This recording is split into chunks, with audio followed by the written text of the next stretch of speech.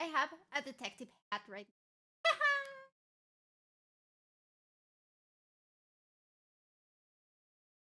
I can't like this was funny. I can't the cute detective outfit. I know. It was like half an hour ago. I was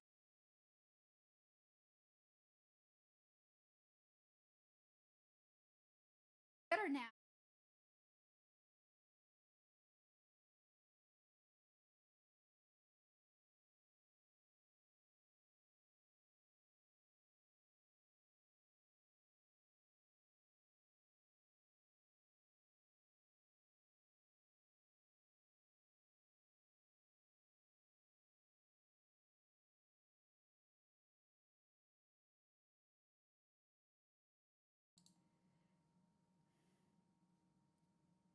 Okay, so I turned off the noise gate for now. So let me know if it gets a little too loud. Oh, my dad's calling me. Sorry, dad. There you go. There you go. Perfect. I'm gonna fix that later because when I did the whole tests, noise gate was a little too much earlier. Yeah, I know.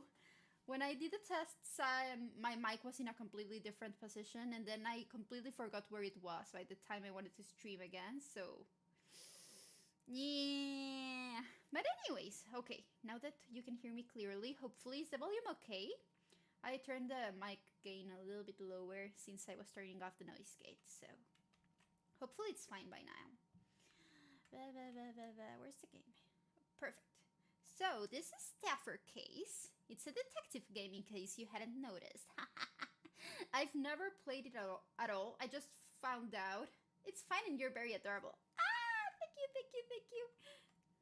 Oh, this is not. I forget the title is. Yeah. So this is Staffer Case. It's a I have this game, but I haven't played. I just found out about it a week ago, and I was like, I must get it. And well, I got it as a gift. Actually, I didn't buy it because I'm broke. Otherwise, we wouldn't be here. But yes. A friend gave it to me, so I was like, I must play. And here we are. Pretty much, yeah. That's how it goes. So I don't know anything about it. Apart from that, we have to check documents and solve cases. Pretty much the blurb, the description blurb. So you're gonna find out with me as we go. I this time I don't know anything, and if I'm very dumb, I please ask of you for to not judge me too much. I may not have common sense sometimes, but I try my best if that counts for anything. Okay? Let's see. Let's start. Also, I might do voices just because I think it's funny, but please cringe with me. Hi, Reeves! Don't worry, I believe in your investigating skills. Oh, you should see me playing Ace Attorney. But to be fair, some of the logic there is a little bit curious at best. I like the voices. Thank you. Let's do even worse now. So, case 1, backstage. No trick. Oh, you're kidding. His name is actually No Trick? That's pretty. I love punny names. I think that was also an Ace Attorney thing, so I'm not judging. Alright, No Trick. An assistant from a small town detective agency receives a letter from the Phenomena Bureau and heads off to London. Okay, so I think it's also supernatural themed, I guess. Oh no, I might have forgotten my water bottle, so if my voice cracks, you didn't hear anything. Okay, this game is a mystery game where you must uncover the tricks behind a number of— No! It laughed! So we're in 1960 something London. And it's October the 30th. Good. It's a few days after my birthday. Is this your first time? Excuse me? I was just saying. This is your first time in London, no? Yeah. Why did you ask? I knew it! And how is it? How's it feel to take in all that London scenery for the first time? Um, it's just as astounding as I said it would be. The buildings, the smoky haze, though I haven't seen Big Ben. They're asking very personal questions off the bat, like how— I feel like if I went to another country, I would very obviously get noted as a tourist because I tend to look just very lost. I have no sense of direction, so I get lost pretty easily, and I always look scared. So I'm pretty much easy prey, I guess. I'd be outed instantly. Yeah, I know, I'm sure. Yes, indeed. She's important, Big Ben is. Would it Big Ben be a he? Because, you know, his name's Ben. Anyways, I'm not judging. You can call it whatever. Though I'm afraid, young lad, you won't be able to get a good look at her from around these parts. By the by, that bag sure looks heavy. Planning to be here for a while? This dude just wants to know everything about us. Like, hey, privacy's a thing sometimes, I guess. I'm here because I received a job offer. I imagine I'll be living here until I get fired. Oh. Like, why are you expecting to get fired super quickly? What kind of detective are you? Rather young to be working. You must be something else, huh? When I was your age? Well, that was at the height of the big war. I mean, back then? Oh yeah, so you'd just be a soldier, I guess. I figured taxi drivers in London would be the quiet sort. Did I grab the wrong one? That's fair. What's the name of this new employer of yours? Hey, if someone asks for my address and I don't know them and I'm like, hey, what's up with you? Are you gonna try to rob me? Are you suspicious? They're gonna ask for your social security number and mother's maiden name. I know, like, by the way, what was the name of your first pet? Just asking, no reason at all. For another shilling, I'll take you right up to the front door of their building. Oh, they're just trying to sell us. So, fun fact, one time I was gonna do a layover in Vancouver. And I didn't have anywhere to stay and I didn't want to. I've done overnights at the Vancouver airport before and it's not really nice.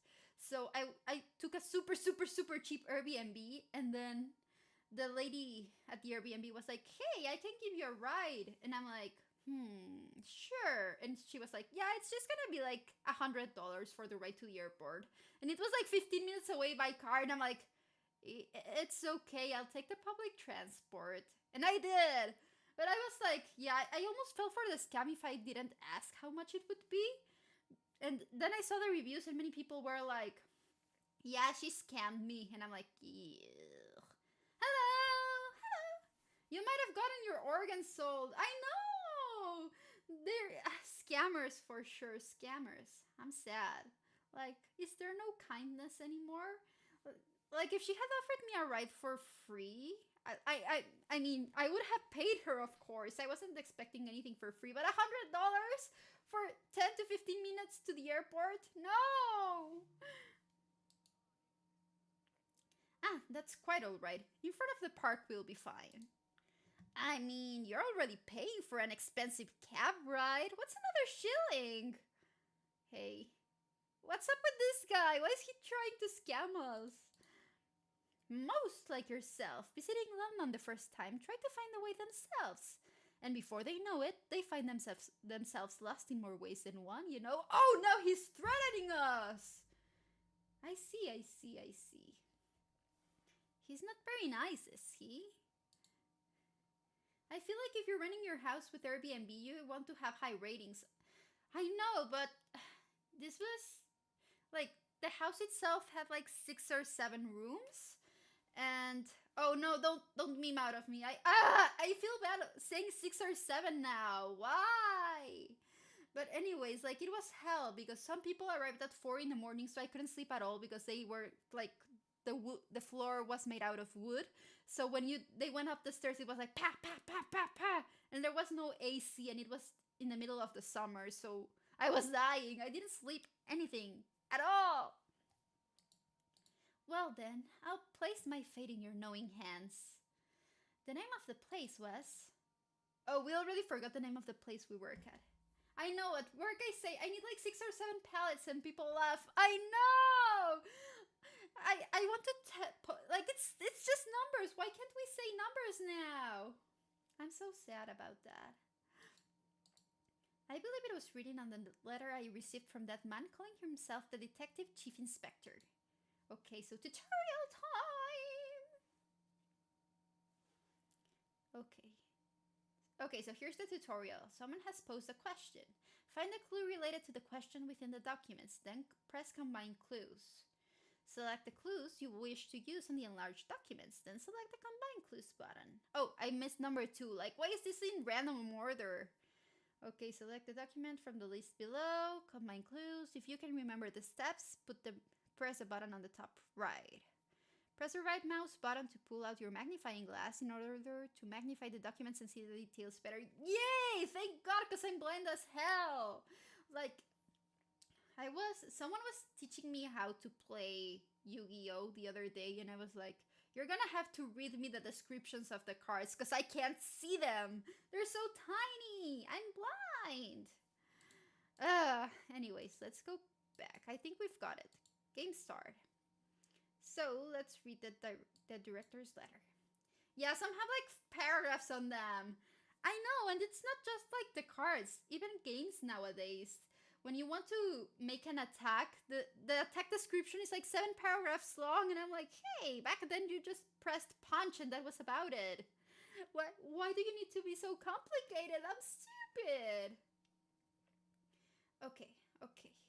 So, oh look, this is, oh, you can press it and then the text will be there. Okay. Case, how have you been? I'm the Englishman who visited your agency last Easter. Because it's you, I'm sure you'll remember my face. I didn't get to properly introduce myself back then, but my official title is Detective Chief Inspector of a certain government agency. The reason I showed my face at that old agency of yours is that I want to recruit you into our Mana Affairs division. I currently live in London, a city where cases that ordinary investigators can solve happen every single day. Such a place is the perfect environment for a talented lad like yourself to flourish. No trick, let me be frank with you. I need a person of your talents. On the other side of that coin, you need an environment where you can demonstrate your talents. I even got your boss's permission for this. She opposed the idea at first, but in the end she understood what was good for you. I hope you understand that this is not a chance everyone gets. I look forward to receiving a favorable response to my offer. Sincerely, his name's Bert! I can't take that name seriously, like, Bert! Anyways, the name is the Phenomena Bureau. Okay. The company's name and sender. Mystery solved! Perfect. The Phenomena Bureau. I've heard people around it call it the Bureau for short. You know where the Bureau is located, right? Hello again, Sela. Here's the follower number 298, Waku. Hi, Waku! Nice to see you. If you could take me there, I'd appreciate it. Understood, sir. Why the weird response? What's up with the Bureau? Are we going to, like, a really shitty building? I don't know. What's wrong, sir? Something troubling you? No, it's just... You got really polite all of a sudden. Do you just forget to mind your P's and Q's at times? London taxi drivers always cart around their fares as if they were the queen herself. Okay, so, yeah, he seems really unhappy. I guess the Bureau's a really big deal, or the people out there are really mean. Maybe it's a rundown building. That's what I was thinking, but now I think it's just like a really huge deal for them. Oh, I think I get it. Funny, really. Right when he heard me say the Bureau, he said it would shift it. The Bureau. According to the rumors I've heard, the institution's reputation is far from a good one. Okay, so pretty much, yeah, it's a shitty building. What is the mission of today? We're gonna solve a case. I've got the detective hat and the coat, so you know I'm in business. I'm the detective, sir. Oh, that was a nice vibrato. Yay! Perfect. So it's a suspicious letter and a suspect institution. We don't know what we're gonna face today yet, guys. I must be out of my mind. Yet, to be able to carry out an investigation in a city like this, well, that's been a lifelong goal of mine. We're here, sir. The grey building on the left over there is the London branch of the Bureau. Lady Detective Scylla, that's me! Okay, so looking at it, it looks actually pretty cool. It doesn't look like a rundown building at all. You said that would be 1 shilling? Where would I put the money I exchanged? You might want to check the front pocket of your bag. The front pocket? Oh, it's all right there. How do you know? Such things shouldn't come as much of a surprise. If you intend to stay in London for long, that is. So basically everyone knows where your money is. Everyone's trying to rob you. Guys, what have we gotten ourselves into? Huh? What's that supposed to? Have a great day, sir. I do believe you'll find this citizen half bad a match for you. Why does everything he says sound like low-key a threat? Are we gonna be okay, guys? But have he know? Yeah, I'm calling it. I'm gonna die in the first day. Okay. Perfect. Now we're at the bureau. Hi. So this is the bureau. This will be my place of work starting from today. Compared to the investigator's office back home, this place is just floor after floor straight up. If I tried to catch a glimpse of the top, I bet my head would be touching my back. This is just a journey of don't get scammed or pickpocketed. Fun fact, my dad has gone to Paris twice, okay, for work-related purposes. And both times he got pickpocketed at the metro.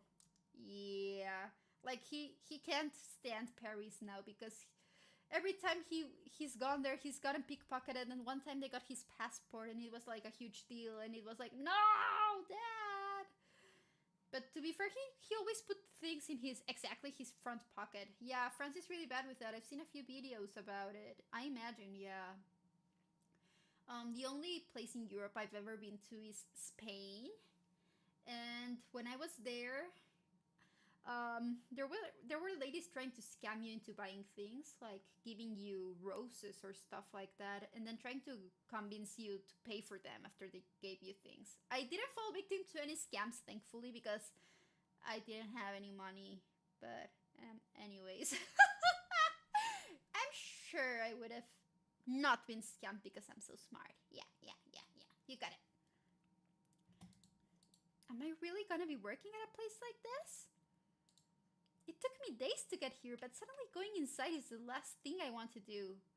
That's pretty much me whenever I start a new job. It's like, whee, new job, I'm gonna do great. And then when I get there, it's like, no, I wanna go home already. I don't wanna work. I'm not lazy, I swear.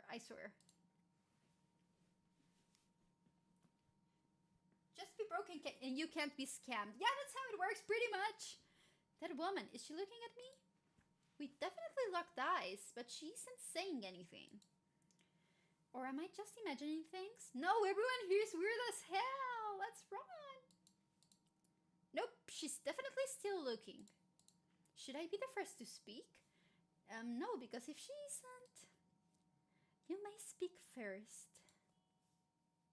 Also, the outfit is very cute, the detective feet. Yay! Thank you. I spent like half an hour searching for assets and then trying to pin them and then failing miserably and then giving up and saying, hey, that works. Anyways, fun fact. If my accent slips a lot, it's because I can't read and pay attention to chat and then mind my accent at the same time. It's too many things and I'm too dumb for them. So I either read the chat or I try to have like a neutral accent and then I give up. It's not worth it. And you guys still understand me anyway, so I'm fine, I guess. I'm just a little bit insecure at times. Would you happen to have business with me? Indeed I do.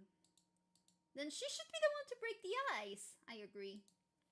I'm waiting for someone, and I do believe that someone to be you. A new recruit from the Akimbo Investigations Agency. Known for sticking a fountain pen in his curls.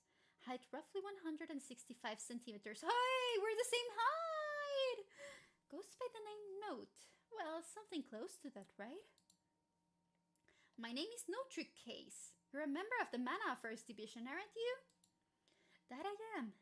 The name is Pandoria Redfins. It's a pleasure to meet you. No, the pleasure's all mine. I'll pass on the handshake if you don't mind. Huh?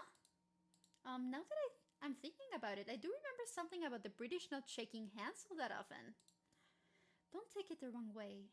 It's just that I'm extremely reluctant to come into physical contact with you in any way.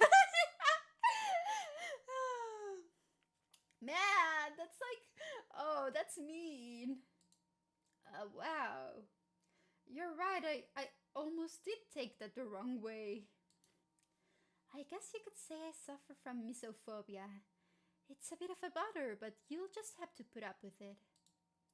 Just have to put up with it? I mean, is it really okay to have a detective who's scared of germs? Well, enough with the introductions. Shall we head inside? You'll have to follow close behind. The bureau is a bit of a maze, and I don't want to have to report a child gone missing. Hey, what's her deal? What do you mean child? He looks like... Actually, I don't want to guess his age, but I'm gonna guess like 18, 17-ish. He's just like me, for real, for real. I know! In Spanish, we call that espantaviejas, which means lady scarer.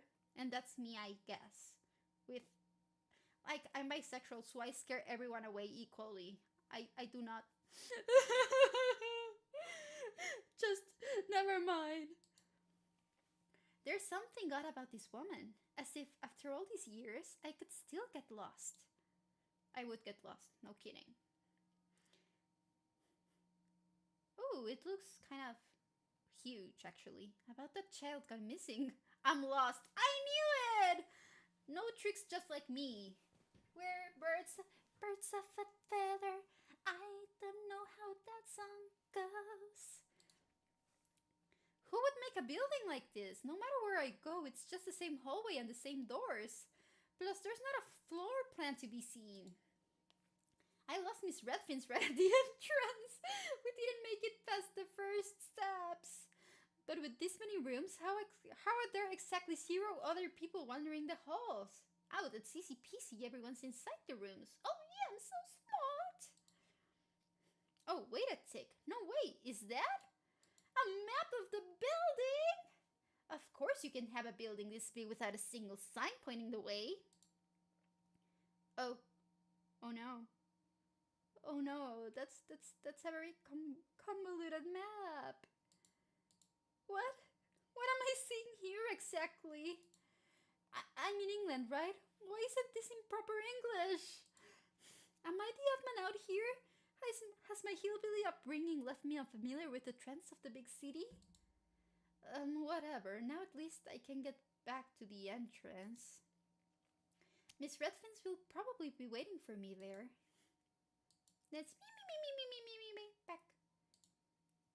This map, it's here because someone's able to read it, right?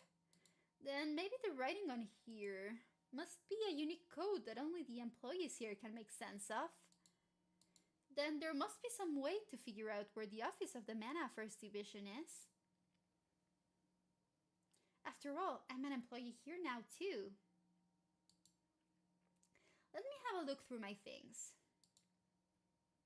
Certainly, there must be something enclosed in the parcel I received that could be of some use.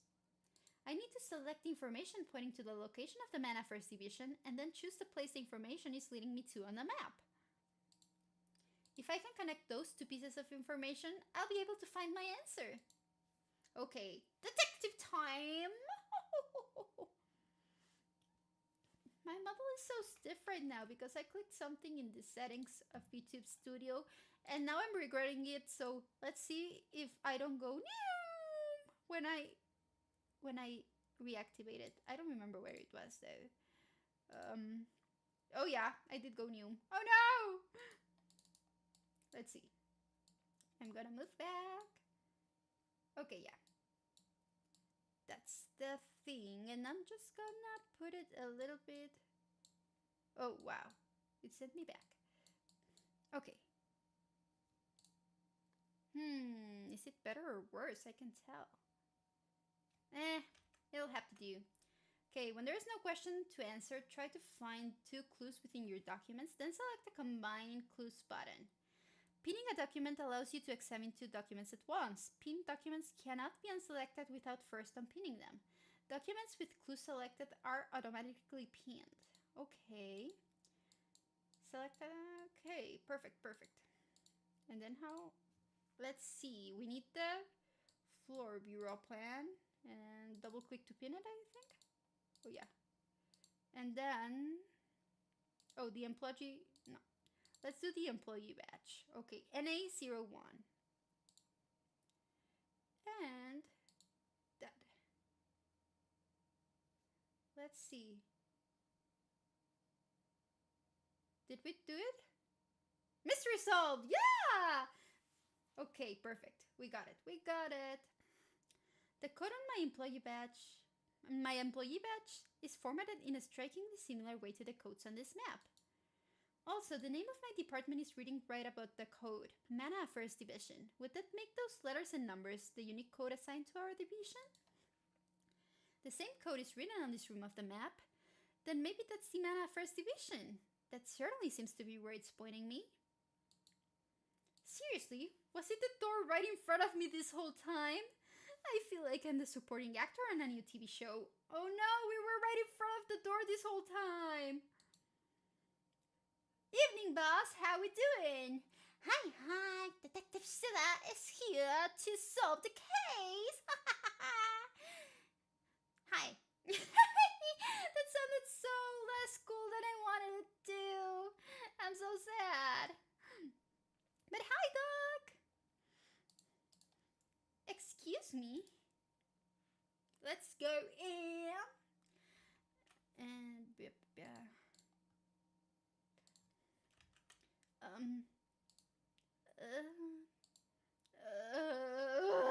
no, just kidding. I'm hands in the air. Oh crap, we're getting shot at, I think. Logica! That sounded very anime. Yay me!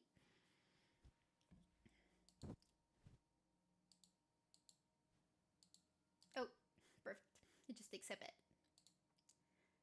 So just like that, I found myself here. Makes sense for a rookie. Your accent is rather unique. You're not from around here, are you? No, I'm from New Mexico, and I'm from Mexico! Yay! We'll call it endearing. Thank you. I work for a private investigator down there. Huh, New Mexico. Then perhaps you'd prefer a cup of my finest black tea on ice? Oh, I should have gotten my cup of Earl Grey to drink as I was playing. So British.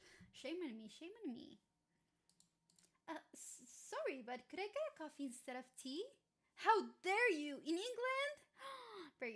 No. It's been a while since we brewed though, so it's probably gone stale. Let me brew you a new pot.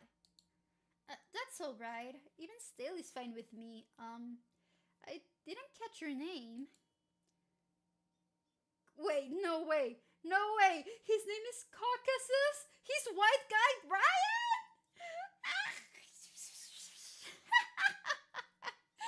Okay, I'm just gonna call him white guy, I guess.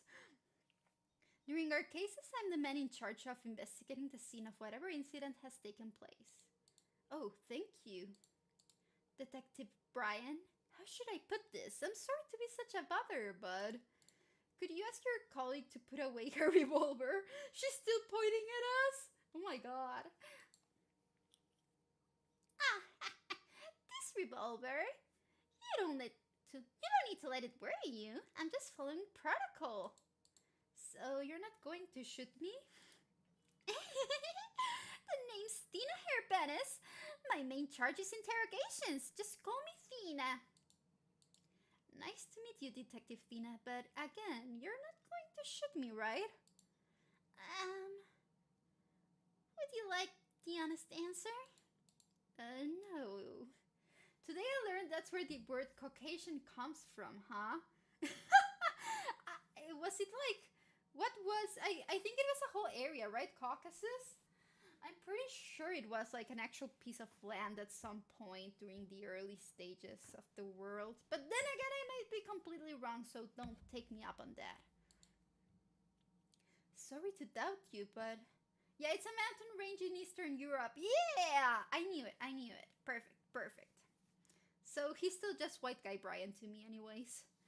Sorry to doubt you, but until the detective sergeant gets back and is able to confirm your identity, we'll be staying just like this.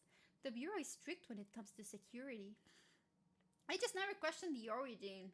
Yeah, that's fair. I also thought it was just like a term to mean white person, but like old term, not current. Yeah, yeah. More importantly, I hope the coffee is to your liking. In the spectrum of life and death, the taste falls somewhere in the middle. That was like a very hardcore line just to describe stale coffee, I guess. Quite an abstract way of describing it. Yeah, that's what I said. I actually find the description to be quite on the money. So, when is this sergeant of yours supposed to get here? Huh?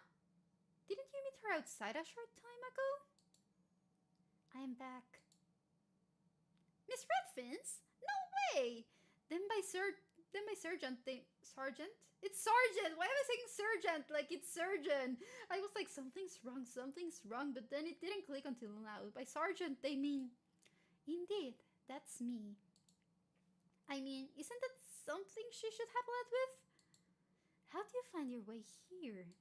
I went out looking for you, but I had no idea you'd find your way here before I could catch up. I found the place by comparing the code on my ID badge to the codes on the building's floor plan. Your ID badge? Oh, you noticed the department codes. But, why are you sipping on that cup of coffee at gunpoint?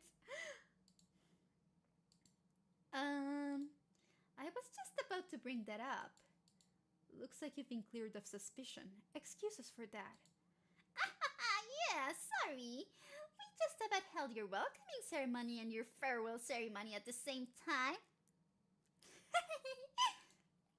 Well, there's a joke I can't laugh at. Sarge, this is all sort of sudden.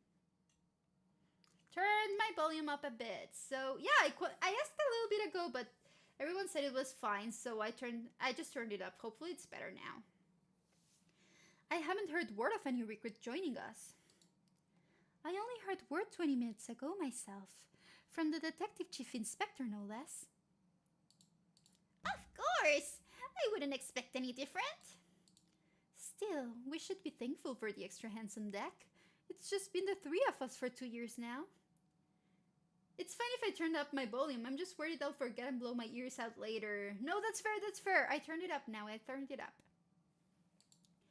You've all had a chance to introduce yourselves, right? Our friend Note here is going to be joining our investigation team starting from today. It's no trick case. Right, I'll keep that in mind, Note. Oh, call me what you will. Ah, now that I'm thinking about it, we haven't heard about the most important thing yet. The most important thing?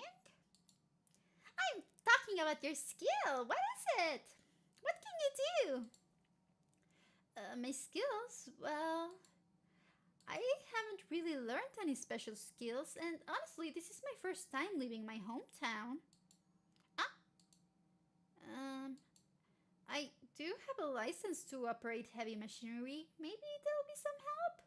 Me trying to find any minimum wage job, really. Like, any dumb skill, as long as it's useful, I guess. You must be joking.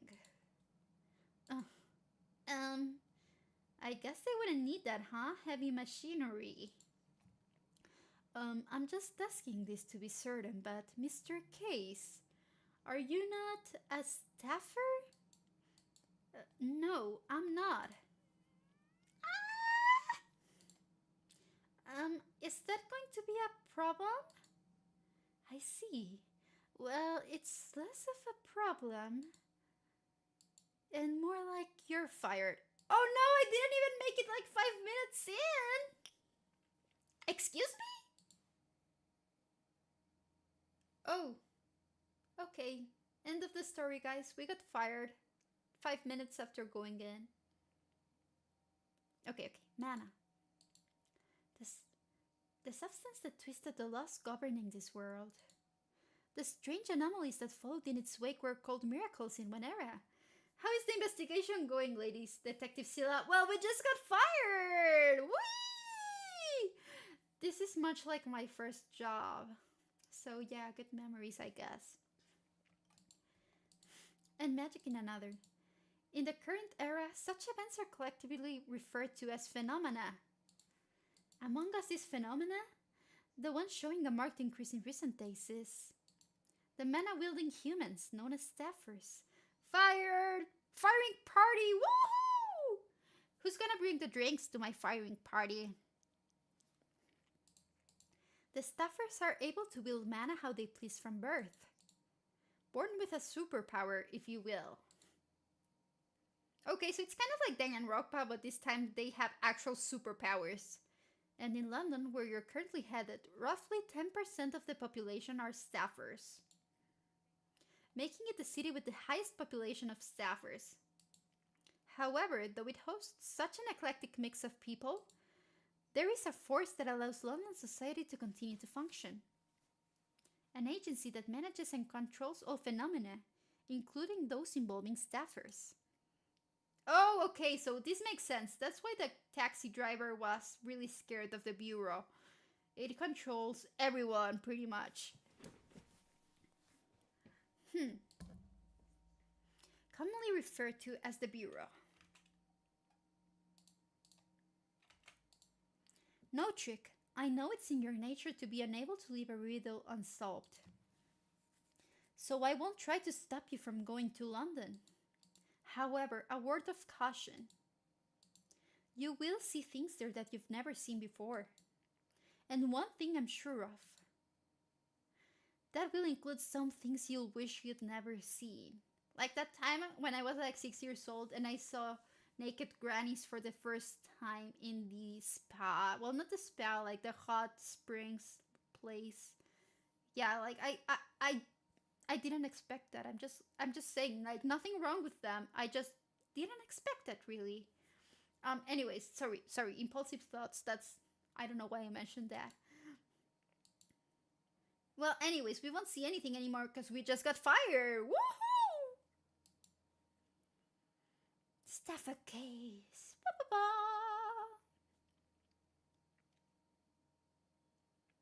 Perfect. So that was the intro, I guess. It's been a while since we've had some drama. I wonder if Note's on his boat back home by now? I'm still right here. Oh, so you are. But if you don't hurry, you're gonna miss your boat. I'm not going back. Please. Plus, I took a plane here, not a boat. And why? Why are you so suddenly firing me? It's just you're no staffer, so we don't need you. Sarge, that remark is somewhat misleading. Then, Brian, you can kick him out. Nicely. Oh, she has no filter, okay. I see. Mr. Case, have you heard word of what exactly our Mana Affairs Division does? From what I read in the letter I received, you all get the cases that the normal investigators can't solve. That's precisely it. There are some among the staffers able to take the life of another human without leaving a single scrap of evidence. No matter how hard you try, a normal person could never hope to solve such cases.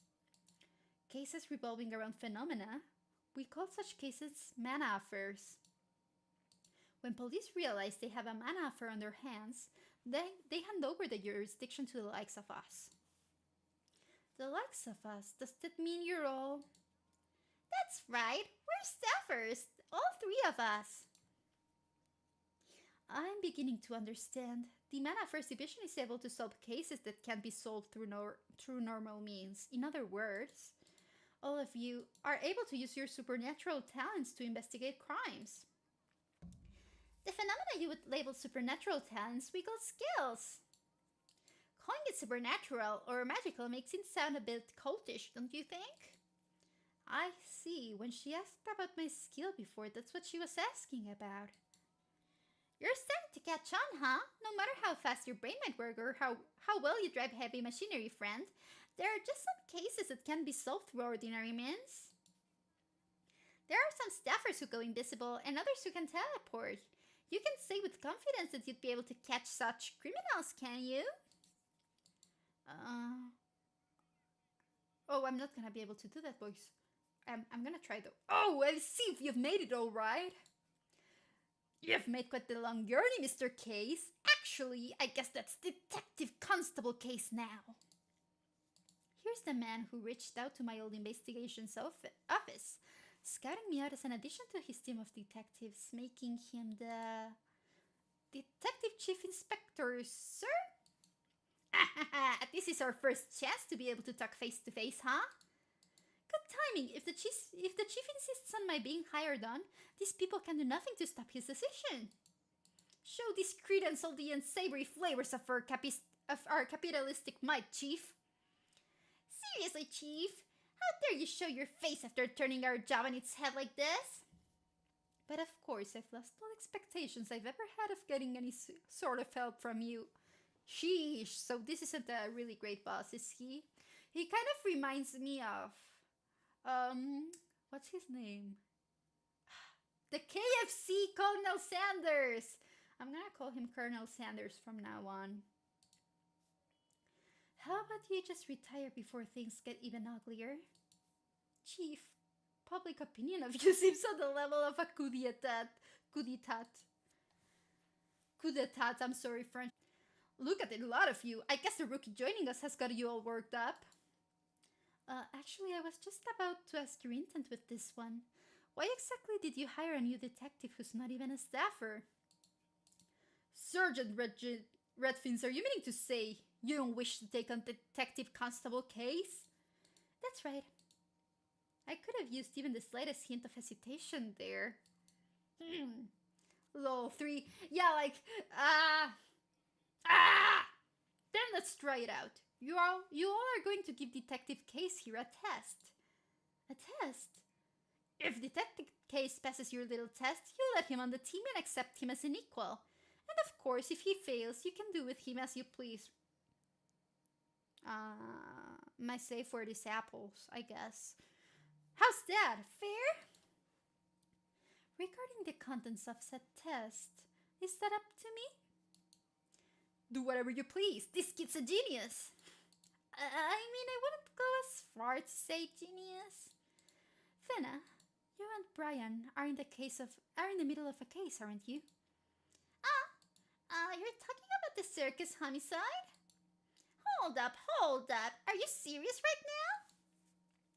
That evidence you were telling me about before, show it to note. I'm kind of busy. Oh, looks like you all have your work cut out for you. Tell me how it all turns out. Oh, my back's killing me. I need to... Okay, there we go. Once again making his escape after giving us a bunch of work to do. All of this is a bit chaotic, but if I pass this test, that means I'll be able to stay on, right? Okay, so you all are going to give me a test, right? What do I have to do? Before we get to that, take a look at this document for me. Okay, let's check the document.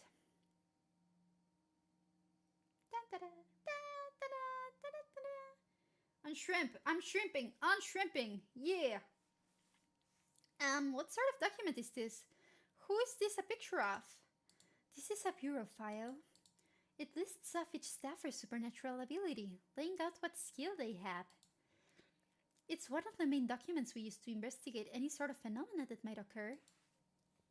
Each and every staffer must carry around their bureau file with their identity card. These files are crafted from a material that can't be forged, so if you interpret the information listed here correctly, you can understand what sort of skills the staffer involved in your case may have. The information on this document is about Julia Geller. She's the person who found the body in the case we're currently investigating and one of our main suspects. Geller is a clown employed by the... Wait, what? Oh, the Trump Tower Circus. What's up with this game? Okay, to be fair, they couldn't know, but But yeah, that's kind of inconvenient. We have a white guy, Trump Tower, and yeah, that's fun. Which is precisely where the murder occurred. The victim was none other than the ringleader of said circus. His name was John Henry Houdin, and now Houdini too! I'll give you all the details of the case later on, but first off, I'd like to continue my explanation of the Bureau files. Give me a second, my dad's texting me because I usually call him when he gets home from work, and today I didn't call him because I'm streaming, so I'm just gonna tell him, yes, I'm on a call. Because I can tell him I'm streaming, right? I'll call you later. Perfect. I just love seeing my cats, you know? I'm a good daughter, I swear. I call my dad every day. Anyways. What sort of skill is that? The name doesn't really spell out what that entails. According to statements gathered from those who know her, her skill allows her to manipulate objects through some unseen force. Oh, okay. Basically, she's got telekinesis. Well, good reason, surely. Yeah, I know. I just they're so cute. I have a fat cat who's really fluffy. His name's Percy Tobin Smack Meow. And then his sister's she really loves my dad. Her name is Kiara Tobin Smack Meow. And they're the Tobin Smack Meow twins. Woohoo! They're really cute, I swear. So, why can't you just write telekinesis? Do you think it's somehow more professional to describe her skill like this? We'd never do such thing. And don't you think you're being a little harsh? There are over 1,000 staffers able to move objects without touching them in London alone. We have to take an academic approach to the naming because finding them all under such overarching words as telekinesis does nothing to distinguish the subtleties of their skills. Oh, cute names!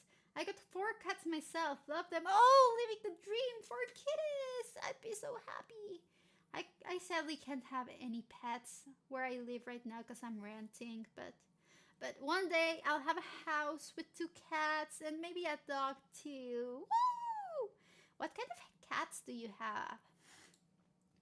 You can usually infer what sort of skill a staffer has by the name listed on their file, though there are occasional exceptions like this one.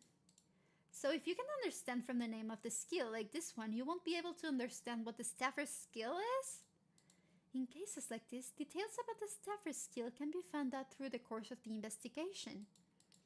Julia Geller has been using her skill to perform acrobatic stunts at the circus, so it was easy to find out that her indiscernible object manipulation equals telekinesis. I need to drink water.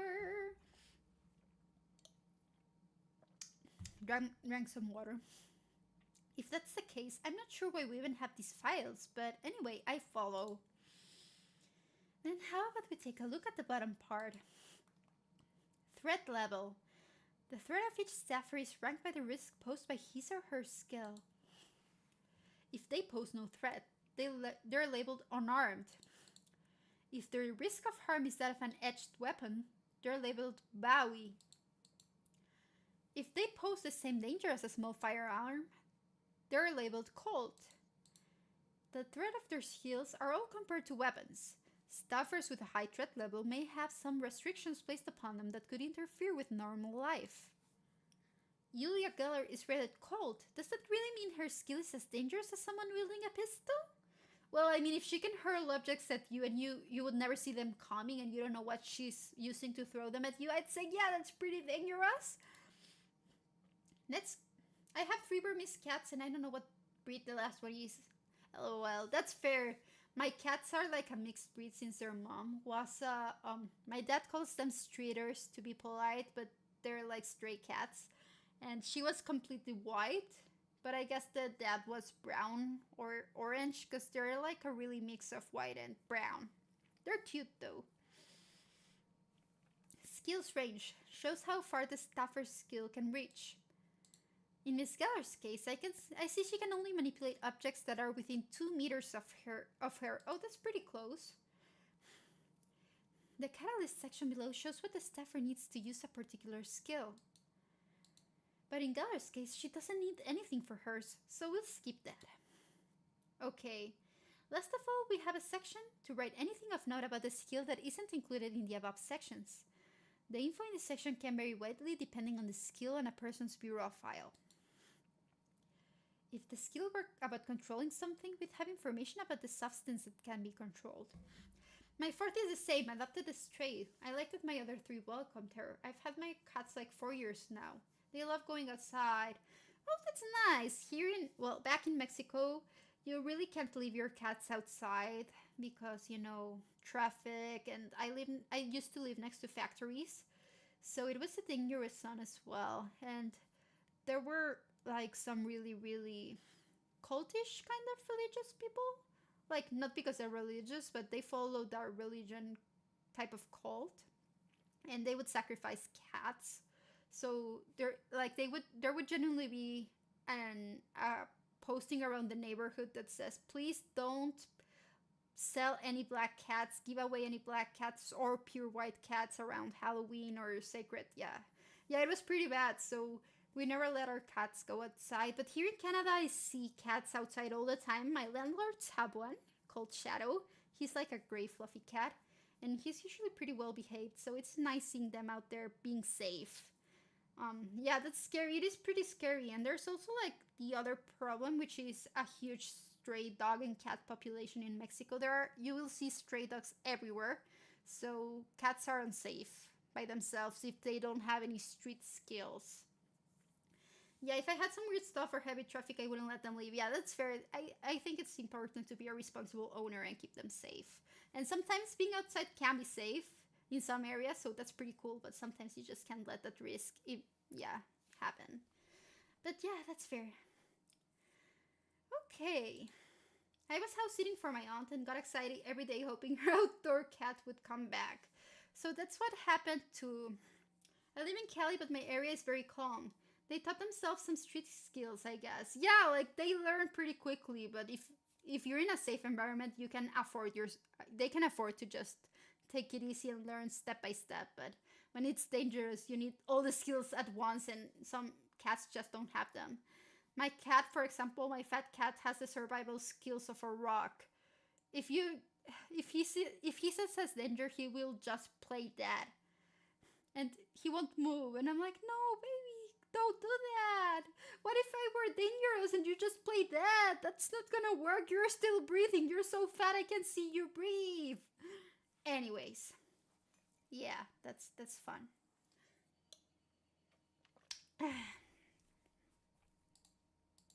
So, shall we wrap up our explanation here? Okay, so that's pretty much it. We have the whole information on our suspect. Precious dumb baby. He is such a precious dumb fat baby. I love him so much. My chunka, patchy two beans. I'll show you a picture of him on Twitter later, just so you can see my chunker. I love my chunker. Aren't there any documents with a bit more detail on them? There are, but this is the limit to the info we're able to obtain at our current clearance level. Since the investigation department is still classified experimental within the Bureau, we don't have much in the way of clearance. I see. So what's the test that goes along with this? The reason I'm showing you Julia Geller's Bureau file is because this woman is the prime subject in our investigation thus far. We have 3 reasons for thinking this. Now, let me show you the evidence we've gathered on her, one item at a time. You have to look at this evidence and figure out the 3 reasons why we currently suspect Julia Geller. Got it. You want to find out if I'll be any help on a real case. What do you think? Up to the task? If I say no, will you switch the test to something else? Okay, give me a second. I need to blow my nose. My nose. Okay. Sorry about that. I'll see if I try to reply with my 4. They love sleeping in their ramen bowl bed. You got a ramen bowl bed for them? That's so cute! I would kill for one of those. I used to have like a boxer dog. I don't know if you know them. They're pretty huge, like pit bulls. And she would have a huge bed, and I would sleep on it sometimes with her. I would just call up when I was feeling sad or lonely. I didn't have anyone to hug back then, so I would just call in bed with my dog, and it was pretty nice. Not a chance. Then I've got no choice but to do it. Though I didn't really want you to change the test in the first place. Good. Then you're confident. You can use all that confidence to get you back home. Hey, why are you still trying to kick me out? Mean! I know boxers, they have big beds. Yeah, they have like a bad rep. People think they're aggressive, but they're actually pretty dumb. They're so silly. They think they're puppies even though they're huge. They're so kind and cuddly and sweet. And they just have like an aggressive face, I guess. It's the shape of their muscle. But they're pretty kind. I love boxers. I would die for a boxer. So that's an okay from him. Then let's show him this first. They actually want to kick you out of the house already. I know, they're not even giving me a chance. They're already thinking I'm just gonna go home. Is this a testimony? Miss Geller gave a statement. The name of the witness is Julia Geller, and the document seems to be explaining the circumstances of the witness finding the body. At first glance, it looks like an ordinary witness statement, but this part? This column, it says heartbeat. What does that mean? Oh, he's pretty sharp, huh? About the abnormal heartbeat column. It gives me a place to check when I detect a change in the witness's heart rate. The witness's heart rate? Much of the evidence collected by the Mana First Division is acquired using the skills of the investigators. And this is a special witness statement written using my own special skill. My skill is precision vibration detection. When any potential suspect makes a statement, I use my skill to keep track of their pulse. Using skills to collect evidence and fill out documents. Then what's it mean when you record that the witness have an abnormal heartbeat? Why does it smell weird? Oh no. Oh no! A stink bug! No! Not a stink bug again! Is it in my body? I don't think it is. Where did it explode? Crap! Oh! It smells like, I don't know if you've ever smelled a stink bug. I don't know if they have them over where you live, but they smell like kind of like grass, like fresh mowed grass, but stronger and a little bit bitter, if it makes sense. It's not like super unpleasant, but it's not really nice either. When I detect an abnormal heartbeat, it's for one of three reasons. The witness is either in an agitated state, they're talking about something emotional, like murder or death, or the witness is lying. I see. So you're like a lie detector. No. I'm way more accurate than those hunks of junk. You shouldn't say those things. Dana has a bit of a standing rivalry with lie detectors. Do not! That aside, there's one odd part of this witness statement. Find and point out the section that's leading us to suspect her. That's the first part of your test. Okay, let me give this a try. I don't think I have them in Cali. Good, they suck. I didn't know about them until I arrived in Canada. They're pretty annoying. Okay, so I'm gonna save. Okay. Because I'm pretty sure I'm gonna fail the first question. Anyways. Okay, let's go back. Let's see. Julia Keller on finding the body. I came to see him at 9 o'clock to bring him his coffee. Who drinks coffee at 9 o'clock? If I pay attention to the times when her heart rate is abnormal, I should be able to find a lie in her statement. However, lying isn't the only reason for the fluctuations in her heart rate, so I've got to be careful. The false part of her statement and an abnormal heartbeat to prove it. If there's some sort of contradictory information in there, I'll be able to link those two things. Okay, so I'm pretty sure it's like the coffee at 9 p.m. because who drinks coffee at 9 p.m.? Okay, let's see. Let's put this up. Okay, let's see. Finding the body. We don't have any. Okay, we don't have anything about the death. I do sometimes. It just tastes good late at night. Coffee and a concha. If I end up staying a little late. Oh, yeah. I prefer hot cocoa myself, but it is pretty good. But to be fair, I don't know if you know this kind of lore on Scylla, but I can't drink coffee. Any big amounts of caffeine will give me an anxiety attack, like really bad. I can handle them, but then my stomach gets all messed up for an hour or two, and my heartbeat rises up, and I end up sweating a lot, and an anxiety attack pretty much. So I avoid it. But I love coffee. I do love coffee. Sometimes some chai lattes affect me too, but mostly it's just like caffeine in coffee, espresso based drinks. Tea's fine, and then if I do a latte with a lot more milk than coffee, it works fine, anyways.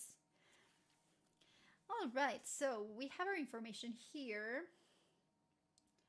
First on the scene, quick to anger. We don't have any info on when the victim died, so I don't think I can point out about that. Let's see if this works. Statement 2, heartbeat 2. Mystery solved! Yeah! It's pretty easy, but still. This part of the statement is a bold-faced lie. Oh, that was a quick answer. Shall we have a look? Why exactly do you think this part is the lie? Oh no, maybe did we fuck up? I think I might have fucked up. Pathetic. Oh, I fucked up! No, it's not like that. We don't know if he just got lucky. We can pass him until we get a convincing explanation of why. Okay, didn't fuck up. True, if I have to explain my reasoning behind the thought. This Whitman statement contains two instances of abnormal heartbeats. The second part where she visits the crime scene to bring coffee, and the fourth part where she denies committing the murder. If the fourth part, denying the murder, were the lie, this would be an open and shut case. However, since she used the emotion-laced word kill in the fourth part, there is a high likelihood that her heart rate would spike anyway. In other words, it's hard to figure out the true reason behind the abnormal heartbeat there. No, I didn't need to reload. I'm not that dumb. I'm not. You detected an abnormal heartbeat, but that doesn't necessarily prove that this part of the statement was a lie. Oh, you catch on quick. However, unlike the fourth part of the statement, she doesn't use any sort of emotion-provoking words. And there's no part of it that's worth getting worked up over. Yet you detected an abnormality in her heart rate, meaning this part of the statement is a lie. In other words, Julia Geller did not visit the crime scene to bring coffee to the victim. That's quite suspicious. That's right, you found their answer. Ugh. I feel like that's what she would have done. Like, ugh, I didn't want you to.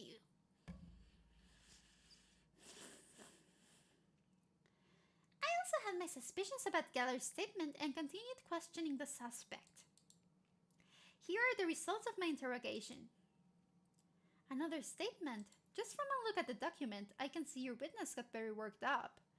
Okay, so that's the only reason I was there that night too. I had no other reason to visit the scene that day. Okay, so she's lying. I am back again, Lady Detective Scylla. How is everything going here? So we made our first deduction. Well, for our test, we have to answer 3 questions to pass the test. And we passed the first one, so we're going. That's right, when a witness is excited or agitated, I detect strange heartbeats whether the statement is true or not.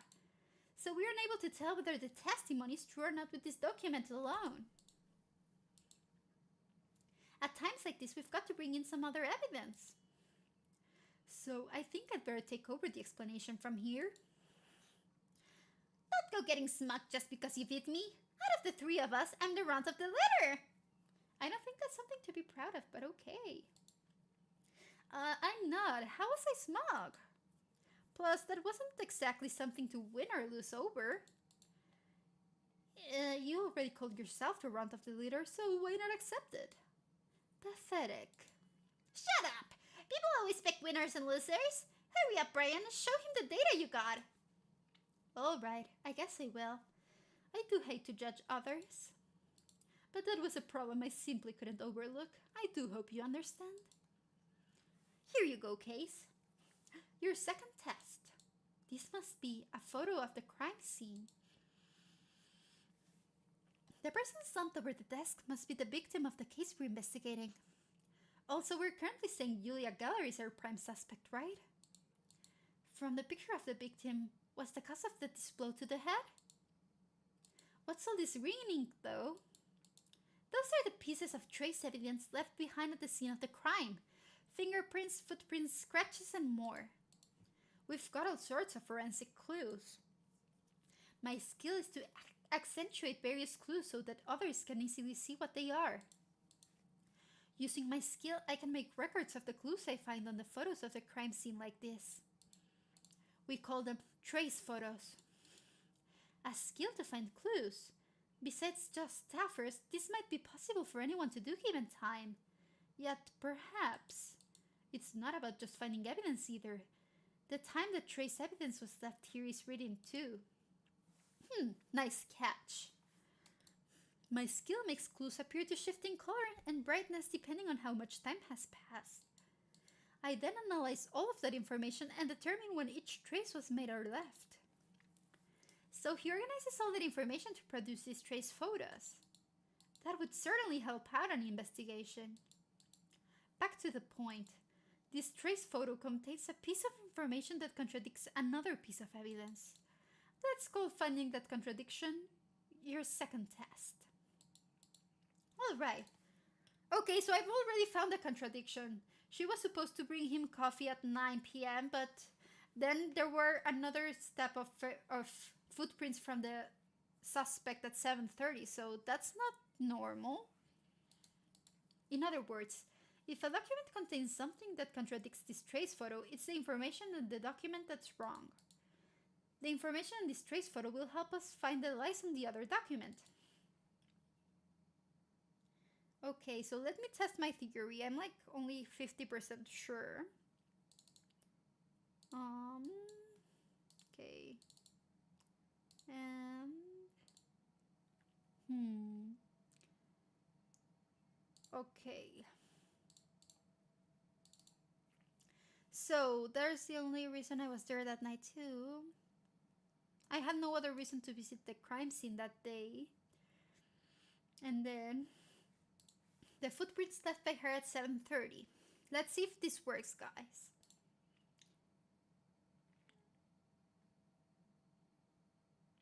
Okay, let's see.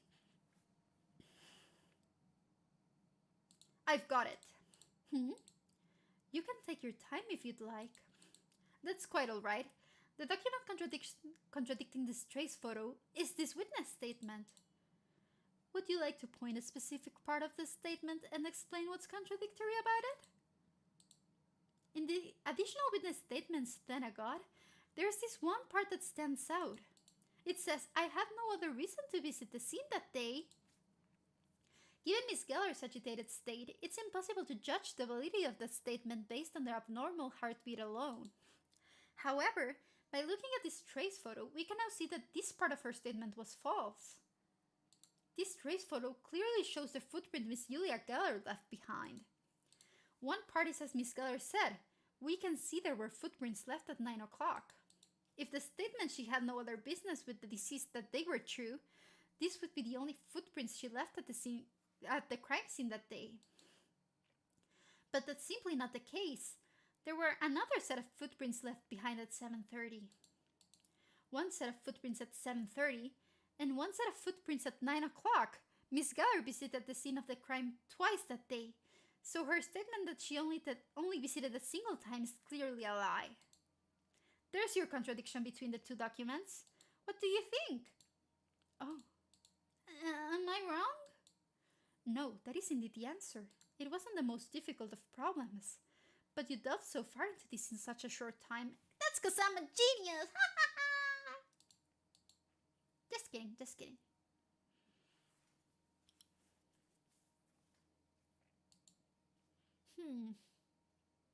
As you said, Julia Geller did visit the crime scene at 7:30. We questioned her about it, but she wouldn't say a word. The victim entered the room at 6 o'clock. Since the victim left no footprints leaving the room, we can safely say he was still in the room at 7:30. We don't know exactly what happened inside the room at that time, but it was certainly nothing to write home about. So that's why you all suspect Miss Geller to be the culprit? Well, there's that. But there's also Julia Geller is the only person who could have committed this crime in the first place. Huh? Here, take another look at the photo.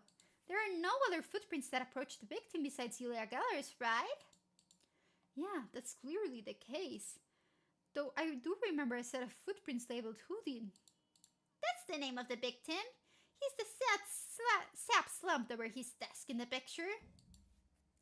It's obvious that we'd have the victim's footprints at the scene of the crime, right? Yeah, that's right. So let's think this through. Judging from the footprints we have on the record, only 2 people entered the scene of the crime that day. The victim, John Henry Houdin, and their suspect, Julia Geller. As you can see from the picture, a bunch of water was spilled at the scene of the crime. Geller stepped in the pool of water before approaching the victim. But why would she risk getting her shoes wet to get behind the victim? Obviously because she's got to get close to whack him on the head. Dana, if you keep going, we'll have nothing for the 3rd test. Oh, I got sort of carried away there, but I'll cut it out. Sorry everyone, I just couldn't rein in these fantastic reasoning skills of mine. So, what's all that mean for my test? Unfortunately, since our investigation is still in progress, we've got no more information to show you. So until our investigation continues, we have no choice but to stop the test. What? Sarge, if I may change the subject for a moment. This case, I don't think it calls for further investigation. What do you mean? At the current juncture, we can say with near certainty that Julia Geller is our culprit. Rather than pressing forward with further investigation, let's hand this off to the police and turn our focus to our other cases. Oh, I definitely agree with you on that. We're practically downing in cases we haven't even touched yet. Well, I can't agree with you all on that. It's quite natural to point the finger at Julia Geller as your prime suspect. But I think Detective Thena overlooked a piece of information during her explanation of the 3rd reason for suspecting Miss Geller. Ah, what? You mean my rationale wasn't spot on? She overlooked something? What might that be? She did. Generally speaking, her logic would be correct. But since this is Julia Geller we're speaking of, we must say that Thena's logic doesn't hold water. So you found a hole in her logic, but would you mind explaining what that might be?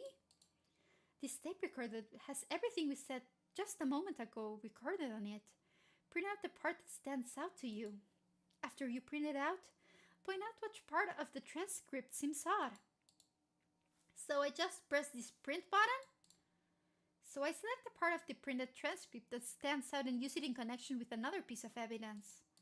If I want to defend the argument, I'll say I support. But if I oppose the argument, I'll pick oppose and connect it to the piece of evidence that supports my opposition. Okay, so I got it. Basically, with her power, she wouldn't need to get behind the guy to whack him in the head if she was closer than 2 meters. Okay, let's spin that up. And let's print. Okay. That's okay. I'm gonna oppose this and use her skill. Let's combine that and see if it works. Okay, I think so. It's the part about Julia Geller risking her shoes getting wet in order to get close to the victim. You thought the reason she might do that was to whack him on the head, right? Right! If there's a puddle on the floor, you'd normally just take the long way around it, no? But her getting so close to the victim is something we can really explain without assigning the action some sort of special reason. Right, I agree. However, she might not have approached the victim with the intent of killing him. What are you basing that assumption on? The suspect's skill. Her skill? Indiscernible object manipulation. It's a rather peculiar name, but you said it's basically just telekinesis, right? She's able to use it up to 2 meters away. For a person with the ability to wield such a skill, would she even have to approach the victim to hit him in the head? As you all said, such circumstantial evidence regarding the suspect approaching the victim would only add more suspicion to the accused under normal circumstances. However, that's not the case with Julia Geller. Our suspect wouldn't need to get that close to the victim. You're right! With her powers of telekinesis, she wouldn't have to approach her victim to hit him 100, no, 1,000 times! I don't think she'd need to hit him that many times.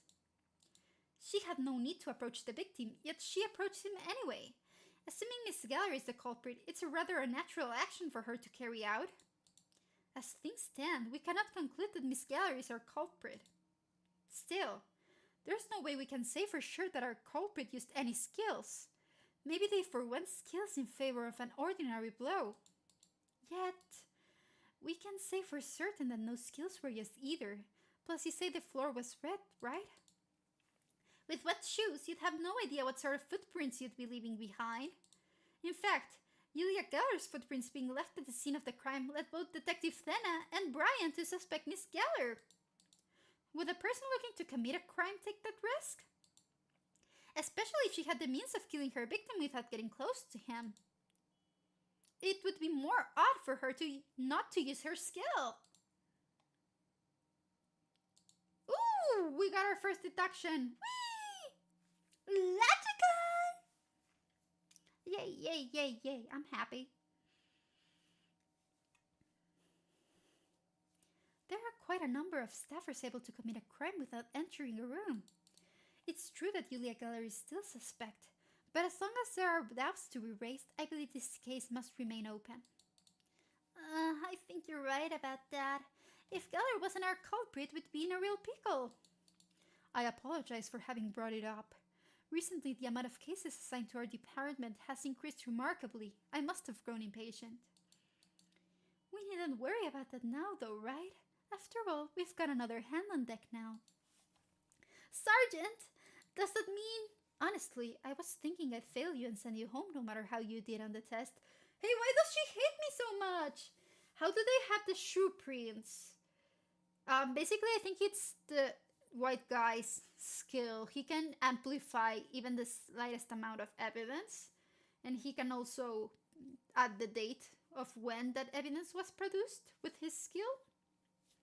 That's what I got from what he said, at least. You snake in the grass. However, you've grown on me a little.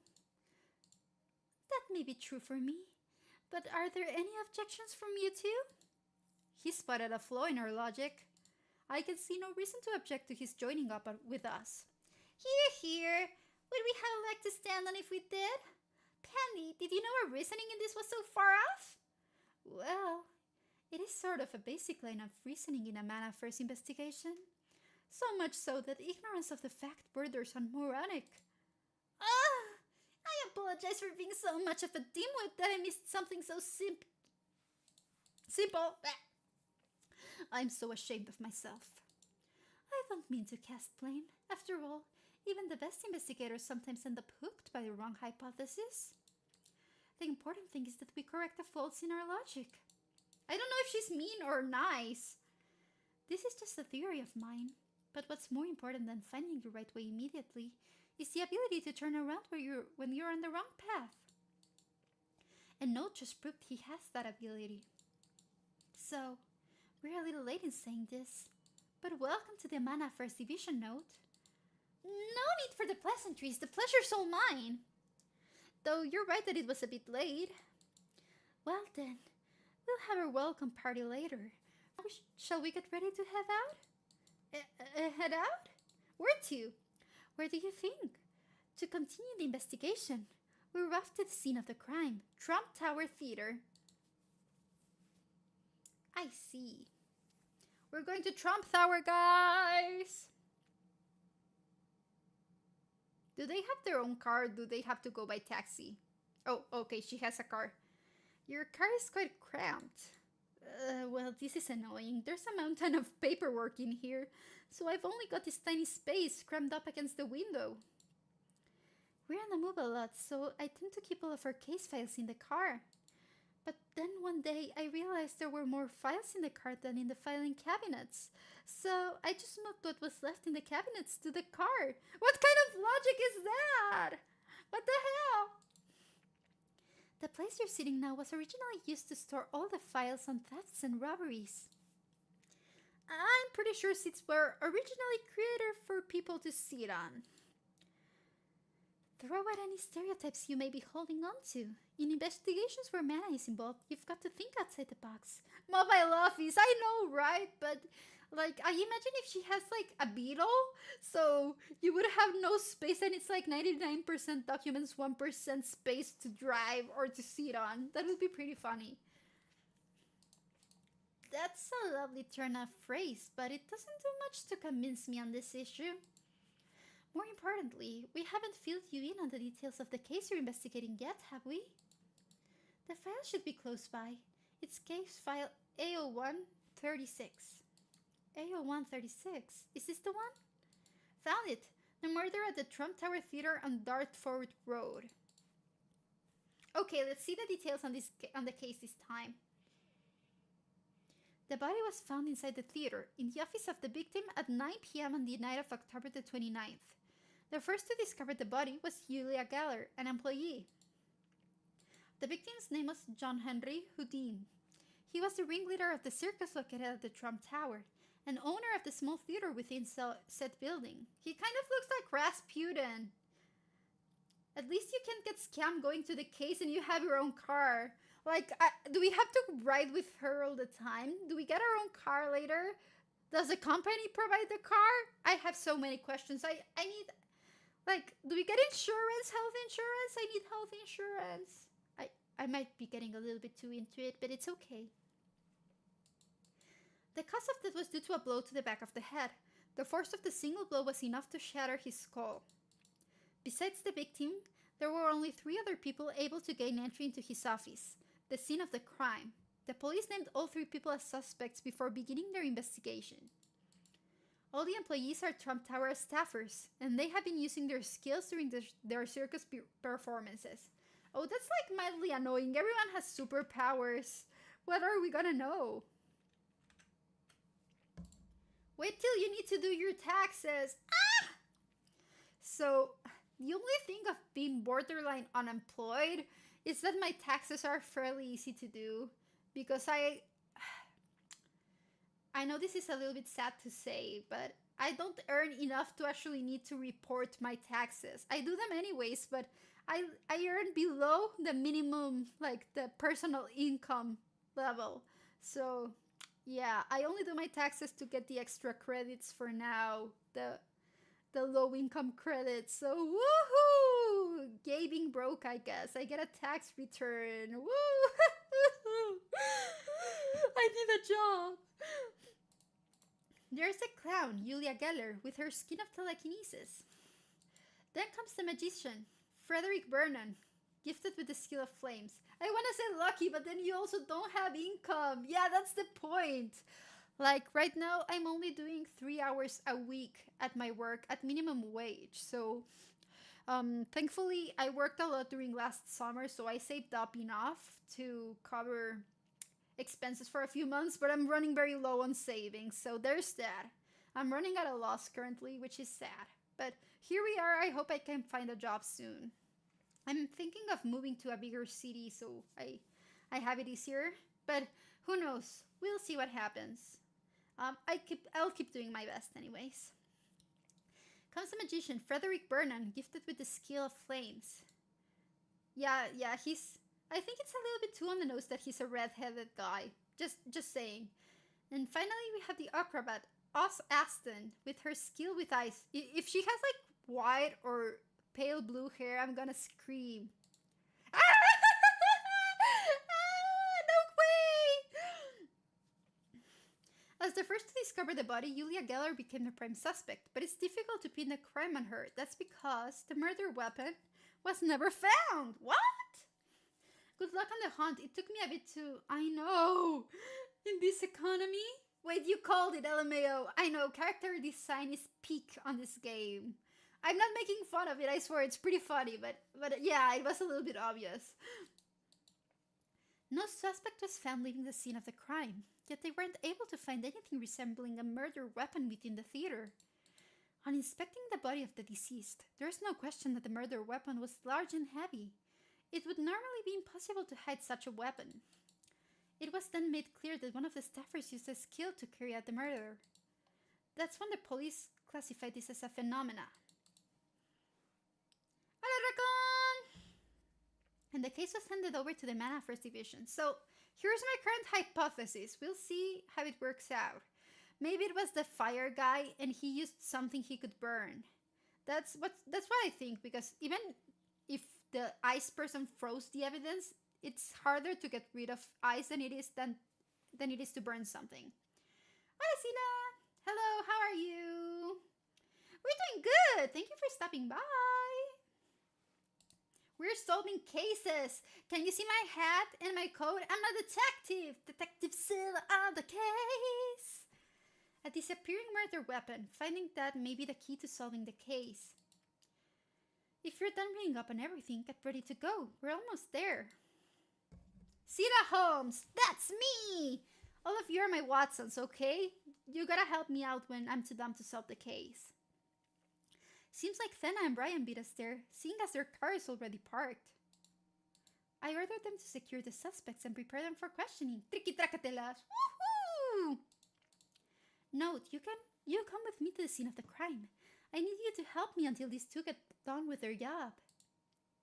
Alright. It begins. My first investigation with the Mana First Division. A phenomena. A seemingly possible incident involving the supernatural.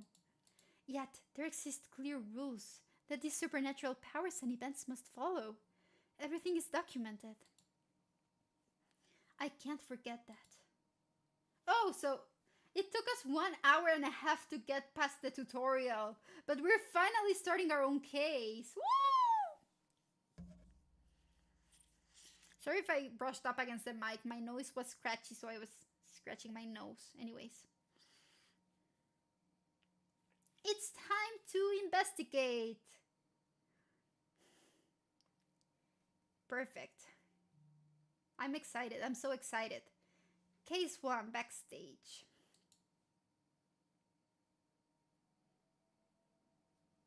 Let's see.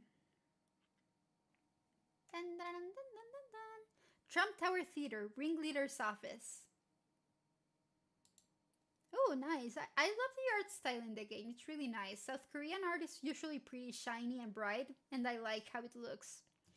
This is the scene of the crime. The office of the victim, Houdin, also listed as the lounge. Quite luxurious for a lounge. Because the room is so spacious, they must have decided to use it for more than your average lounge. They say the victim spent most of his time here. My nose got stuck. Our culprit must have also known to come here if they wanted to find the victim.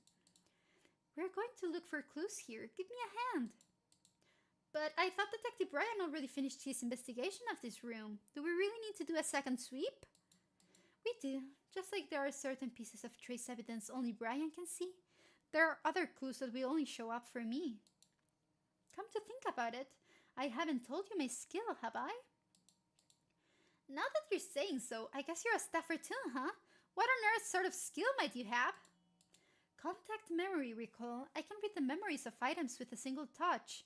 It's commonly known as psychometry. Oh yeah, I used to, like, Psyche used to use that a lot. I love the anime Psyche Kusuo no Sainan something something, or The Adventures of Psyche K, and it's about a psychic if called Psyche Kusuo, in case you didn't get the pun, like me the first time. But yeah, it's pretty funny. It's a comedy, and I like it a lot. Go see it in case you haven't. You can read memories of items I don't really follow. I think it might be better to show you. You see that teacup on the table? Yeah, of course.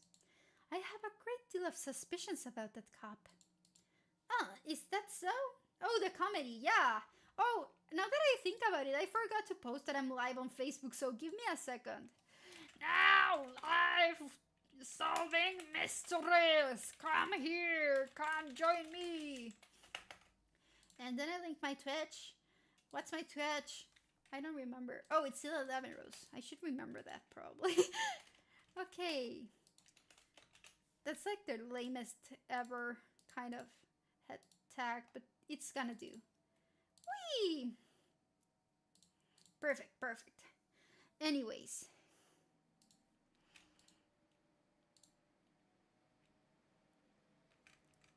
There we go. Indeed. Might be important. I know, right? I always forget my going live kind of posts. By the way, did I even post that one on Twitter? I remember I scheduled one, but I never know if they go live. Indeed, it was right next to the body, meaning it could have been poisoned, no? Should I put Scylla Holmes is on the case? That's gonna be my next headline for the next stream. I don't know if this is weird or if it's a common stream thing, but I like to do whole series. So I do something weekly until I finish it. So for example, in Spanish, we're playing Fran Bao. And I'm gonna keep playing that every week until I finish, and sort of the same with this one. But since I do 2 streams weekly, I usually try to do one cozy game and then one mystery, detective, horror indie game, so I keep everything buried. I don't know, it makes sense in my brain. Wasn't the victim bludgeoned to death? So, shall I read into the memories of this suspicious teacup. She's just ignoring me now. But like, yeah, I saw the Twitter post. Perfect, it worked. So, I don't see a contradiction with her statement because, I mean, they could have sort of just poisoned the victim and then bludgeoned them to make it seem like it was a blunt force trauma murder and throw the police off. That's what I would do. Oh, good. I've read them. I thought my screen was glitching for a second and I got so scared. Like, please don't do this to me. I can't afford to repair you right now. I like that. Some people I watch don't finish. The one yesterday was good. It's why I joined your channel to begin with. Yay! Thank you, thank you. Yes, I just, like, if I start something, I need to finish it, because otherwise I will just completely forget. There are so many games I never finished because I started something else, and then I never got back into it, because by the time I wanted to do it again, I forgot what the game was on about. So I would have had to start from scratch, and I'm too lazy, so I'd just rather start something and finish it. Plus, it's like good for consistency's sake. What? Did you think I was gonna start glowing whenever I used my skill or something? That's a rather ugly stereotype people have when it comes to staffers. The thought never crossed my mind. You probably didn't sense a thing. But just a second ago, the events this cup experienced the past 72 hours just flashed through my mind. And out of all the events of the past 72 hours, 1 or 2 memorable events remained planted in my brain. Memorable events? For example, with this particular cup, it's worth noting that not a single memory of someone's lips touching the rim of the cup remained. That means no one drank coffee out of this cup the past few days. Out of personal experience, I would say that coffee gets moldy after about 3 days-ish. I know tea gets moldy if you leave it out for like 3 or 4 days. I'm not messy, I swear. It was just one time. I tried to microwave my coffee or tea, I don't remember what it was. And then I forgot I put it in the microwave. And I forgot I had a microwave. And yeah. Fun fact, anyways. So even if the coffee had been poisoned, the victim had no chance to drink it. It seems so. Oh my god, my coffee, yes, like 2 days and I started to notice. Sometimes I just forget, like, yeah, it's normal. You forget it's normal. We're not messy at all. It's not like that. One thing I find interesting about this game, I don't know if you know their game, what's it called? Raincoat or something? Oh, what did I do? It's called Master Archive or Detective, Master Detective something something Raincoat. Oh, hi, thank you, buddies. Sila! Hola! Thanks for stopping by. See, my Facebook notif worked because I have Paris on Facebook, so I know he saw that. Anyways, if you've played their pet. If you play the Raincoat game, it has a similar kind of trope where the detectives have special skills. And I expected something similar in this one, where the protagonist in that game had the power to share or see everyone else's skills. So if he touched someone who had a special skill, he would share that skill. I don't know if I'm making sense, but by touching them, he could experience the same skills. So I thought this protagonist would have something similar, but I'm not sure if they're gonna stick to the no special skill, just genius route. I find it interesting. I'm not complaining. I think it's a good idea. Perfect. Of course, the thought never occurred to me. Do you understand exactly what my skill entails now? I do, but if your skill allows you to read the pasts of different objects, couldn't you just read the face of the culprit from an object's memories? I cannot. Sight isn't an option. Yeah, that makes sense. I wonder if everyone else is smart or has quirks and you don't. Yeah, I guess like if you have special powers, you don't need to be as smart to solve the case. You would rely more on your skills, which is what I think happened here. They were so focused on their skills, on what they got, the evidence they got from their special skills. They didn't actually stop to notice just the plain logic without any magic into it. So I guess that's a good balance to have narratively between a protagonist with no special skills who reads the situation accurately or without bias, and people who use their skills exclusively. There are only 3 senses I can get from an object: sound, smell, and touch. I can't get a read on anything besides those 3. Yeah, because obviously then you would solve the case in an instant. You would just see the murderer's face and ta-da! Call it a day. Put it more simply, the cup doesn't have eyes, does it? It's sort of like that. Well, it doesn't have an ear or nose either, so that analogy is kind of flawed, but okay. Oh yeah! The cup doesn't have ears and nose or nerves either. No trick gets me. No trick gets me. Since there's no visual information, the past I can siphon off is quite fragmented. Yet what I can read helps out the investigation a great deal. When Lady Luck shows her beautiful face, I can even hear the voice of the culprit. In those cases, I bet you all can find the criminal in a heartbeat. We can. Not bad, huh? So, shall we begin our investigation? I'll read the memories that remain in this room. You listen to my explanations, take note of parts you think are important, and fashion them into a document. Use this. It's called a memory survey, so this is the document recording the past memories left at the scene of the crime. There's a limit to the information we'll be able to glean from the past, yet this document will let us see this whole incident from a new perspective.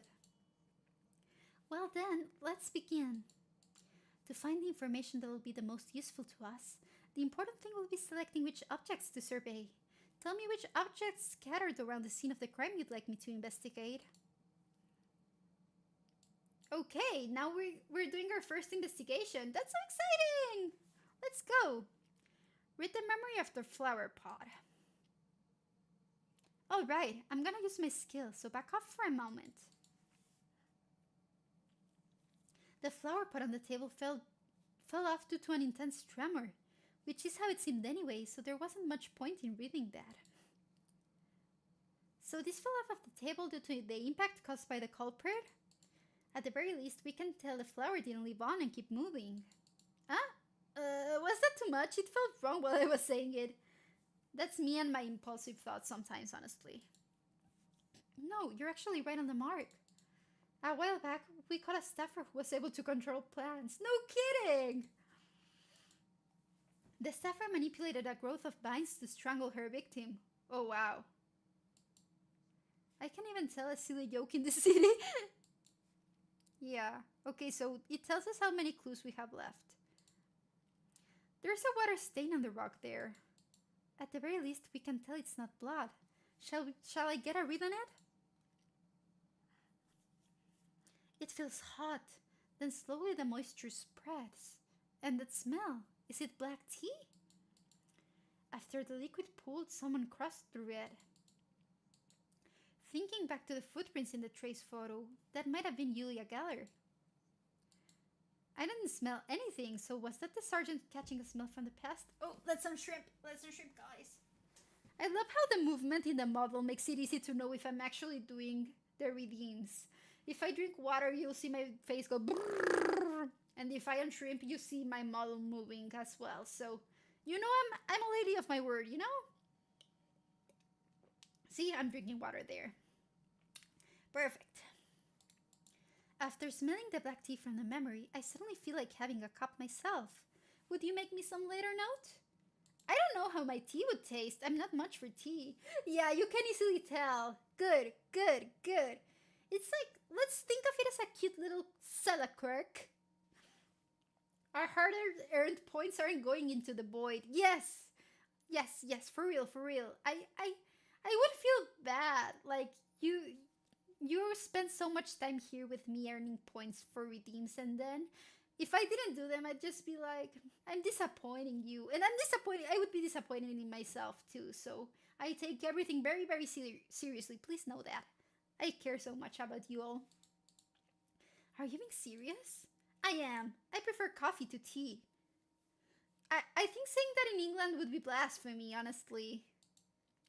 That's because you haven't tried a cup of genuinely scrumptious black tea. I'd rather save that money on genuinely scrumptious tea and buy a cup of genuinely scrumptious coffee instead. You have no intentions of changing your mind on this, have you? Nope. I mean, maybe? Well then, the next time we meet, you may find we are enemies. Pretty much like average Twitter grudge be like. I feel like this is how silly some Twitter grudges are. I am back again, Lady Detective Silette. Yay! Thank you, thank you. We're still investigating our first crime. Is this really that important to you? Read the memory of the bookshelf, the sculpture. Okay. What's that? My mind is playing tricks on me, guys. I'm not gonna say anything, but you know what I thought this was. I know you know.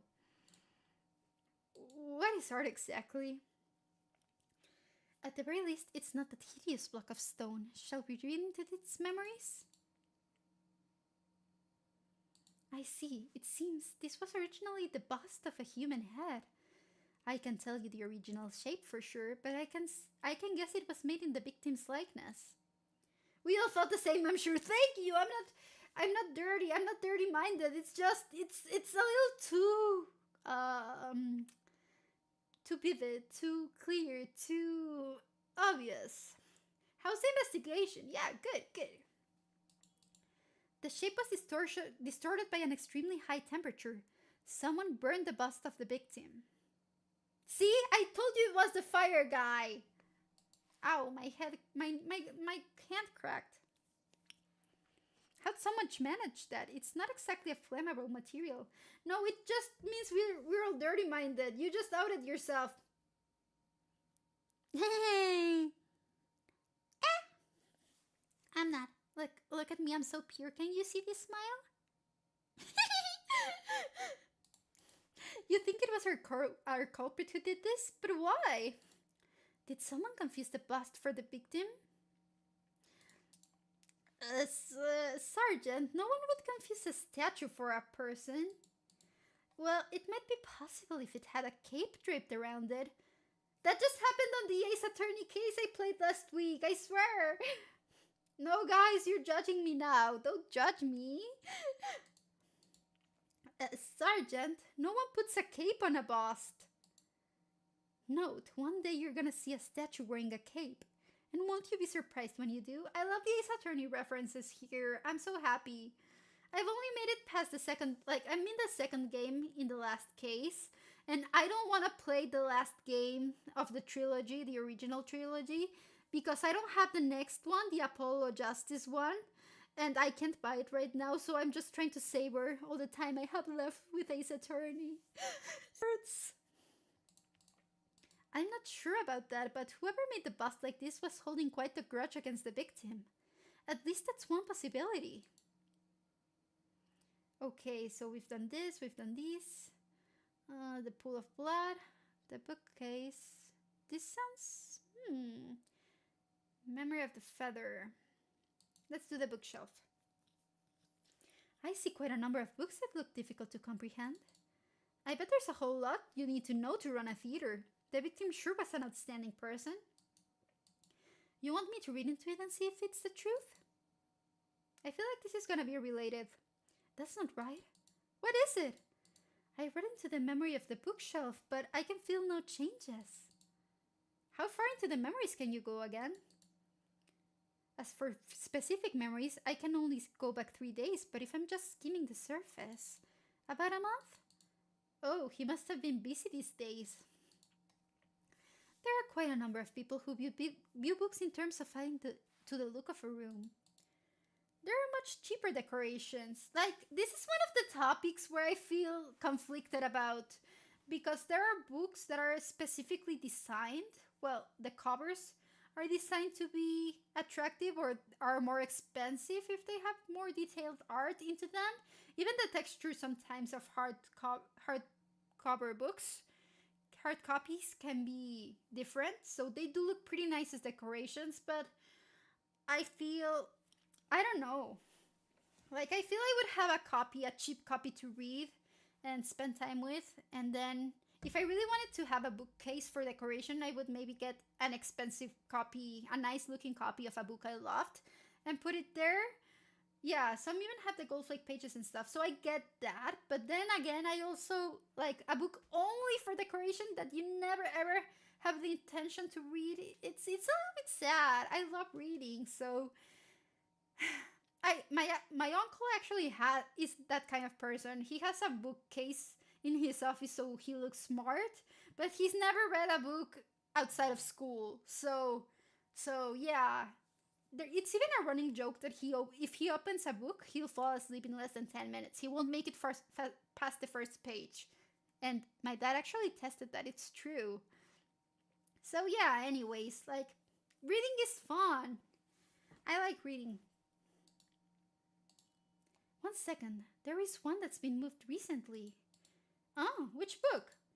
Poker for Pushovers, Intermediate Level.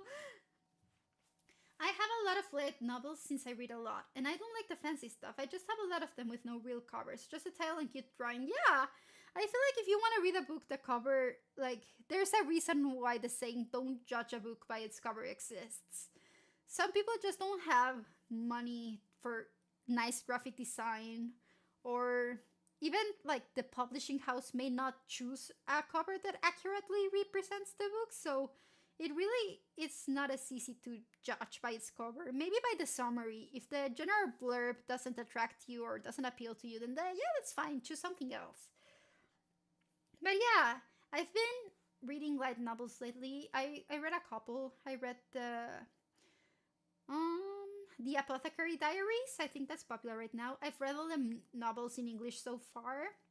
Magical Girl Racing Project. I read that. I'm currently reading this one that's called Playing Death Games to Put Food in the Table. It was a recently released anime, and I saw that they had more novels, so I started reading them. And I bought the fifth book physically, a physical copy of the fifth book. So I'm anxious to read it. I'm sure it's good. And I used to read No Game No Life before. I didn't make it past I think I only read like 5 or 6 novels. I have some back home in Mexico. I didn't bring it with me. But yeah, I love reading. Don't need to look into that one. Maybe the dartboard has a clue since they were talking about a poker book. A dartboard, probably not related to the crime, but shall we read into it? It's got darts stuck in it. However, they weren't thrown by any normal hand. It was something stronger, almost like they were shot out of a gun. Not just darts in it either, huh? These are playing cards. For instance, the King of Spades. How did he get playing cards stuck in a dartboard? I mean, if you throw them pretty quickly, they'll get stuck. Okay. Well, magicians can throw cards like they're weapons. At least, that's the image I'm getting. Yeah, that's what I'm saying. I'm not seeing that, so don't go framing it out quite yet. Maybe his outfit? No, we can't read his outfit. Let's see the feather.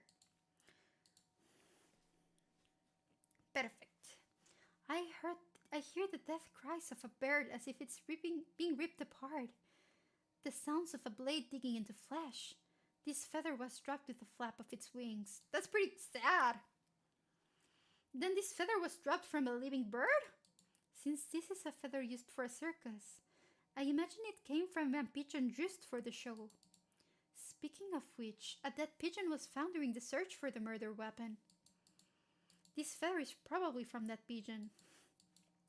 The feather probably stuck to the body of whoever killed that pigeon and then fell off whenever said person visited the scene of the crime. At least that's the first option. Oh, gotta step out for a bead. If I don't come back, it was good catching another stream. Oh yeah, have a fun time. I hope you can come back, but if you don't, thank you for stopping by. And I hope I see you again next stream or next week, whatever comes first. Whee! I hope you have a lovely rest of your evening or night or day, wherever you are. So you think whoever killed that pigeon is our murderer? Probably. Having a live pigeon on your person could interfere with carrying out a crime. But a pigeon won't exactly bark like a dog or anything, so did the culprit really have to kill it? Oh no.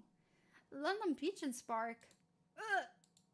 I thought you were joking at first, but since this city has supernaturally gifted people in it, I feel you might be telling the truth.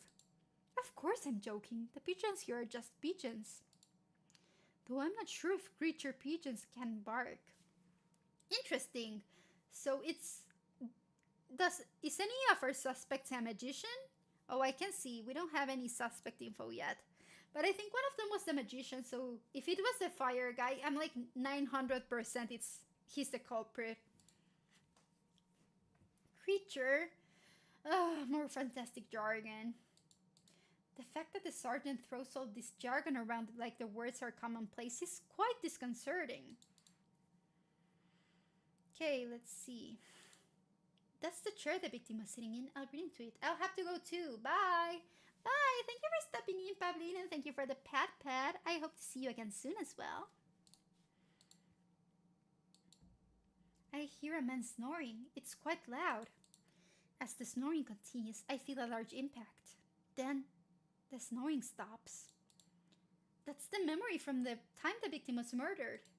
Seems that way. Our murderer must have been aiming to take him out when he was sleeping. Interesting. Could you tell me what time the memory is from? I cannot. I only know that it happened roughly within the past 2 days. Surprisingly, these are quite inconvenient supernatural abilities. Yeah, because otherwise it would be like a Deus Ex Machina device.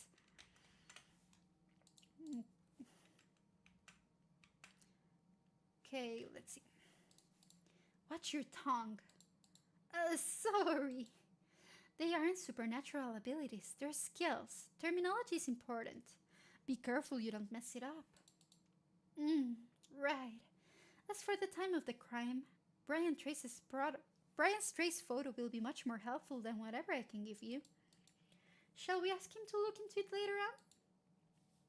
What are we missing? Memory of the teacup, we've done. Haven't we done that already? I guess we can do it again. Okay, there's more to it. I don't think she was lying when she said she was bringing him coffee the moment she discovered the body. The problem is the earlier 7:30 visit. Why did Gallard visit the scene of the crime before bringing him coffee? And why hide the truth from us? I did say we shouldn't point the finger at Miss Geller for this, but I can also help but be suspicious. With how things stand now, the person most likely to have committed the crime is still Geller. Unless we find some other possibility, the blame will most likely fall to her in the end. I think we've investigated everything worth looking into.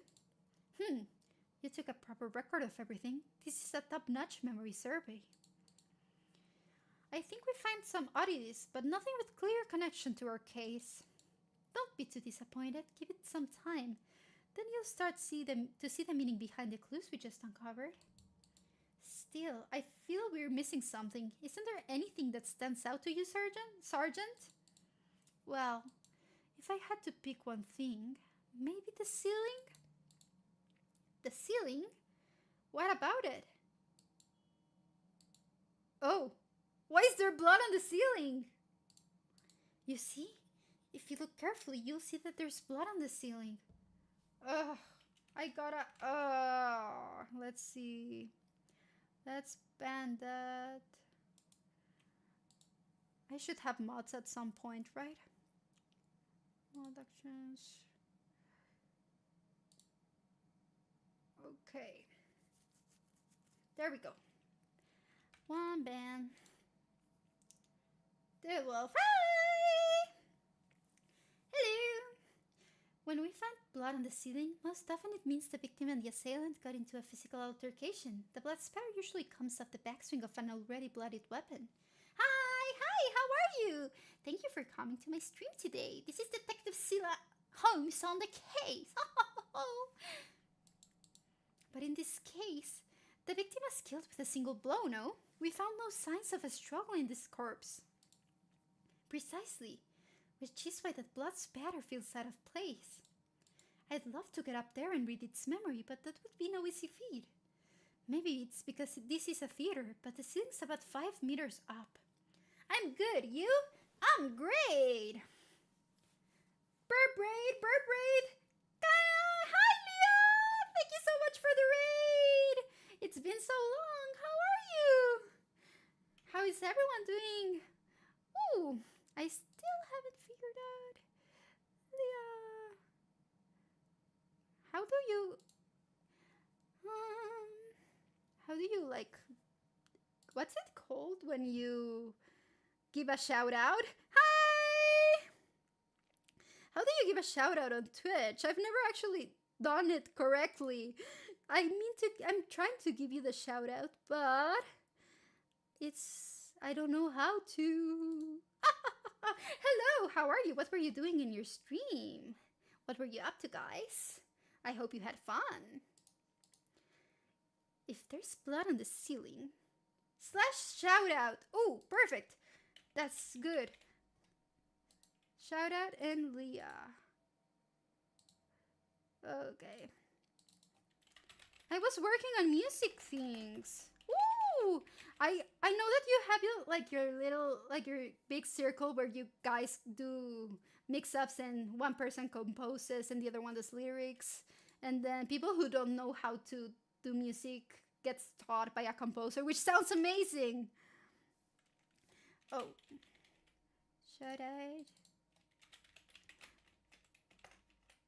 Oh, I didn't put this one correctly. It says it does not exist. I'm gonna copy the name. Ooh, I'm so dumb. But yeah, I haven't caught a stream yet. I'm gonna catch one of your streams later. Do you have to put the arrow? Ah! Okay, I'm trying. I'm still trying, I swear. Okay. Yeah, it does not let me for some reason.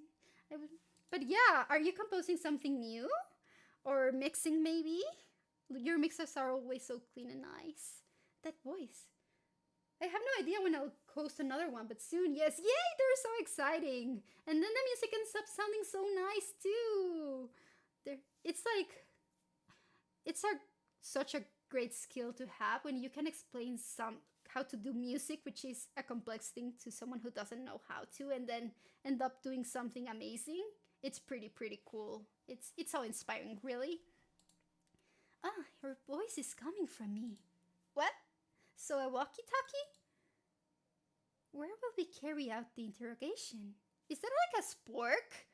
Were there sporks in the 1960s? When were sporks created? I don't know. We've got the suspects in the green room. The small dark space makes it perfect, don't you think? Sounds good. Give us 5 minutes. Sergeant, what's that? It's the spork of wisdom. Oh, ah, it's a spork. We use this instead of walkie-talkies. Oh, so it actually is a spork. I'm gonna assume that it's not anachronistic and sporks actually existed in the 1960s. Or maybe this is just a fantasy world. I don't know, I'm not gonna get too hung up on sporks.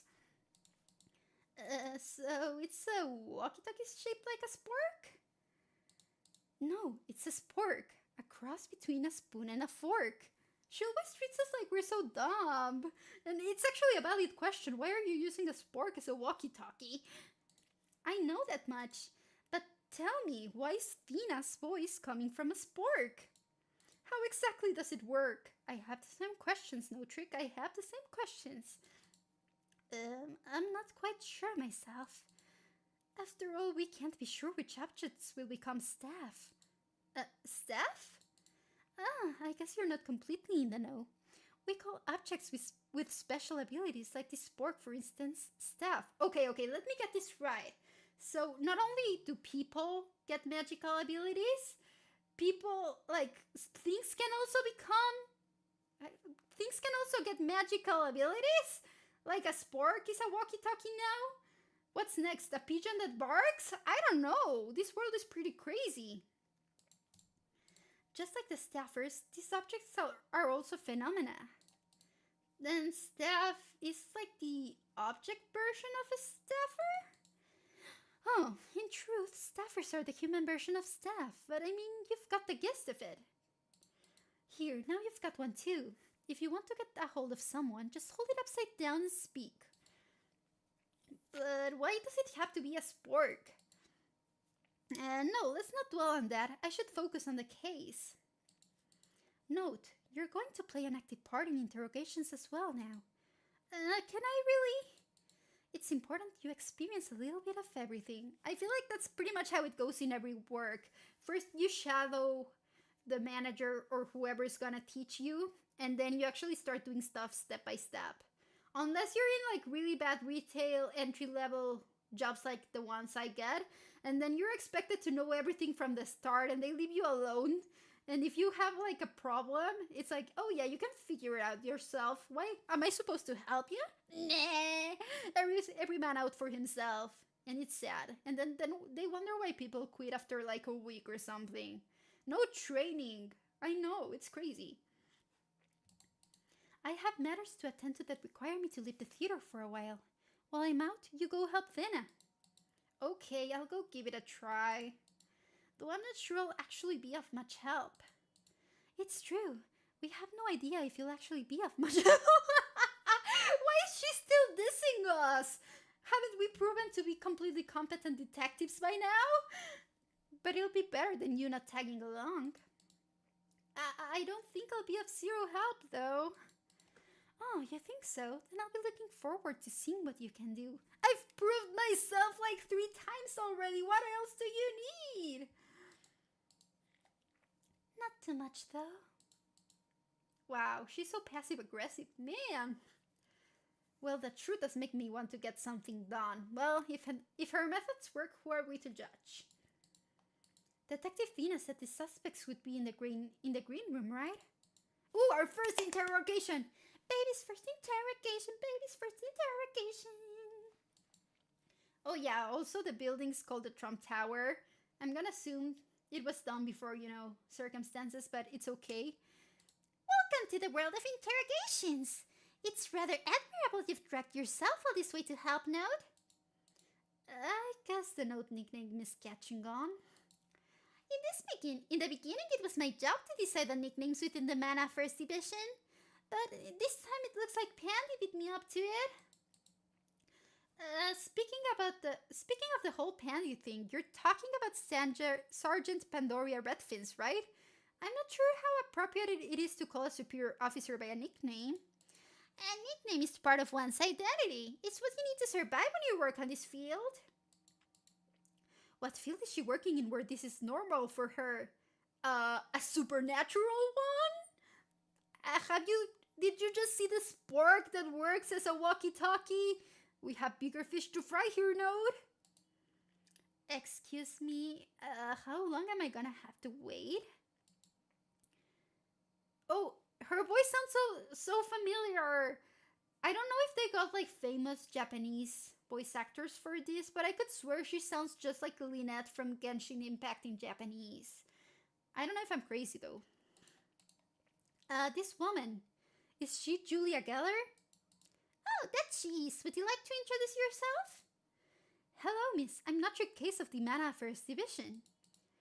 No need for introductions. I won't remember you anyway. You're a staff, right, Miss Geller? I've heard you were gifted with telekinesis. You should have all my information since I gave you out my bureau file before. Can't you figure it out from what's written there?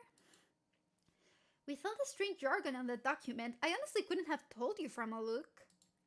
Sorry, this guy's a rookie. Could you give him a demonstration? If I must, stay back while I'm using my skill. You'll only make it harder to control. Oh, of course! Well, I could show you with this pen. Ugh. How's that? Oh! That's it? The pen's floating. Aren't you impressed? What more do you want from me? How can I put this? Since it's less of a magic trick and more of an actual supernatural ability, I find myself quite disinterested all of a sudden. Would your audience members enjoy something like this? Are you in your right mind? Of course I perform different stunts on stage. That was just to show you my skill.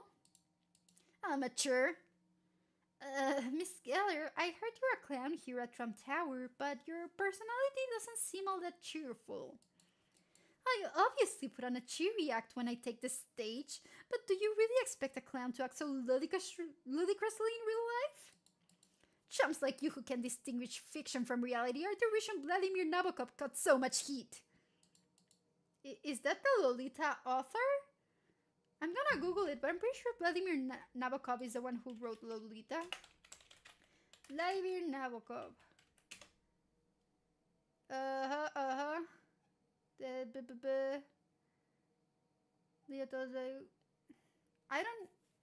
Oh yeah, he wrote Lolita. Oh, thank God I'm not as uncultured as I thought I was. Woohoo!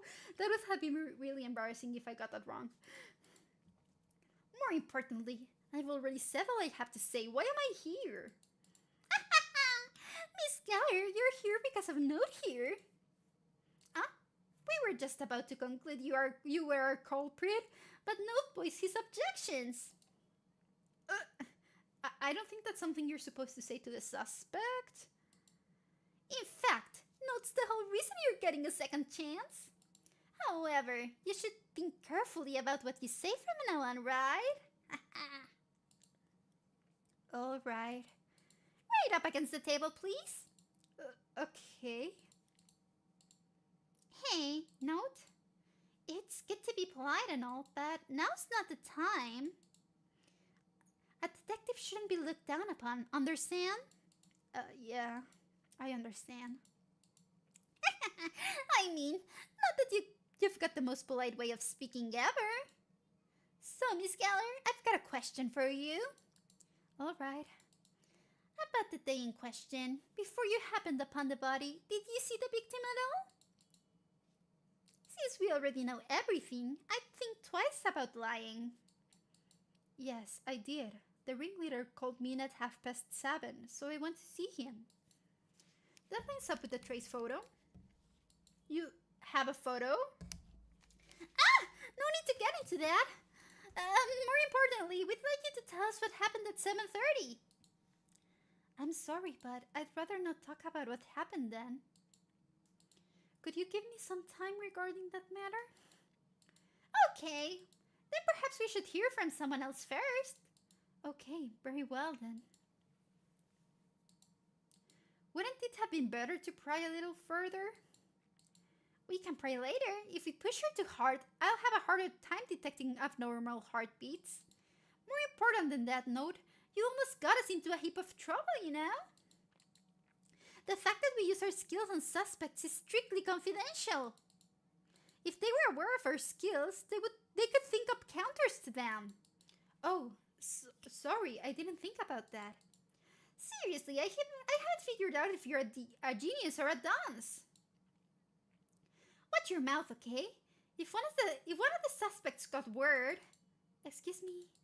So that's when I said it. Would you rather eat it if it tasted like ice cream or ice cream if it tasted like that?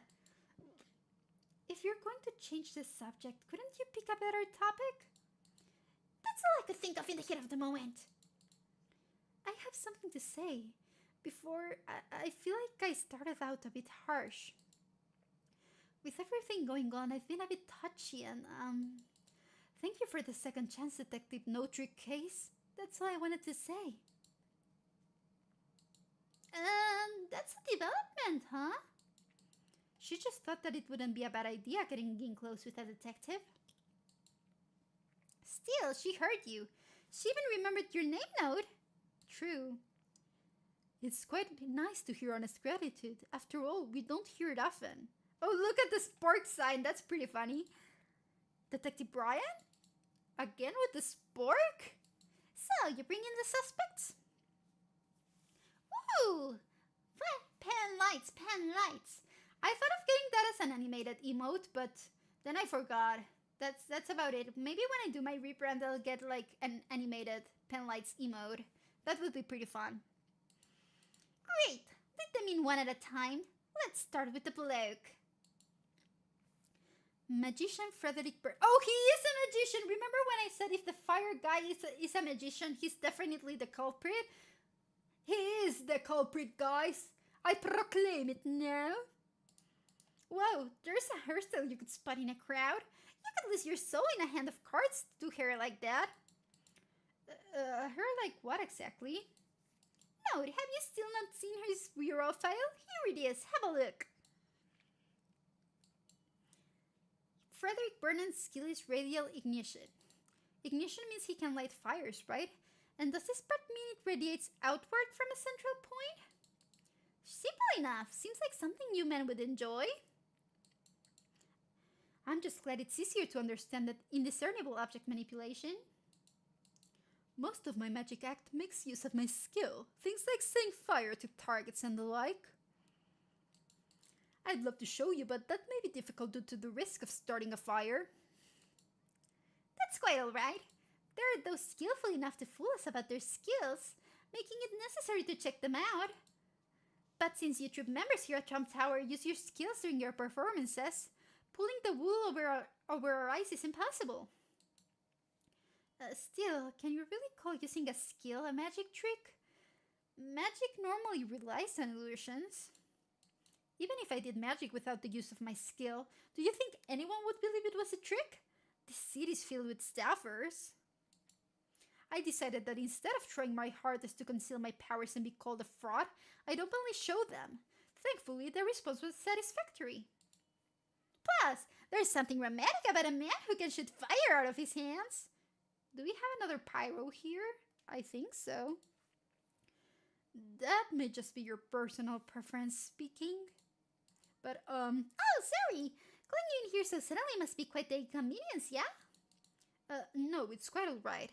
The man wearing the monocle provided me with a blanket and a spot of tea after turning on some classical music. Seems like the Bureau treats their suspects quite nicely. It's the man wearing the monocle who goes to strange lengths. More importantly, I'd like to move on to discussing the case. That's why you called for me, is it not? Should we? Then please scoot in close to the table. Well then, could you tell me more about the last time you saw the deceased? If you'd like. This Mr. Burnham, he doesn't seem as hot as his hairstyle makes him out to be. Okay, so this is the interrogation part. We finally got here! I visited the scene of the crime at about 8:30. It was due to personal matters I had to discuss with the victim. I knocked on the door for almost like 5 minutes, but there was no response. I couldn't hear the slightest bit of movement from inside. So I just went back to what I was doing. I didn't go inside. I couldn't have killed him. Besides, there were no hard feelings between him and I. That's all I know. Okay, so here's the thing. Back in the scene of the crime, there was a bust that was burned down, and it might have been the murder weapon, so we know that he was there's definitely something going on. That's why you shouldn't judge based on appearances. No, with her like that, he should be ending every sentence with fire! Or at very least he could add in some passion, no? So ridiculously rude, it's almost admirable. Anyway, first things first. Check out the statements we've got so far, Node. Alright, let's see here. I've got 2 new documents. Burnham's bureau file and his statement. I should take a close look at them. Since I'm not a staffer, the only thing I can do to help is look for clues within the documents written by others. Let's think. If I can find something worth noting and point it out, I might just be able to find another clue. Okay, so let's analyze the documents.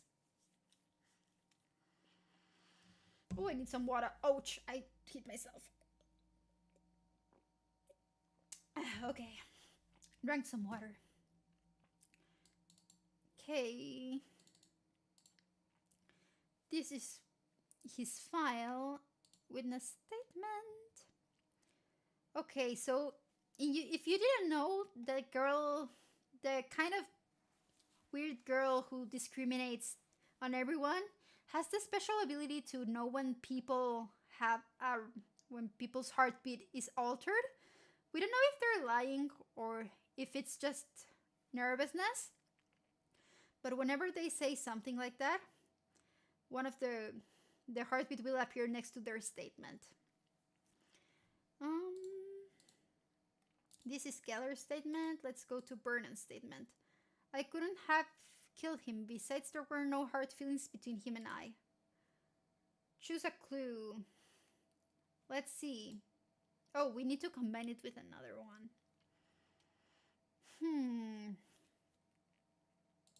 Let's see. I know this is definitely one because it appeared as an altered hint. But what else could it be?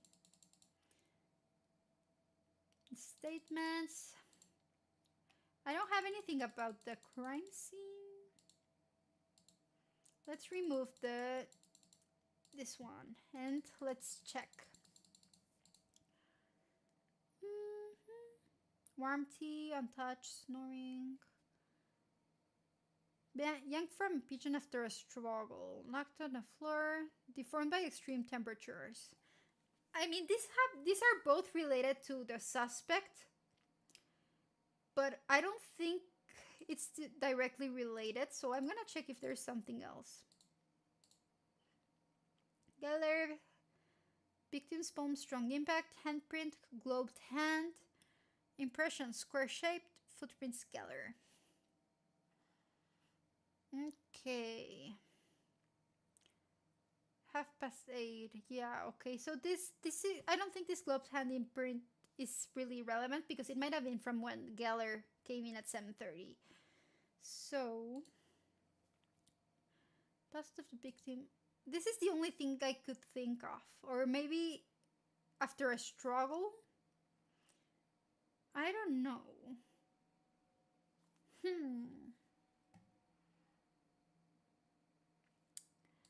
And we don't have any information on the victim. Oh yeah, we can do this. We can also print. Okay, nothing that caught my eye. So we don't have any proof that they had any, what do you say? Anything suspicious.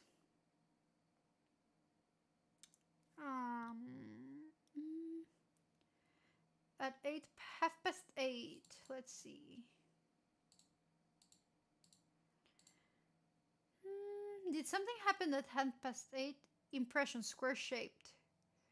Oh, interesting. I didn't go inside, but there was something at 8:30. It might have been the victim though, so I'm not sure. I don't know. I don't think this is it, honestly. Yeah, combination failed. Yeah, that makes sense. I'm gonna try with the original thing that I wanted to. Let's see. Maybe it's not that either, but... Oh, it was! It was! I should follow my instincts, though. Ah! Detective Tena, did you happen to see the art decoration adorning the scene of the crime? Yeah, I think I saw it. Are you talking about that work of art only the people in the know could appreciate? Work of art? Was there such a work? I don't know, it's displayed right next to the bookshelf. Of course Mr. Vernon doesn't know. It's no simple work of art after all. It was a bust modeled after the victim. Oh yeah, see, he got nervous. Really? Then why does it look like it was swallowed up by the abyss? According to the sergeant's investigation, someone melted it down with a powerful flame. Ah, fire, huh? How do you think that happened? There wasn't exactly a bonfire in that room, and there were no signs the bust was carried out. Is it even possible to make a bust look like that? The only way that's possible is if it was done by a staffer with an ignition skill. That staffer must have absolutely hated the victim. They're not required to make a bust of the victim into an abstract artwork. Mr. Vernon. Yes? With you and the victim, things were bad, huh? I would like to apologize. Oh no, maybe I'm wrong. Maybe he wasn't really the culprit after all. Crap. There goes my theory. Oh, hydrate. Didn't see that. Let's hydrate. Okay. Why lie? I'm sorry. I figured that if you found out I got into a scuffle with the ringleader, you might turn your suspicions towards me. I've never gotten that plot point in TV shows and games and stuff. Like, hi Sina, hi Neon. Like, not saying things and it getting discovered later makes you seem twice as suspicious. So why lie if you're not the culprit? If you were the culprit, then yeah, you would have a reason to lie. But if you're innocent, then you're just making things harder on yourself. Love the detective outfit. Thank you. I also love it so much. It's perfect for the occasion. I thought about being honest with you, but you're all part of the bureau. It really suits you. Thank you. I'm really happy with it. Maybe I should become a detective full time. If I'm ever rich, I'm gonna commission art of me as a detective, and then going like, do you know Phoenix's Right Ace Attorney post when he points at the culprit and says like objective? I want to do something like that, but with a detective outfit and a how do you say in English, lupa, and the little I'm gonna Google it. Give me a second. Lupa in English. Oh no, I'm not Indonesian. That's not the language I'm speaking. It says magnifying glass. That's the word. Woohoo! Why does that matter? You're right. Since I'm also a staffer, I figured showing weakness in front of the bureau. Well, let's just say I had a bad feeling about it. I've heard the bureau has a bad reputation, at least at first glance. But I had no idea people trusted us this little. No, it's not even a question of trust. I feel like Mr. Vernon is actually terrified of us. Okay, this makes more sense now. But no, not really, because if you're scared of someone, you wouldn't really want to create more problems with them. Unless it's like a corrupt cop thing where you think no matter what you say, you'll get arrested, or they'll think you were the culprit anyways. Which makes sense since they were already ready to arrest the first person they thought was suspicious in the case. So yeah, maybe he's got a point actually. I'm not completely unaware of what you may be feeling, but making false statements will only hurt you in the end. I'm going to write up a new statement. Will you be honest this time? I will. Okay, perfect. Speech Review Part 2. No one could have gotten along with that man. He never had the greatest personality, but it's only gotten worse these past few days. I'm aware that he's amassed quite a gambling debt, so I'd wager that's probably the reason. He was crossing the line with how much slander he threw our way, and Geller got the lion's share. The only thing he could do was jump high, so he asked a whole lot from the rest of us. We ended up getting into a yelling match 2 days before the incident. Nothing good was said, so I kept it a secret from the others. That's when I got angry and burned the sculpture. Even now, I think I went too far. That's why I want to apologize to him the day of the incident. Is this all I've got out of him? Is he the one who forced you to style your hair that weird?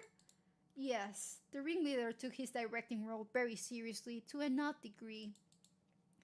He forced me to act like I'm this character full of passion. At the end of every speech, it's fire! Or something similar that puts the exclamation point of what I'm saying.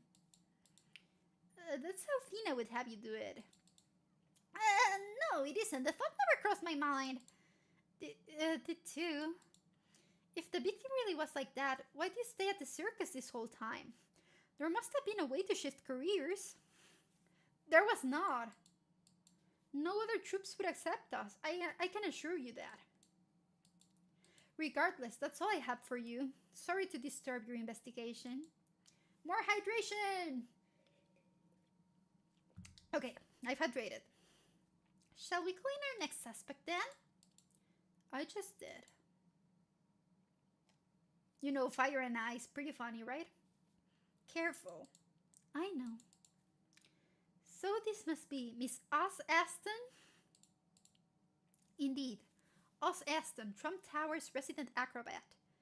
Here's her bureau file. Have a look. Oh, thank you.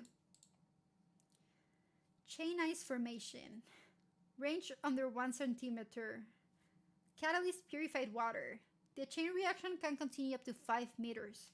Every 2 cubic meters takes 1 second to freeze. Okay, so it's kind of inconvenient, really. That would be freezing water into ice, but what's the chain part about? The range of my skill is less than a single centimeter, and I can really only use it when I come into contact with water. However, once I use my skill a single time, it sets off a chain reaction, forming an ice block up to 5 meters. On shrimp!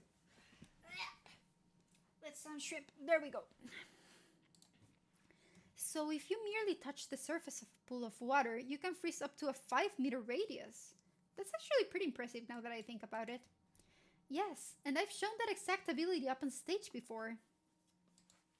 However, I'm not able to freeze any liquid. My catalyst, the only liquid I'm able to freeze, is purified water. Ooh, that's extra inconvenient. I see.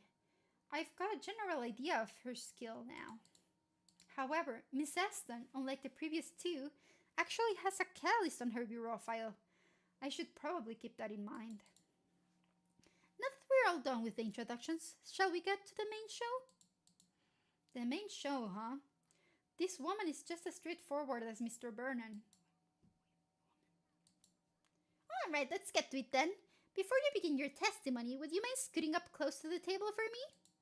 Of course. After all, I'm quite a cool character.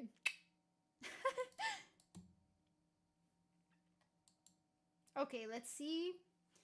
Her speech.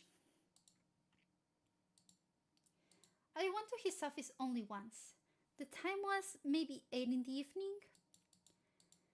However, I didn't step inside. When I stopped by, the ringleader was sleeping. I was worried he'd get angry if I woke him, so I returned to our green room.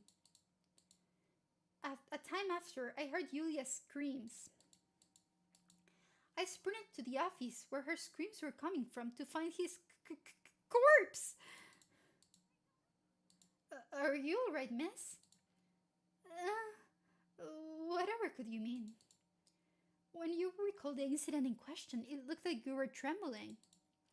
I believe you're mistaken. Such affairs hardly affect me. A few people would use such affairs to. Oh no, I'm bald! No! Why? I'm the bald detective. Os Aston, you seem to be a rather unique individual. You haven't touched that ice lily you're holding, so why carry it around with you? Perhaps. Mr. Vernon said he was acting a passionate character on stage, right? Then maybe Miss Aston is also playing a character. We're not exactly on stage, so why keep up the act? Besides, what character is this supposed to be? One with a split personality? Well, since Miss Vernon with his fire was made to focus on his passion, Miss Aston's probably acting out a cool-headed character.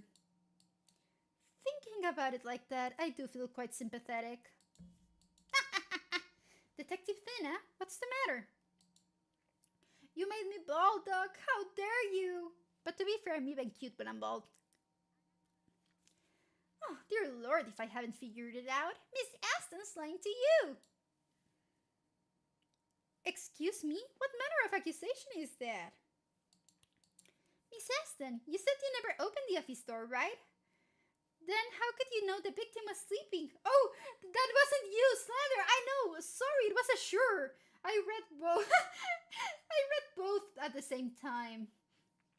Yeah, sorry, Doc. I'm sorry for slandering you. You wouldn't inflict your baldness on anyone. Oh no. I'm sorry to hear that. It's okay. Being bald is cool. Let me see. Oh, that's not the bald reading. What's the bald? I don't remember which toggle is I have for being bald. But if I remember what it is, I'll go bald just for you. You know? Well, there's a perfectly good explanation for that. The explanation is that you're the culprit. You snuck in while he was sleeping and killed the man. She must have lied about not having opened the door. Ow! That's a rather hasty conclusion to make. And would you please work on that habit you have of whipping your gun out all the time? You know what they say about old habits? Detective Dennis' logic, it seems sound at first. But is it true? Aren't any clues that contradict her hypothesis? Let's print out her claim and check it against some of the other documents. If I want to support or oppose someone's opinion, I have to print out the transcript, right? Okay, I haven't figured this one out yet, but I'll check.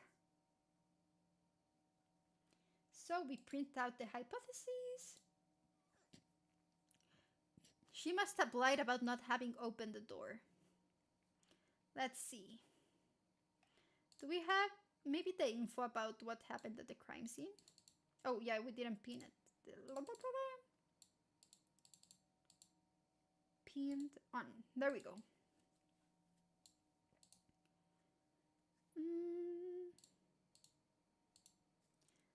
Handprint, photograph.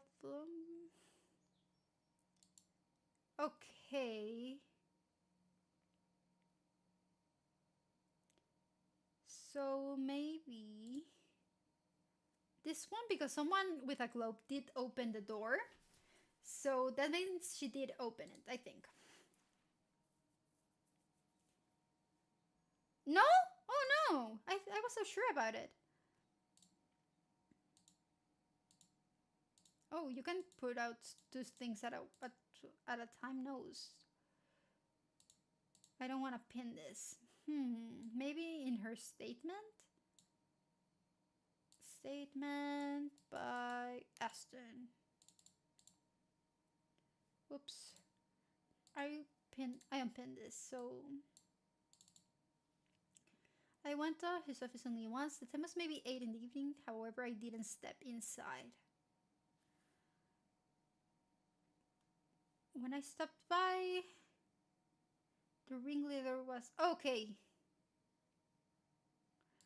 I mean, she didn't say she didn't open the door. She just said she didn't step inside. I hope this is it. Yeah, perfect. Easier logic than I was hoping for. Detective Thina? What's wrong? If you pour too much admiration in me, that might lead to some problems. It's not that. I don't think she's lying. Ah! The part of Miss Aston's statement about not opening the door, she wasn't lying. Why do you say that? Please have a look at the statement, at the witness statement we just wrote out. When she said she didn't open the door, you didn't detect any sort of abnormal heartbeat. Indeed, if your claim were true, detective, you should have detected some abnormality in her heart rate when she got to that part of her statement. Alright, then what happened? How did Aston know the victim was sleeping? The reason that Miss Aston knew the victim was asleep, maybe it's because...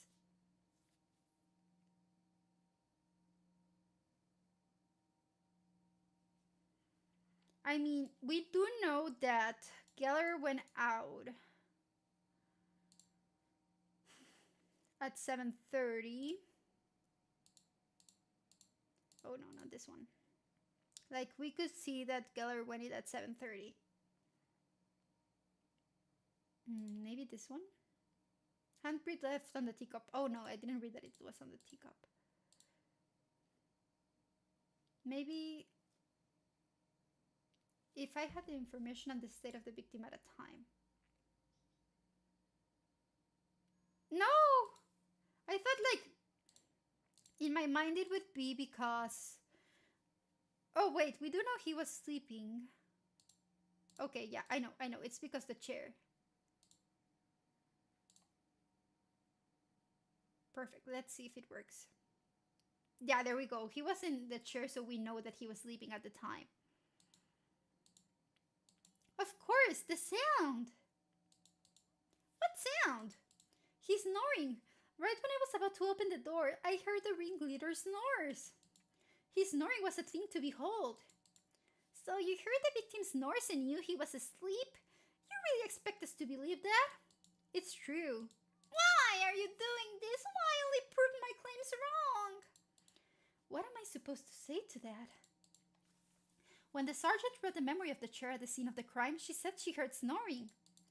The snoring only stopped after there was a dull thud. The victim was snoring right up until the moment he was killed. Then I see no logic that leads to any sort of falsehood in her statement. Congrats, Node! You passed the last test! That was no test. Could we just say it was? Oops. Perfect! Logical!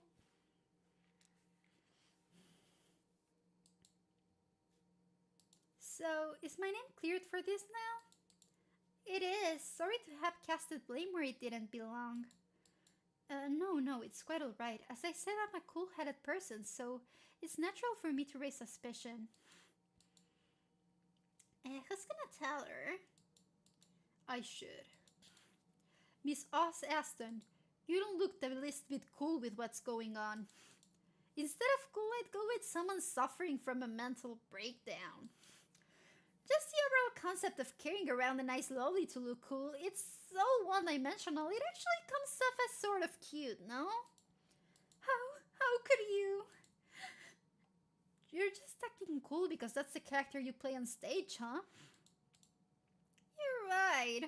When the ringleader first saw my skill, he said, "So you can control ice, huh? Let's make you the ice queen." He said I had to change my personality, my attire, even the temperature of the green room to match that chill. This guy was insane, huh? I'm not the most skilled actress, so I try my hardest to keep up with the cool attitude, but it seems like it's no use. I do believe we need to find out more about the victim, John Henry Houdin. Could you give a statement about the sort of person Houdin was and what your opinions were of him? Okay, I'll try. Let's see what kind of victim what kind of person our victim was. Honestly, it was Yulia who suffered the most. But that's not to say she did anything to deserve that. The ringleader often said of Yulia, "I was tricked into hiring that girl." Geller can make things float, but only those close enough she could reach out and touch. If you really think about it, the leader's special ability had to do with soaring through the air, so he must have looked down on her. Also, he always envied Burnham for being the most popular and tried to throw a spanner in his act. I guess they got into quite a yelling match a while back ago. Oh, and he even tried to put his hands on me once. Fortunately, he stopped right before hitting me. That's all I can think of right now. Could I leave now? Indeed, you've put yourself through enough. Don't go too far, though. Oh, okay. I'll keep that in mind. The victim was absolute human filth. Honestly, I find myself thinking I'm glad he was killed. I'm not sure you can say that it's the detective on the case, but okay. That's not something a detective should be saying. No one in this world deserves that. You go! Oh, still untainted there, Brian. At the very least, the fact that he was murdered doesn't seem that odd anymore. From the statements we've collected, I can now see that each one of our 3 suspects had a motive for killing the victim. Is there a single person in this world who deserves death? That's an interesting topic, but nothing we should be fretting about now. There's not a single person in this world who can truly hide a murder. That's the only important topic for the likes of us. Sergeant, all finished with the business you had to attend to? That I am, here, at present. What's this? The victim's bureau file. I found it at the nearest gambling den. He must have had urgent business to attend to. He left his bureau file as a collateral, and if the bureau had found about that, he'd have had a quick date with Sharon for a ride. I'm not really surprised. I see that Houdin was a confirmed staffer. I guess that was a given, though, since they said everyone at Trump Tower was a staffer, huh? The victim's skill seems to have been that he was capable of object propulsion, so he was firing things off? Looks like he was able to fire objects within range of him like rockets. The victim, like other suspects, made a show of such skill at the circus. But I mean, this bureau file won't be of much use with how things currently stand, so you can ignore that. More importantly, I was listening in on the spork. Have you still not gotten Yulia's next statement? We asked her about the visit at 7:30, but she said she wanted to make a statement about that later on. Strange. Aston said she heard the victim snoring at around 8 o'clock. Even if her galleries are culprit, she couldn't have committed the crime at 7:30. Maybe something happened at 7:30 that's difficult for her to talk about. Sounds like you might know something. That's right. Miss Aston's statement just a moment ago gave me a thought. There's a document that spells out exactly what happened during Miss Geller's 7:30 visit to the scene of the crime. The answer is quite obvious when you stop to think about it. Then show us. If you think something bad happened to Geller, show us the information that proves what it was. I'm not sure what this is yet. Let's see. Maybe let's try with this one.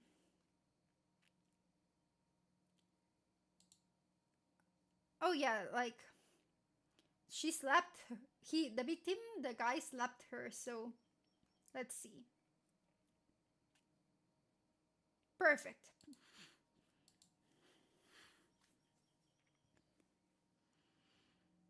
Miss Aston said the victim once almost struck her, correct? That's right. Thankfully he pulled back, so it remained that he almost struck her. About that, you think it really was almost? Huh? If you take a look at the victim's hand in the trace photo, you can clearly see signs of an impact. Now that you mention it, I did notice that. I thought it strange back then, so I made a note of it. What exactly was it from? A sign of a struggle? No. We've confirmed that the victim was alive until 8 o'clock. The blow was struck before then. Well then, where did the trace come from? The trauma to his palm? may have come from when he slapped someone, don't you think? People don't normally just slap an assailant when they're being attacked. There's a good chance this is evidence of an unreciprocated blow. No way! Asan said it herself. He never actually hit her. I didn't detect an abnormal heartbeat during that part of her statement. That may be true. Miss Aston was never struck by the victim. But how about the other troop members? The blow was struck at 7:35. At that time, there happened to be someone else at the scene of the crime. Oh, you don't say? It was none other than the clown of Trump Tower, Julia Geller. So when Julia Geller met the victim at 7:30, the victim assaulted her. You think that's the part she didn't want to discuss? If you were a suspect in a murder case, you'd certainly want to hide the truth regarding your conflict with the victim. Also, some people hide the fact that they have been victims of crime due to self-esteem issues. Recent side note, since you found out the truth, Geller now has no reason to withhold her statement. Calling Julia Geller.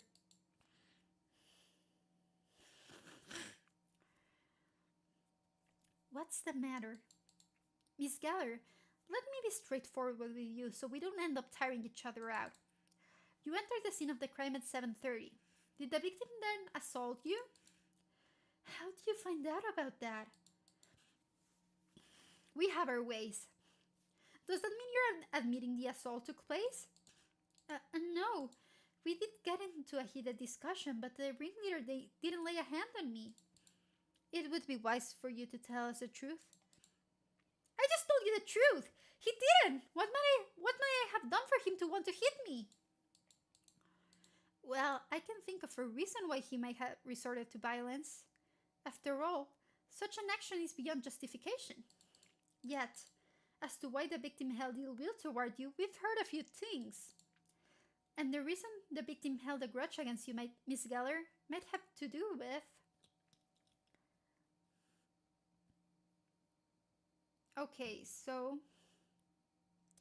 Let's see if we have the statement.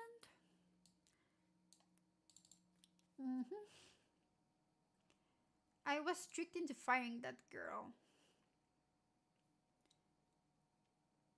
Maybe, I don't know if it's one of these two, so I'm gonna try with this one. Perfect, it was that one.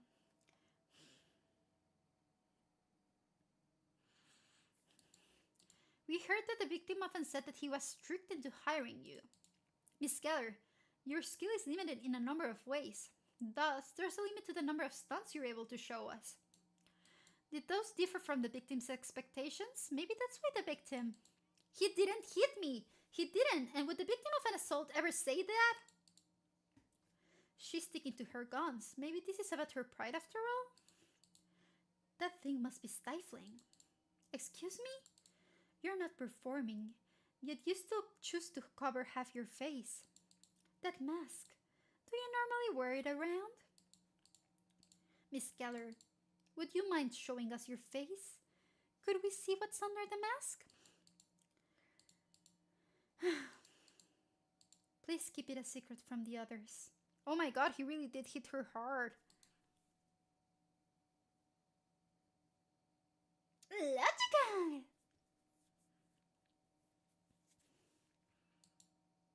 Did the victim give you that bruise?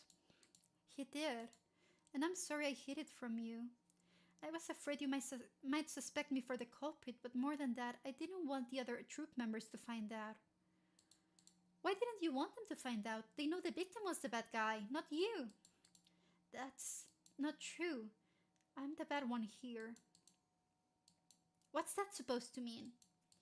Well, we'll hear the details when she makes her statement. Please tell us about your relationship with the victim. Okay, I'll tell you. Though I doubt this is the information you're looking for. Speech review! At first I was making ends meet by holding street performances. That's when I familiarized myself with the stunts I perform on stage these days. Then one day, the ringleader just happened to see the stunts, and he asked me to come perform at Trump Tower.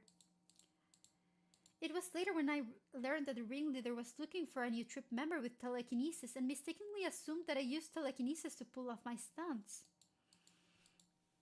It was because of him that I found my way into the circus, but I was unable to manipulate faraway objects like he was hoping. I tried to hide the fact from him at first, but he ended up finding me out. It was natural for the ringleader to have a certain level. Oh no, I missed the last part. That statement came out completely different than how I was expecting it to. First things first, when you say stunts you perform on stage, what sort of stunts exactly? They call me the jumping jester, but it's hard to put what I do into words exactly. You're talking about this? I picked it up near the entrance of the theater. A poster for Trump Tower. So the floating clown up here is you, Miss Geller? It is. I jump as high as I can into the air, then use my skill to stop in midair. As I repeat the jump and hover, I can climb higher and higher. Once I'm up there, I put on a show like I'm about to plummet to the ground. It's all about eliciting the best reaction from the audience. It definitely sounds quite complicated. I better take this poster with me to keep it all fresh in my mind.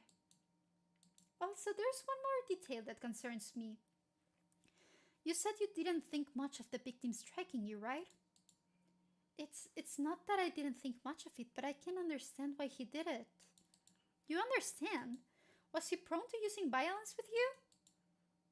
I want to ask outright if she's completely serious about what she said, but I'm quite sure that's the case regardless. After all, there were 0 abnormal heartbeats detected during her statement.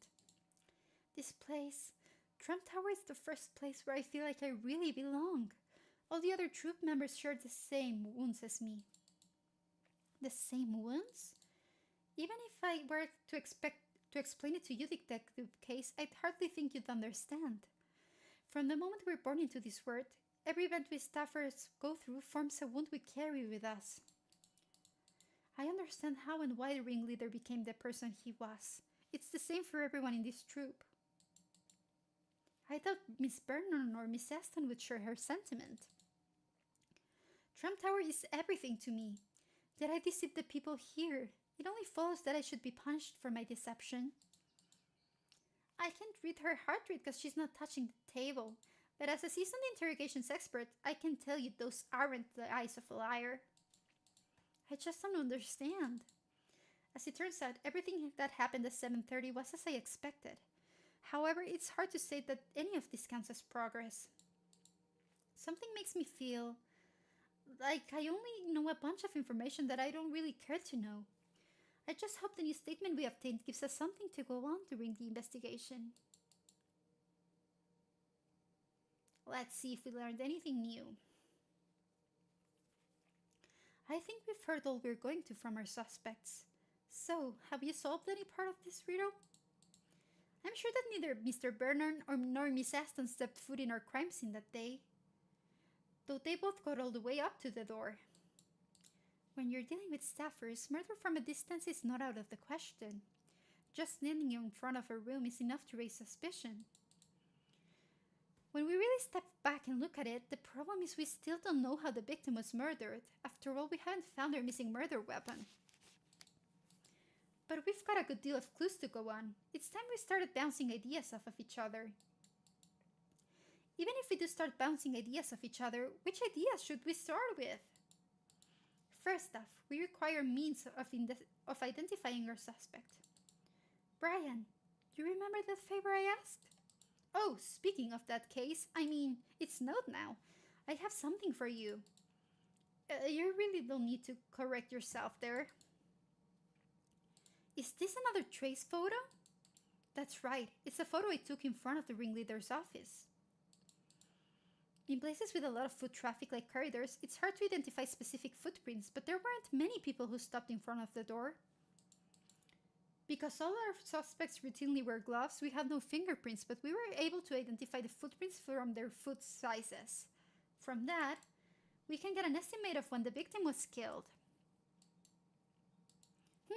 You do catch on quick. So let's make sure this matches the information we've collected thus far. Okay, let's see. First off, we've discovered the set of footprints Julia Geller left at 7:30. Those were the first. That's when Geller was assaulted by our victim, yet it doesn't seem as she holds any sort of grudge regarding that. As for the next set of footprints, at 8 o'clock, Aston swung by the room. According to her statement, she didn't enter the room. However, she did say she heard him snoring. We were able to prove that statement true through Detective Thena's skill, showing that the victim was alive up to that point. Miss Aston was the last person to witness any sign that the victim was still alive. Okay, so actually I think it was her. Because if you remember, or if you didn't know, the floor in the room was wet. So that means she could have used her power from the door. We know she didn't open the door, so like, if we didn't find a murder weapon, it could have been simply because she made a huge chain of ice and thumped him in the head. But it would have been kind of impossible too, because he was hit in the back of the head, so maybe not. Frederick Burnham visited the room at 8:45. He testified that he came at 8:30, but it seems like he was off by 15 minutes. Burnham says he knocked, but there was no response. Thus, we cannot confirm or deny whether our victim was still amongst the living at the time. The last set of footprints were made at 9 o'clock. These were made when Julia Geller came upon the body of the victim. After that, Aston and Burnham reached the scene of the crime, but I decided not to mark the prints since they are impertinent to the case. There is one other piece of trace evidence that stood out to me, so I marked it on the photo, but that's a matter for a later time. When we put all of that information together, we can estimate the time of death for the victim. Somewhere between Aston's visit at 8 o'clock to when the body was discovered at 9 o'clock. Somewhere in that 1 hour window, the victim was murdered. Logical!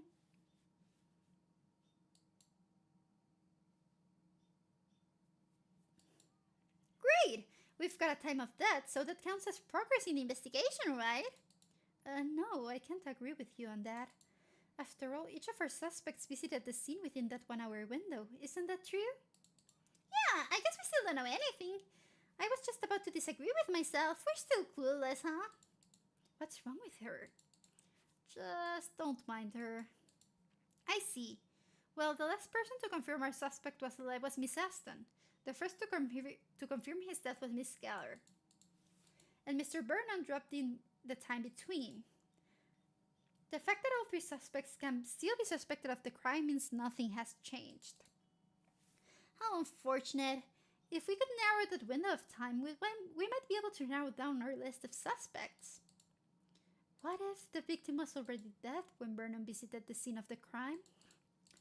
What if we had some way of proving that? If we were truly able to do that, we could clear Geller's subsequent visit and all suspicions if it was her. Yeah. Is it though? Note, what do you think? Is there nothing I can raise an eyebrow at? Is there any clue we've collected so far that can lend truth to her suspicion? If we consider how Miss Aston was able to confirm the victim was alive, maybe we could make use of the opposite.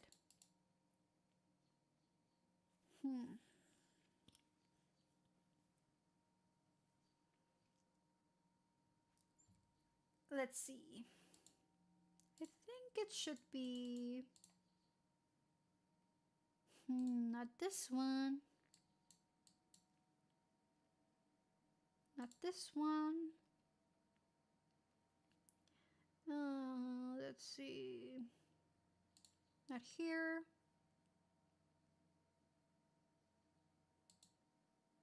I couldn't hear the slightest bit of movement from inside. Maybe here? I don't know if it's this one or the other one. Yeah, it's that one. Perfect!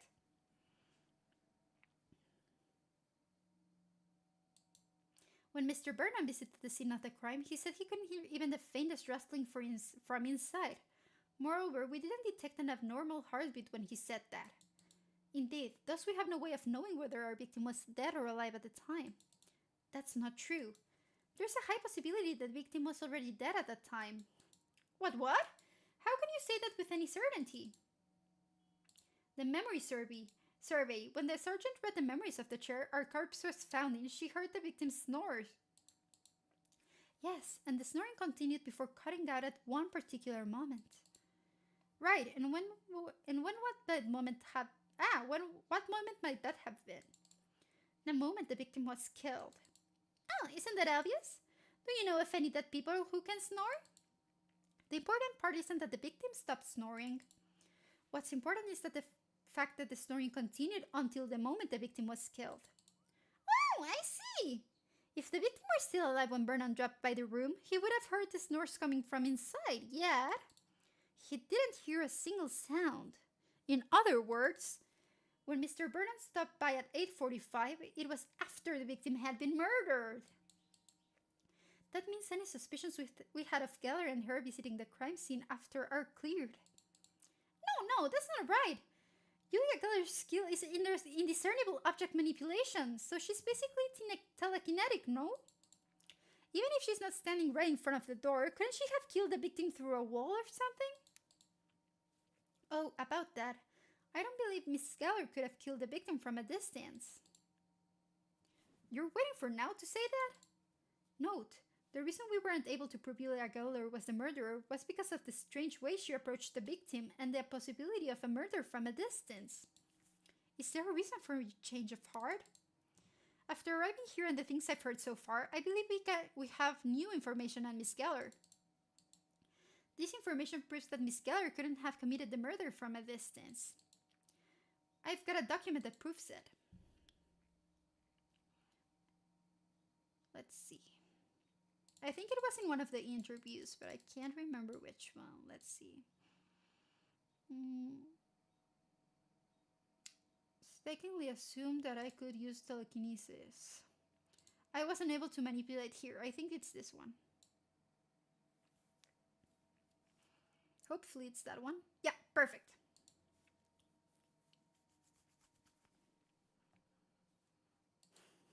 Aston's testimony? Miss Aston spoke of something regarding Miss Geller briefly during her second testimony that piqued my interest. Right, I remember Aston saying that victim tormented Geller the most, yeah? Correct. The reason for that being Geller's skill. Geller is able to make objects float, but she can use that power however she'd like. Even if this were a simple case of telekinesis, it would take great powers of manipulation to kill someone through a wall. But with Miss Geller only able to float some objects, do you really think she'd be able to kill from afar? Is there a chance that Aston is wrong about all that? It seems as though these people all use their skills during their performances, so unless they're hiding what they can do on purpose, the possibility she's got the wrong idea is quite low. It turns out that Geller would have needed to get quite close to the victim to commit the murder, so we're right back to our original hypothesis. Yet the conclusion this leads us to is the exact opposite. As long as it stands that Miss Geller didn't enter the scene of the crime during the window of time we've confirmed the victim died, Julia Geller had no means of carrying out the murder. Logical!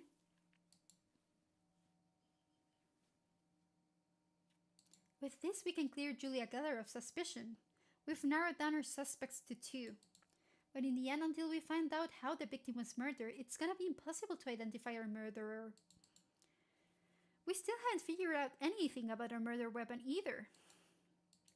We still know nothing about the most important details of this case.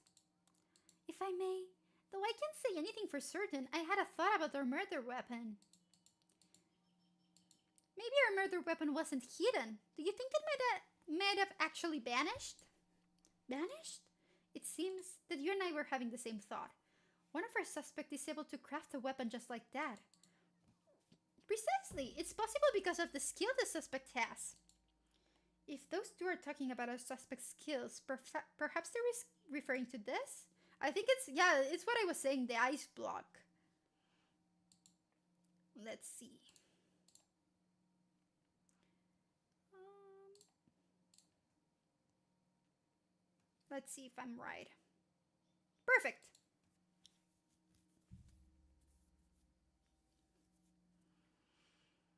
The skill able to make a disappearing weapon is none other than Os Aston's chain ice formation, right?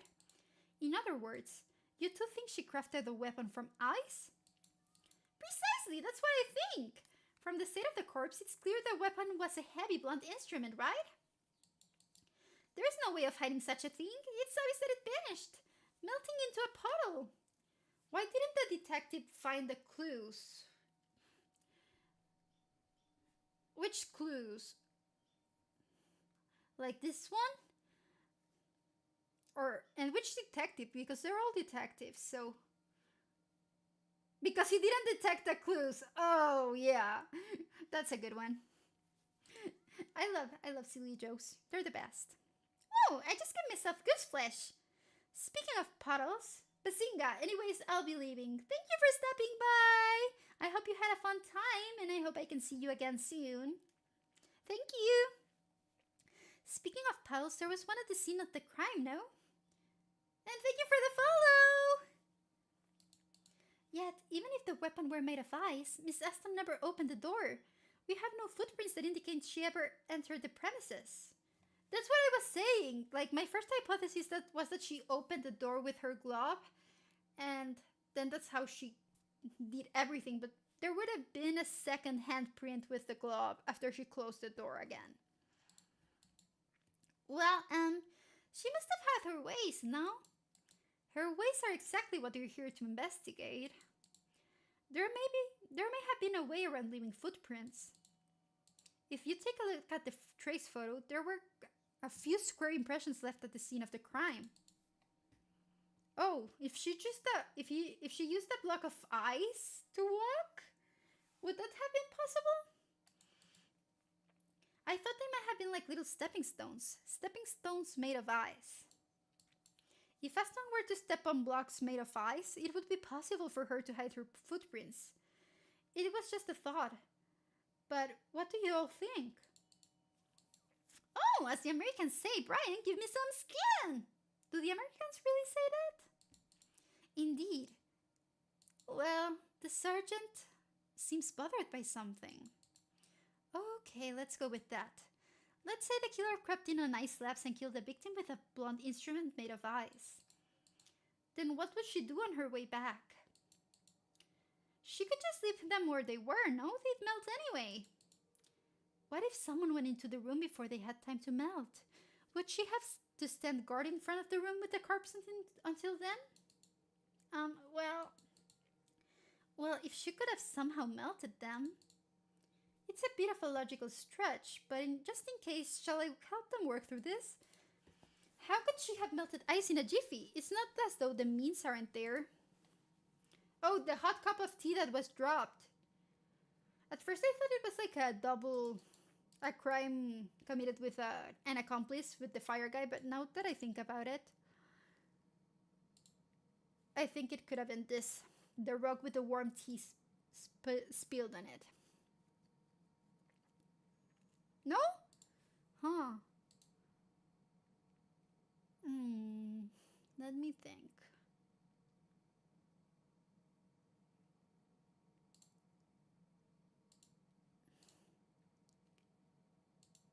That's what I was so sure about it.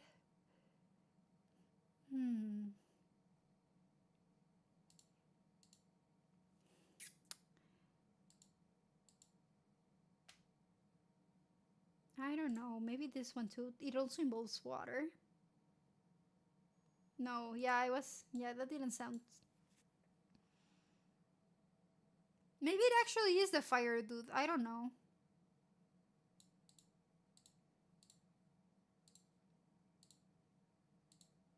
Oh no, I wanna. Okay. I'm gonna see if it's the dude. Oh, it is the dude. Interesting. If Vernon used his ignition skill, it would have been possible for them to melt the ice slabs. Indeed, that's the ticket. Aston and Vernon are accomplices in this crime. Oh, no, give me some skin. I'll take a rain check. I'll write you in for 8 o'clock tonight then. No, you're not actually entertaining their idea, are you? Don't you think it fits? The water on the floor, it's clearly what Aston used for her skills catalyst. Then they must have melted the ice they used for the murder weapon with Vernon's skill. That's why the carpet was soaked. Are there really no holes in Detective Tina and Brian's reasoning? I should have one more look at the clues I've gathered. There might be something I'm missing somewhere. Was the puddle on the carpet really made when blocks of ice made by Miss Aston melted? No, they were not. Ooh, vending machine! Sunny Sip. Interesting. Some OJ.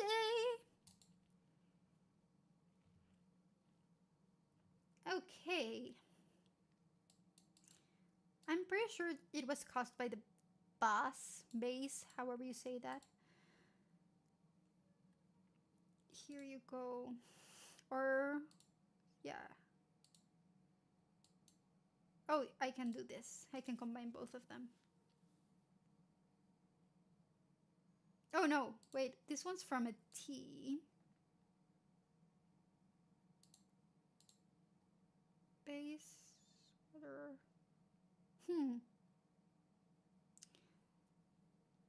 So, I know this is one.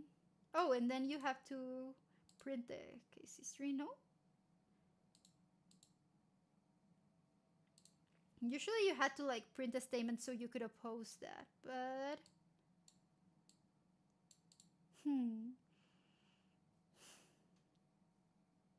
Let's see. Temperature ranges. I don't think that's relevant.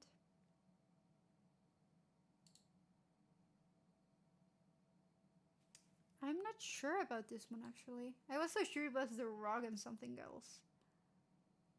Oh, it is! Okay! I just keep like accidentally getting it.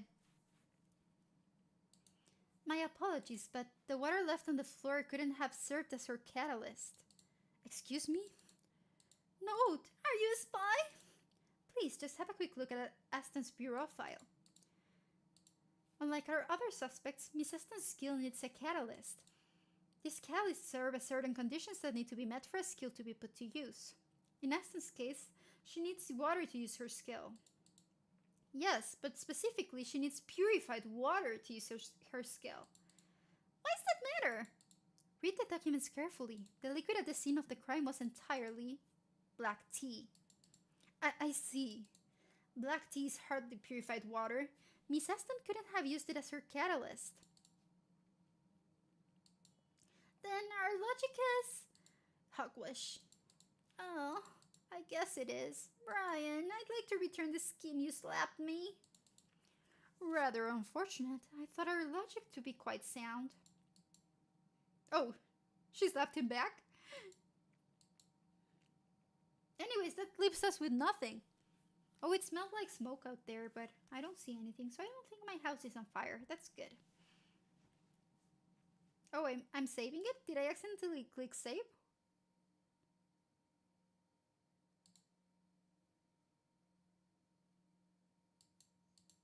Giving hope to people who've got nothing going for them, only to rip that hope away? You're absolutely wicked, Note. I would hardly say we've got nothing going for us. Did I do something wrong? Well, their logic didn't really have a leg to stand on in the first place.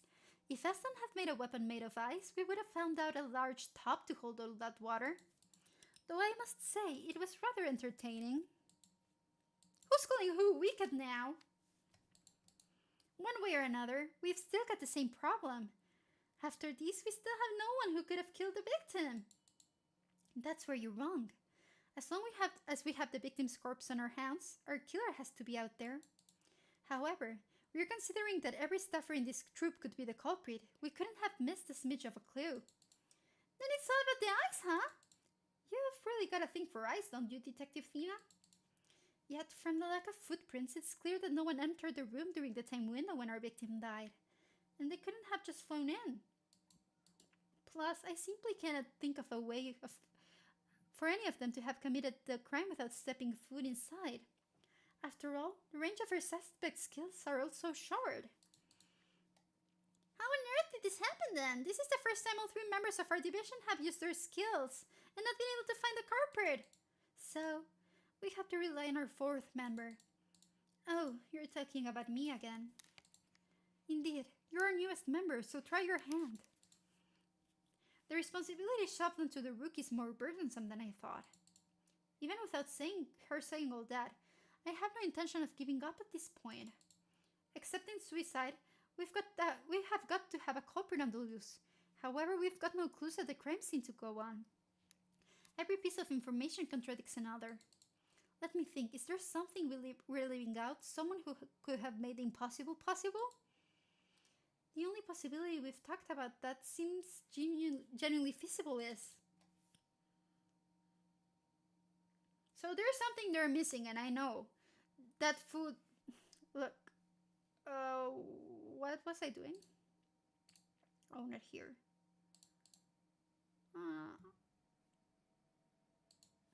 Okay. Possibility that we've talked about.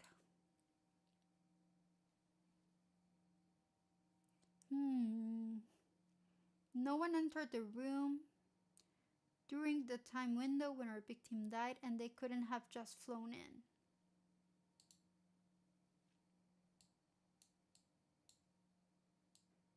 I know that the victim was able to...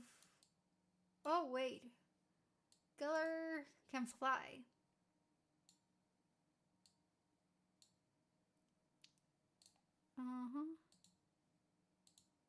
I don't know if that makes sense. Oh, it is! Woohoo! There may have been one other person, someone able to enter the room without leaving a single trace. In the end, it's back to the eyes, huh? We already concluded that wasn't the case. And your theory is starting to be less entertaining. Ah. But note, you're not making much sense either. Unless our culprit can spread wings and fly, there's no way they could have possibly avoided being detected by me and Sarge. That's exactly what happened. Our culprit flew. Excuse me? You're right, none can fly per se. Maybe we can say it's more like jumping through the air? What? Jumping through the air? I feel like I've read something like that before. Maybe right here? Oh, right, it is right there. The jumping jester. Oh. Oh, no, this poster. Right here. Yeah. The person we've been searching for is pictured right there. Our jumping jester was able to enter the scene of the crime without leaving a single footprint. Thus, it's possible that our jumping jester was able to murder the victim. And out of all the people we know, I can only think of one jester. The clown of Trump Tower, Yulia Geller. For that one person only, this crime becomes possible. In the end, after winding around for this long, we're back at the beginning with Geller being our culprit. No. If we had singled out Geller as our culprit in the beginning, she would have had a number of ways to argue how she was innocent. However, now that we've reached this point and erased every other possibility, the conclusion may be the same, but we're finally coming face to face with the truth of this case for the first time. As unfortunate as the truth may be.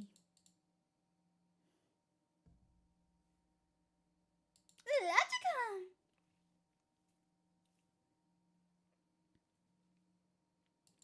What now? Miss Geller, we saw the poster with all of you on it. We're well aware of the fantastic stunts you're all able to pull off. Yeah, and?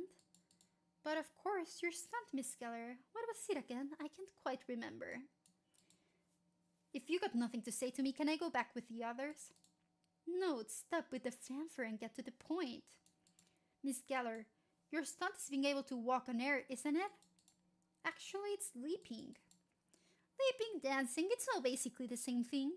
The important thing is that you were able to enter the scene of the crime without leaving a single footprint using that stunt of yours. So it seems. Why does that surprise you? Well, no. You're not using that as a way of suspecting me for this, are ya? But you're the only person who was able to enter the scene of the crime without leaving footprints. I'm always going in and out of there. Even if I were to leave a footprint after committing some sort of crime, I could say they were from shortly before. You actually couldn't have because of... Oh, right. She doesn't know we can tell everything to the time trace evidence. In other words, even if Miss Geller is our culprit, even if I were the killer, I wouldn't have to go through the trouble of hovering. First, I'm not that good at controlling my skill in the first place. I don't really use it except on stage. Or, is it that you have evidence I used my skill at the scene of the crime? About that, could you give me a moment? What should I do? What do you think? Geller's claim is reasonable. After all, there's no way of her to know of Brian's skill. She's right that she'd have no reason to float through the air to enter that room. Even if she were to leave a set of footprints, we'd have no way of proving those prints were left at the time of the crime without my skill. It can't be. Did I get it wrong again? Still, I think you've got the right idea, Node. In her statement thus far, Geller's been quite easy to get worked up, but now that she's been pointed out as our prime suspect. Will you be much longer? Could you wait outside for a moment? See, she's keeping calm and collected. She probably expected this moment would come and she's prepared her counter-arguments well. Well, I think that's the case. We can't be sure. No, what you're saying sounds plausible. What do the rest of you think? When it comes to Thina and the suspect's psyche, she's never wrong. I believe you can trust her call. Detective Thina, as I should have known, there's a reason she's in charge of the interrogations. Still comes as a shock, though. Geller stepped through the air when she entered their crime scene, but her reason for doing so wasn't to hide any trace of her being in there. In other words, Miss Geller had a different reason for using her skill. I'm not sure what that could be, though. We're still lacking some sort of clue. You really think so? 3 staffers have already looked into this case. We've uncovered lies, detected the invisible, and read into the past. No matter the skill, it's impossible for a culprit not to leave behind some sort of clue. A clue remains. We just overlooked it. We wrote it off as something that didn't pertain to the case, because it was all too neat. It's not the clues that are lacking, but our overall logic. That's my feeling in this case. In the end, it's all feelings and perceptions. Aston confirmed that the victim was alive at 8 o'clock. And Vernon confirmed he was dead by 8:45. Somewhere in between, Geller must have used her skill to sneak into the room. When she did, she must have left a clue. Is there really nothing to go on? With everything at the scene of the crime, was there no suspicious trace evidence left during the time frame our crime was committed? There he is, the ceiling. I know it's the ceiling. Let's see. Where was it? Dartboard, Brogmuck chair, base feather, bookshelf, impressions, footprints. I don't think we wrote the ceiling.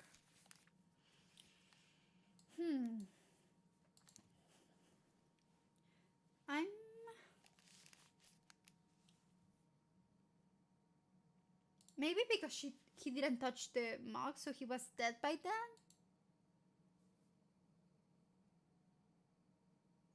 No, I know. This was a bad one.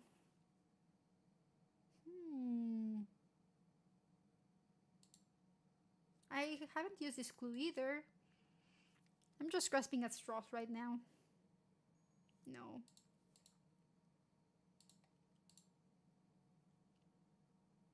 Oh, did she leave any trace evidence of having done that? Okay, so we're looking for trace evidence. Okay, that she...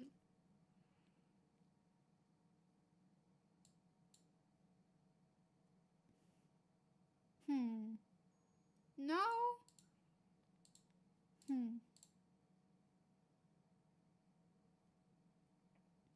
The impressions, square-shaped, handprint, gloved hand.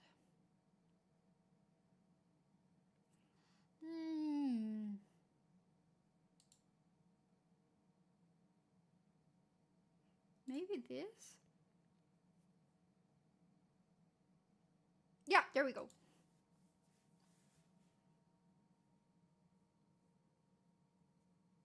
When you say clue, something does come to mind. There were those square impressions left at the crime scene. Do you all remember them? Right, the words Brian claimed were stepping stones made of ice? We concluded they weren't ice in the end. Exactly. Then we naturally just moved past them. But now that I'm thinking about them again, they were made at 8:30. That's within the time frame the victim was murdered. Thus, they must be connected to the crime. But why were they even made? About that, it's not just those impressions. There are still so many clues in this case we can't come up with proper explanations for. Our overall hypothesis was wrong. Something I believed to be true has turned out to be false. If that one falsehood led to all these errors... Sergeant, yeah, what is it? I'm going to make a bit of a mess. Oh, new kind of gameplay, hexalogic. Hey, stop! What are you doing? Why are you fooling around with these official documents? Note, I think you should fix this habit of yours of taking your stress out on inanimate objects. This isn't about stress. If it's not, then we even have more to worry about. I've been thinking about things all wrong. The secrets hiding the deepest can't be solved by simply connecting two clues. However, if we connect all the fragments left in different places... I have no idea what you're going about, but are you saying you can make sense of this? I am! I'm using supernatural abilities to investigate a case where someone with a supernatural ability killed someone else with a supernatural... Oh, I'm getting tired of saying supernatural ability! In this situation, it would be insane to stick with common sense. I've already gathered my clues. Let's toss out common sense. Let's take every basis of thought and smash them all. Okay, let's try that. Select one clue from each of the 6 documents that point to the same conclusion. Press the combine button on the center. Try a combination to see how many clues you've correctly connected. Perfect. Let's begin. Okay. Geller can make things float, but only those close enough that she can reach out and touch.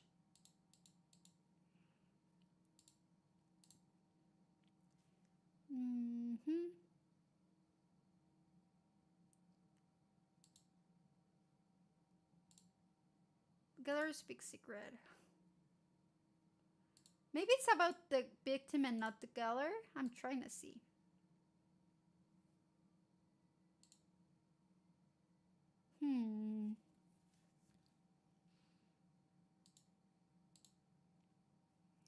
Ringleader?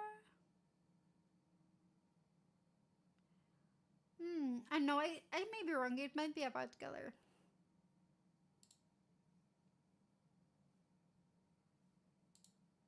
Let's see, I'm gonna change this.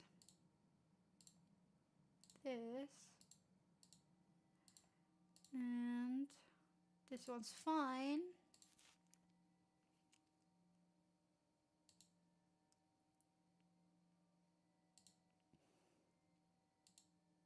Maybe she actually can do stuff. Let's see how many right things we've got.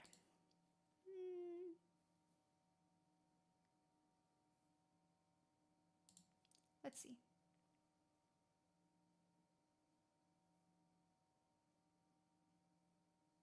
Oh, I got it right first try? Woohoo! I didn't expect that at all. Actually, yeah, I didn't expect it. I've unlocked it. That's it. If you think about it like that, it explains everything. And to prove it... Miss Geller, please come back in. Is your strategy session finishing up? It is. And from that strategy session, we've come up with a suggestion for you. What might that be? Wait, let's see what he's going to do. Miss Geller, your stunt is slipping through the air, so could you show that to Detectives Tina and Brian here? Well, I'm sorry, but that would be quite difficult. As I've said before, I'm not that good at controlling my skill. Those two could be in danger if they're too close. It's fine. What a dick! It pretty much is not fine. She said it's dangerous for us. You two simply won't get too close when Miss Geller performs her stunt. If you wish, we have no problem setting up a suitable location for you. We just need you to show it to us a single time. If you just show us, I promise we won't bother you or your friends any longer. Wait a second, Note. That's quite the promise to be tossing out there. I'll permit it. Bunny! Have you lost your marbles? Sorry. I want to see what happens next. Perhaps my curiosity has gotten the better of me. Well, if the Sarge has given her permission, there's nothing we can do about it. Am I the only one who's thinking about her job and salary? I accept. You're not going to back out on your end of the promise, are you? Of course not. I can swear to whatever god you believe in. Well then, let me begin right here. As I said, you mustn't get close. This is my stunt. My word! And people pay to see this?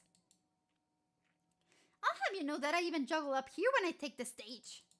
This stunt, what on earth? Hey, don't give her that much grief for it. After all, she's showing us for free. That's not it. It's just... Detective Ryan, please describe exactly what you're seeing. How does Miss Geller's levitation look through your eyes? She's not levitating. As soon as she rose into the air below her, I saw a trace of that same square. It's the same as the trace evidence left behind at the scene of the crime. Trace? You? No! You're a staffer! There must be contact between two objects for a trace to be left. In other words, you're not making yourself float in the air, Miss Geller. You're just stepping up and standing there. There's an invisible object behind you, and you created it. No! What's this about an invisible object? This is all coming out of nowhere. This is your real skill, Miss Geller. You can create invisible objects of any size and manipulate them at will. To put it in official terms, indiscernible object fabrication. What? Wait, what? That hurt telekinesis. Everyone thought of it like that, but that's not the case. This is the piece of the puzzle that wasn't fitting. Miss Geller, from the very beginning, you've been hiding your true skill. The stunt you have of leaping through the air, it wasn't that you were lifting up your body with your skill. You've just been making invisible foot goals and jumping into them. Telekinesis, the label sounded rather grandiose. Yet the statement of the audience members and those around Geller were consistent, so I never doubted them. Note, you may not know this yet, but it is a serious crime to lie about one's skill in this country. Why would Geller take such risks to hide her skill like that? She only began to hide her skill after coming under the employ of Trump Tower.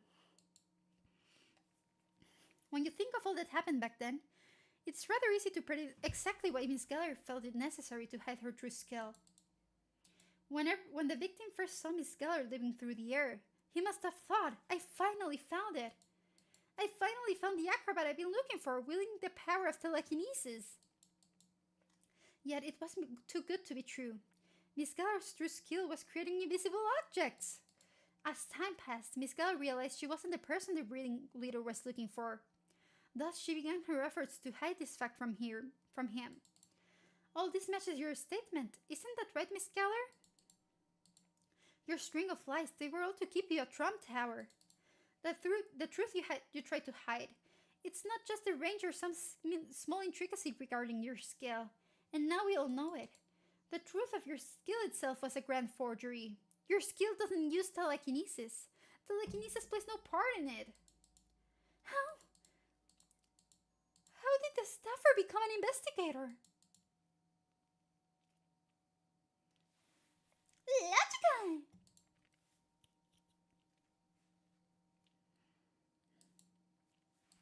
I think I get it now. I think I understand how you all saw through my lies. It's not just that gentleman there. Every investigator in this room is a staffer, isn't that right? Your bracelets aren't lit up, but you wear them just like other staffers. She found this out, though strictly speaking I'm no staffer. You have no connections to the bureau, so you wouldn't understand. However, some bureau divisions do employ a number of staffers. They merely keep it confidential so it doesn't interfere with operations. Hi! You must hop! Should you be telling her that? We finally solved the case. We found our culprit. No need to hide such info from our perpetrator. After all, I doubt she's going to continue resisting. Just as you said, Detective, my skill has nothing to do with telekinesis. On shrimp. I've just on shrimp, actually. Let's see. Oh, there we go. Instead, I'm able to create invisible objects at will. The objects are more or less cube-shaped, but I can create them in various weights and sizes, making them handy in a variety of situations. That's probably how the word manipulation worked its way into my skill name. I've been placing objects on top of my invisible objects and floating them around, calling it telekinesis. She's rather brave to try to deceive everyone around her like that. But of course, you know everything now. Yes? How I killed the ringleader. What I used to kill him. Come to think of it, we still haven't figured out the mystery of the vanishing murder weapon. Huh? No way! The weapon! You still haven't found it, have you? This isn't good. In the end, I turned out to be quite the bad girl. To hide my skill from the ringleader, basically my family. I have no excuse for the fraud you accuse me of. However, I didn't kill him! Is she telling the truth, or is she trying to hold out on us? Miss Geller, you're the only person we can say for sure committed this crime. I couldn't have done it either. After all, there's no murder weapon. You've got trace evidence on the floor, yes? Do you have any proof it was my skill that left it? As I said before, I had no reason for using my skill to go into that room. And even if I did go in there, I had no weapon to kill him with. You think I could do that to his head with my bare hands? Don't be absurd. Have you tried to make me lose my job here? You, the audacity. So time for you to keep your word. No more questions for any of us.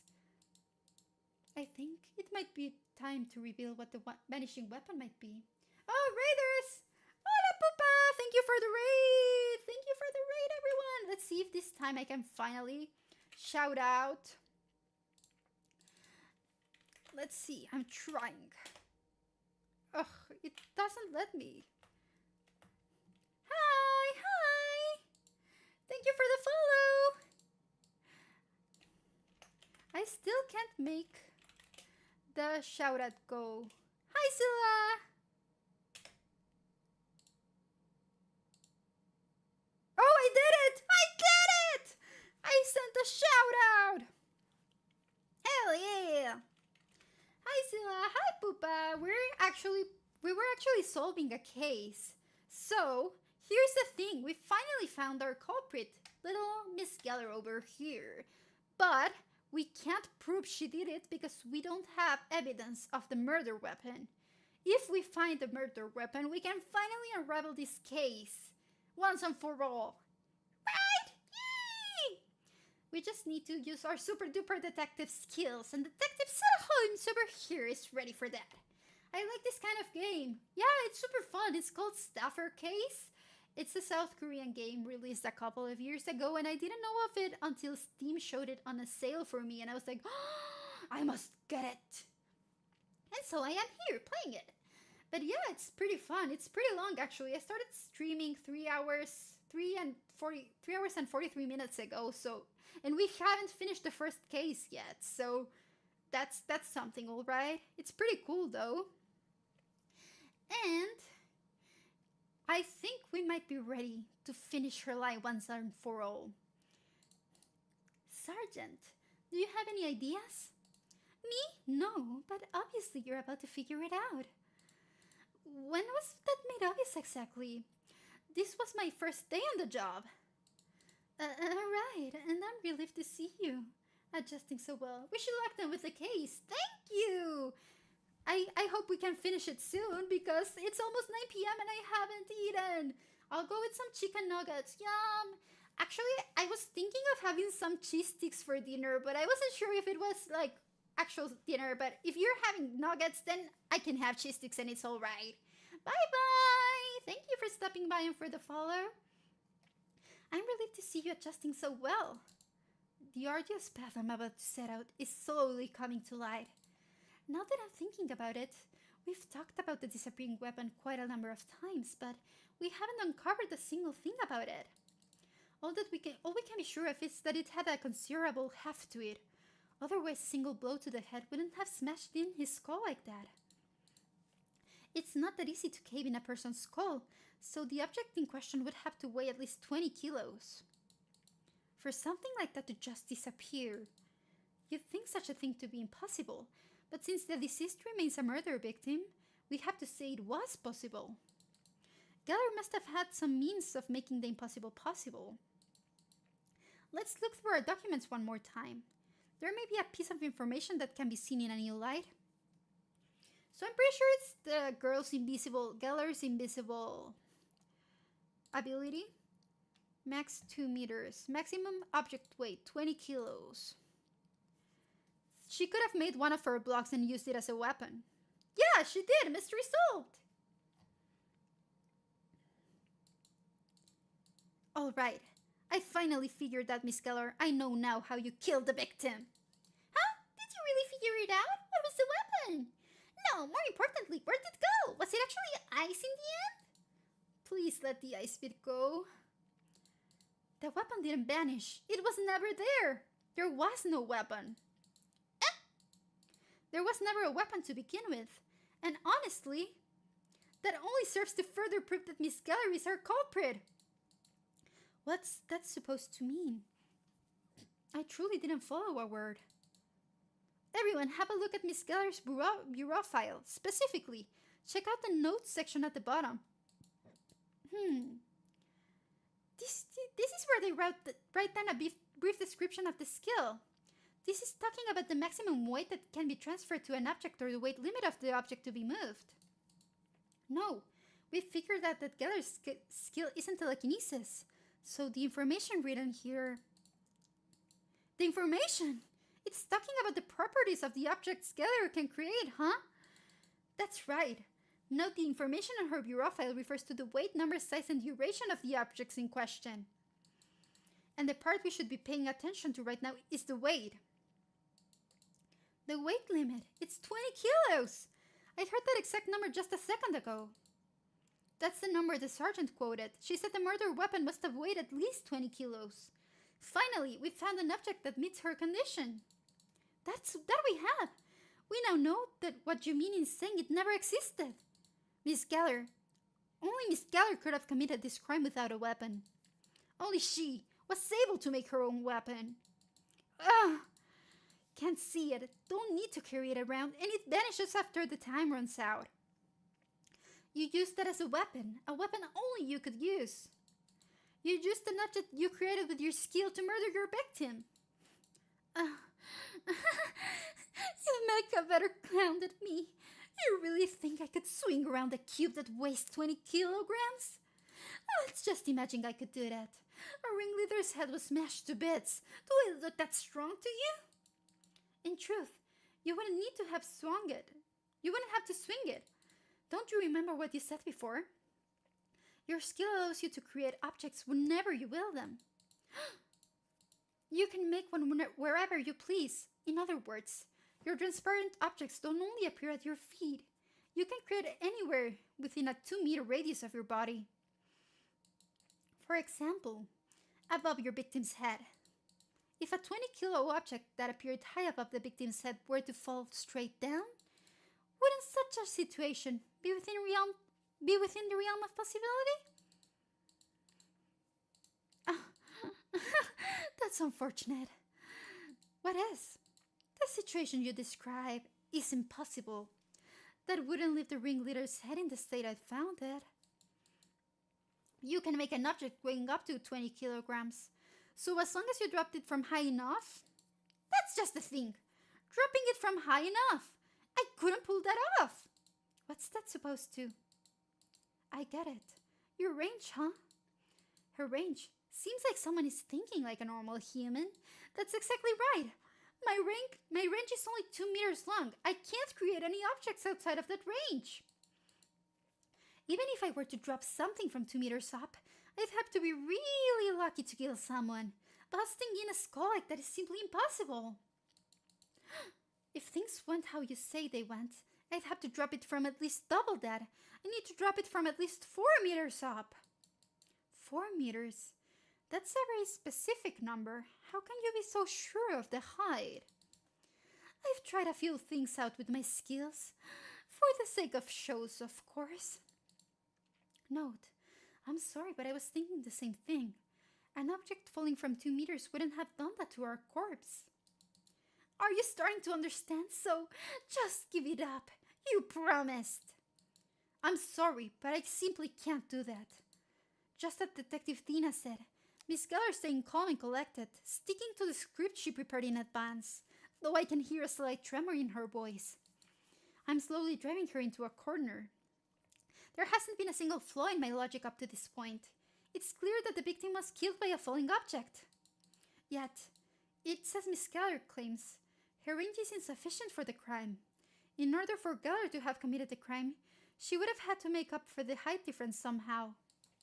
For instance, she could have climbed up onto a piece of furniture before using her skill. No, if that were the case, Brian would have seen footprints on the furniture with his skill. There were no such footprints. In fact, at the time of the crime, Miss Geller left no footprints in the room at all. Yet, speaking of which, there was something that happened when Miss Geller entered the room. I have one more suspicion. Perhaps that suspicion can turn into a clue. Note, there's no way Geller is getting out of this one. This may be the final answer we're seeking. Tell me, what did she use to create an object 4 meters above the victim's head? Let's see.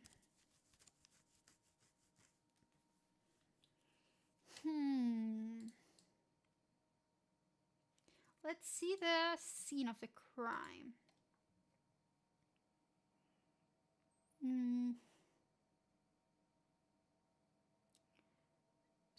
Young from obedience. Could a pigeon do that? I don't think so.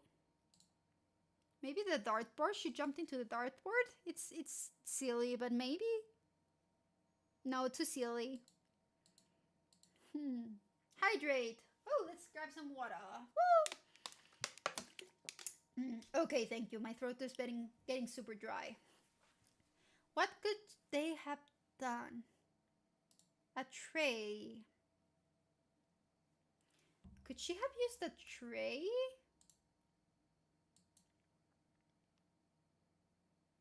No, she didn't use a tray. Share. Feather. I don't think it's this one, but I'm gonna throw it for the lulz.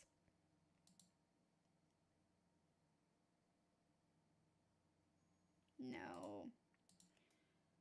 What method did she choose to cover the height she lacked?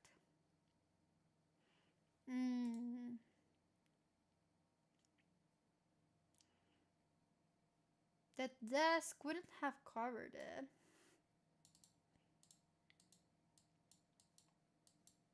Do I have any other files? No, it must be there. Did I already use this one? I don't remember if I used this one. Yeah, I used it.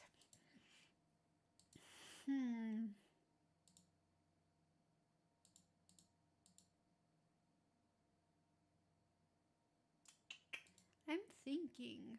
The bust wasn't? Like, it's not possible for the bust to do it. Because it was destroyed. And definitely not the bookshelf, since we already cut it out. Yeah. This one stumps me. Finally, one case I can solve.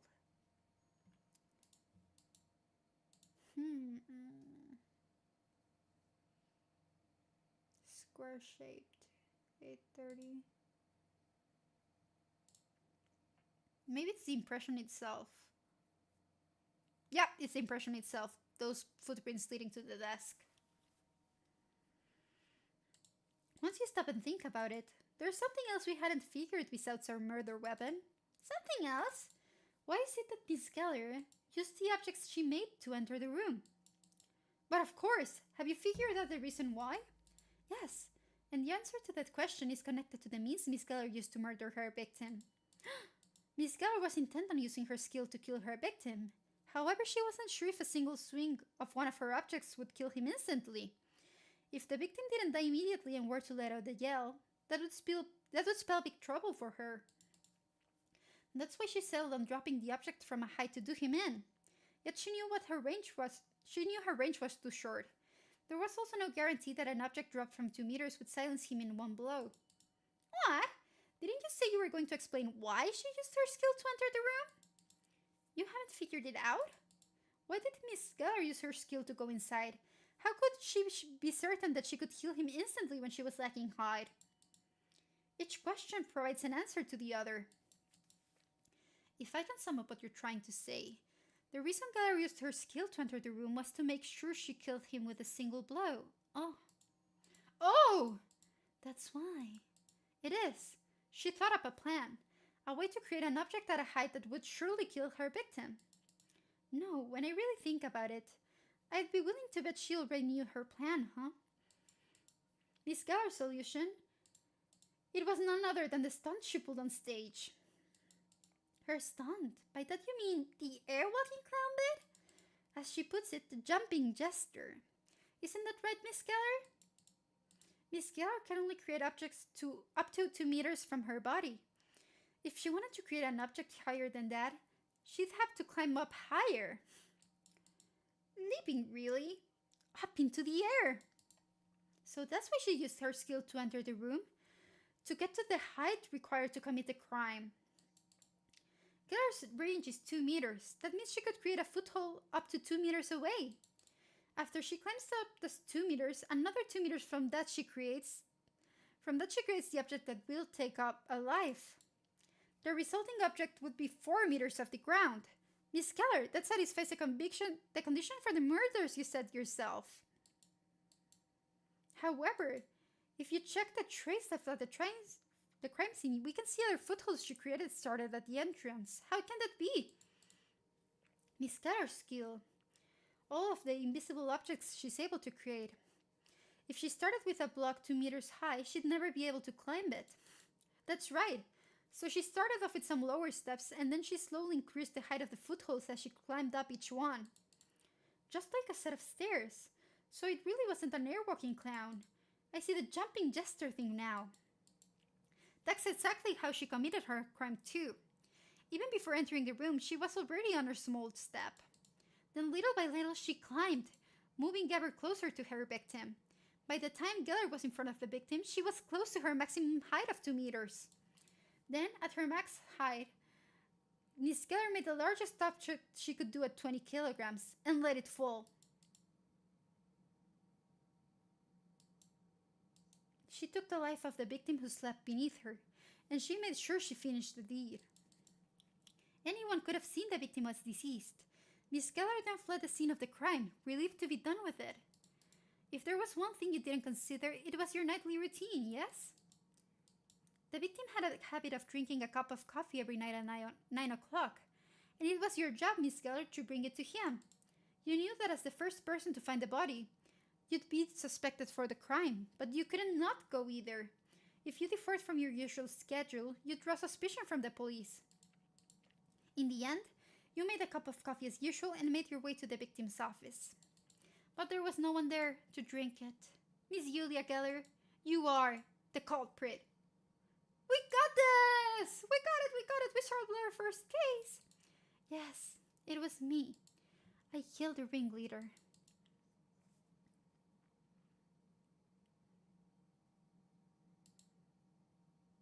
Just like that?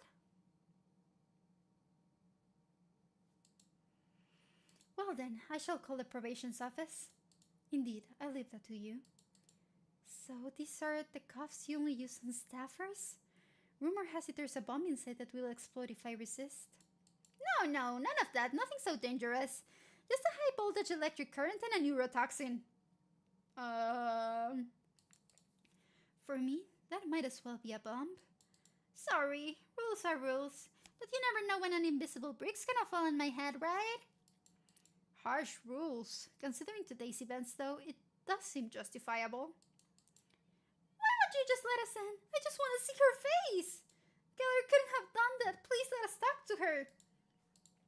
Yulia, can you hear us? Don't say a word until we get to the station, okay? Vernon, us. Dina, go help Brian outside. Aww. Come to think of it, there's one thing we haven't quite figured out, huh? That can't be right. Miss Yulia Keller, the part of your statement about not holding a grudge toward the victim was no lie. Then why? Why kill the man? You know the ringleader held a considerable debt, right? To settle his debt, he was going to sell off the Trump Tower circus troupe. He said he was going to sell not only the theater, but also the right to perform under the Trump Tower brand. When I was called into his office at 7:30, the ringleader spilled the black tea I brought him and yelled at me like he was getting something off his chest. He said all of it was my fault, that everything was how it was because I was such a lousy person. I couldn't disagree with the man. But everyone said the debt was because of his gambling, no? Yet he said the reason he turned to gambling was because of the declining profits from the theater. That part I'm responsible for. This woman, she's been blaming herself for everything all night. How'd she get into this state? I pleaded with him. I said I'd do anything he asked if he'd just hold on for a little longer. And that's when he hit me. I knew it was coming. He's not the sort of person to change his mind just because I opened my mouth. I had to stop him, but there was only one way to do that. And by that you mean killing him? For me, it was all I could do. Trump Tower is the only place I can live like any other normal human. Instead of losing this place, I'd rather... You're still going. How is the game coming along? I finally solved the first place. I'm almost done. I'm thinking of honestly canceling the stream tomorrow because I've been doing 8 hours back to back. Like yesterday was 4 hours, today was 4 hours, so it's like, oh. You get me? I don't know if it's like too lame of me, but it does get tiring going like 4 hours straight. I just don't know how long the game is gonna be, so I can't predict how long it'll take me, and I just don't like leaving stuff unfinished, If I start a case, I want to finish that. Talking for hours is hard. It is, and it's non-stop. I'm still only getting back into the groove of streaming. It's been my second week back, so I guess I should take it easy too. I'm still working behind the scenes doing stuff for the streams in the mornings as well, so it's not like I get any rest. I work in the morning and then eat and then stream in the evening, if it makes sense. I'd rather... In the end, you figured that it was me who did it, but things didn't turn out so bad. The rights to Trump Tower will fall to Burnham. The three of us were going to continue together if we could. Better to rest and hear your voice. Oh yeah, that's right. I've been recording in the mornings as well, so I've been using my voice all day. It gets tiring, it's true. Are you happy? What? Whatever reason you might have, you still killed a man. Don't you feel the least bit guilty? Guilty? Am I even allowed to feel something like guilt? How can I put it? I'm sad that the person I killed is dead. Can I really say I regret it after everything I've done, though?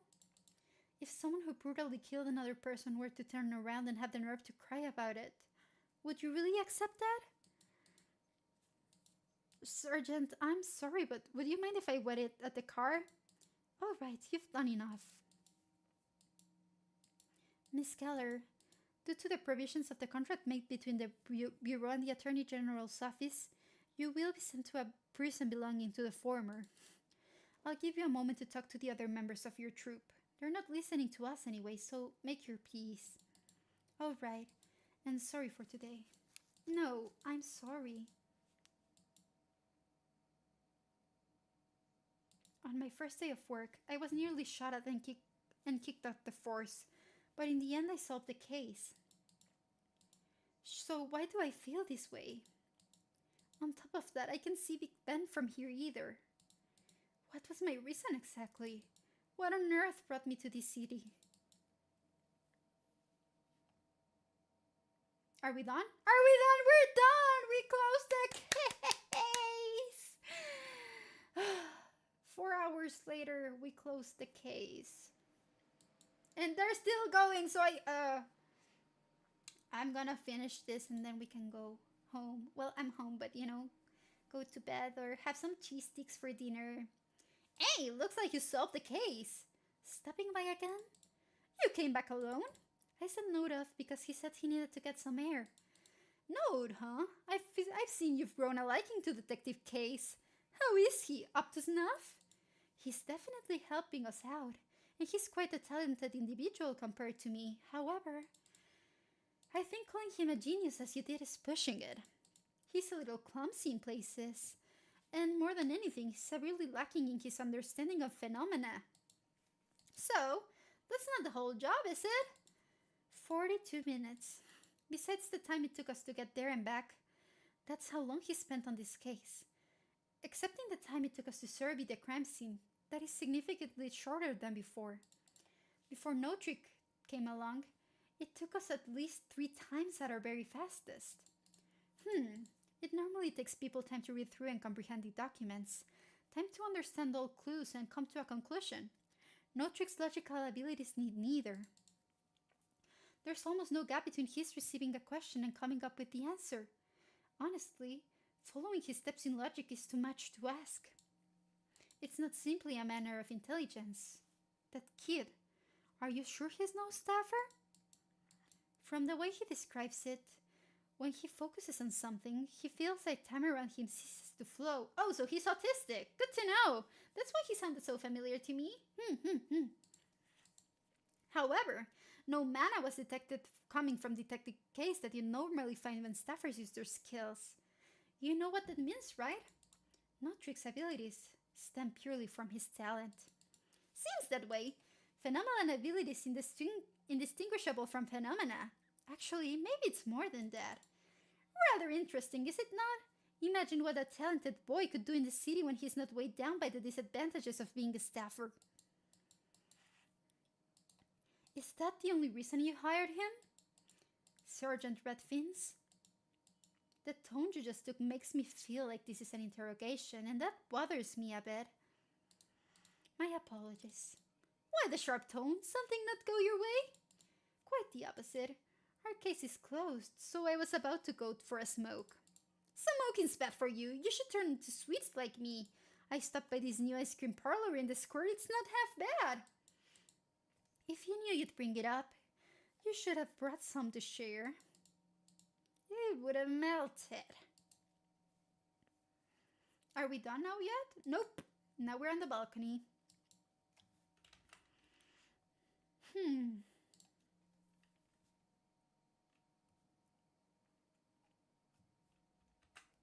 Is someone there? Oh, Sergeant. How do you find this place? The way up here is an absolute maze, and I'm pretty sure the only one able to navigate it is me. I saw the map of the 4th floor and noticed the space that looked different from the other floors, so... Oh, I think I follow. Still, it'd be better if you didn't wander around too much. If you wander into a prohibited area, it'll be the firing squad for you. I figured it out a short time ago, but as I expected, our employer is the worst around. Hearing you say that, I guess you're finally a full-fledged employee. Honestly, I thought you were joking just a second ago. I'm honored you think that. Cigarette? No, I don't smoke. All right. Nice view, huh? You can barely see through all the fog. Right? Good luck today. Honestly, it's not that good a view on a clear day. There are only factories in the slum out that way. It's only when the fog covers all the muck that the view is worth looking at. At least, it's worth looking at for me. Sergeant, those 3 at Trump Tower, they seem to harbor some resentment toward the Bureau. I mean, it does seem natural for them not to like us since we place regulations on staffers, but this feels more like more than that. It was something Miss Geller said. Just being a staffer is like a wound you have to live with. Sergeant, is life as a staffer in the city difficult? It is. Why's that? Don't your skills make life easier for you? If you want the answer to that question, you only need to take a look at a bureau file. A bureau file? There's a part of every bureau file that shows just how staffers are viewed in this city. Do you know which part I'm referring to? You're talking about the threat level.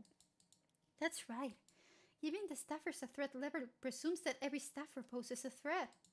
We predict the amount of damage each staffer is capable of causing and regulate them accordingly. At a cult level, Geller may as well have been born with a revolver in her hand. We restrict her access to certain places, so it would have been impossible for her to find a proper job. Then add that to the amount of discrimination she has to tolerate from the rest of society. Of course, there are times when a skill is recognized as useful and the Bureau hires the staffer on. Have you noticed the metal bracelets Zena and Brian wear? I've got one of them under my sleeve too. All staffers are required by law to wear them. The performers at Trump Tower were wearing those bracelets too, huh? But unlike the one Detective Brian wears, theirs were lit up. The light represents the staff's threat level. Geller and Vernon were yellow for their cold level, and Aston was green for her Bowie level. Staffers who work at the Bureau are able to hide the color of their lights. That's why my bracelet isn't lit up. In other words, staffers outside the Bureau are required by law to wear a bracelet that displays their threat level. Staffers are treated like they were threats from the moment they were born and can never hide the fact that they have skills. Miss Keller, that's why she was so obsessed about her fellow performers at Trump Tower. I have no idea what sorts of ideals brought you to London, but I think, just maybe, this isn't sort of the place you thought it was going to be. I'm not sure what it was that brought me here. I told myself it was to use my talents to help people, but I thought it was really for something so noble. It's like I wanted to be the protagonist of a detective novel, solving some cryptic case at a single glance, revered by those around me, making a good deal of cash. Finding cases with a dim-witted assistant tagging along. That's vaguely what I imagined. Wow, is she still playing? I am! Save me! Just kidding, we're almost done, I think. I accepted the offer to join the team because I thought I could put my talent to good use. However, once I solved that case, I figured something out. The person who was killed wasn't a character from a novel. He was real. It was a real person who killed him. I was the only character there, the relaxed inspector. Then I started having these thoughts. Was there no better alternative for the victim and the culprit? Will Geller try to get revenge on me if she's let out of prison? Why did I go through all of that to catch the criminal when no one is rewarded for her being behind bars? Is the game any good? Yeah, it's very good. It's really interesting, and I think I didn't do too bad as a detective the first case. It's supposed to be the easiest one, but I still think I did pretty well overall. Oh, my voice is cracking. It's tired.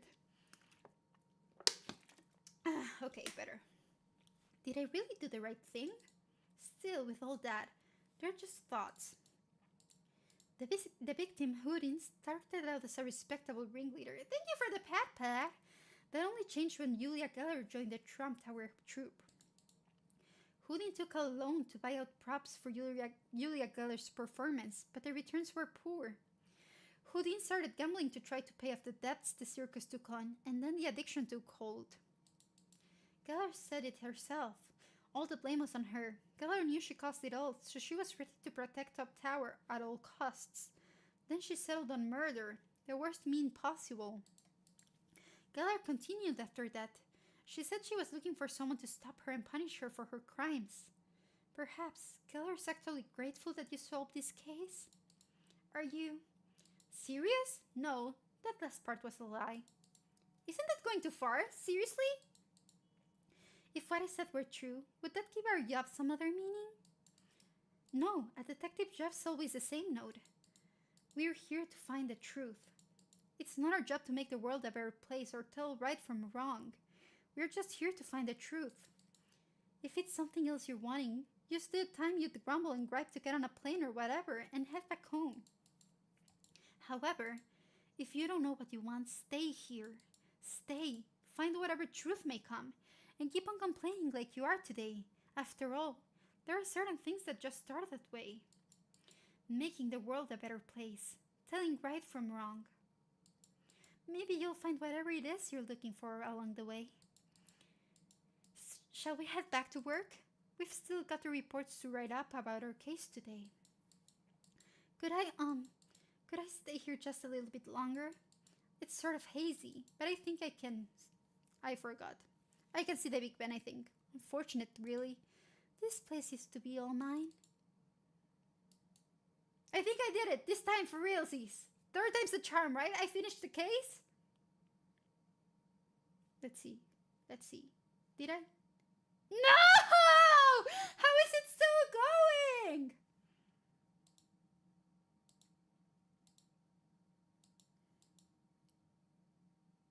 Good, just like that. We'll summarize the events as they occurred. I just have to write it out like this? That should be sufficient. Now we just need to sign at the bottom and that's that. When you're done with that one, fill out this one. Huh? Isn't that the same document we just filled out? That last document was a report to the detective chief inspector. This is what we will send to the police. Try to avoid referencing skills as much as possible while you fill this one out. I guess city people have their fair share of inconveniences too. Does anyone have any supernatural powers that allow them to automatically fill out paperwork? They're not supernatural powers. Right, I know. They're skills, right? Because supernatural powers make them sound coldish. Indeed, you're catching on. Note, the first time we met, I was quite disrespectful. And I still haven't apologized for that, have I? Stop! You really don't need to apologize. Then I guess I won't. Hiring you on was the right decision. Thank you?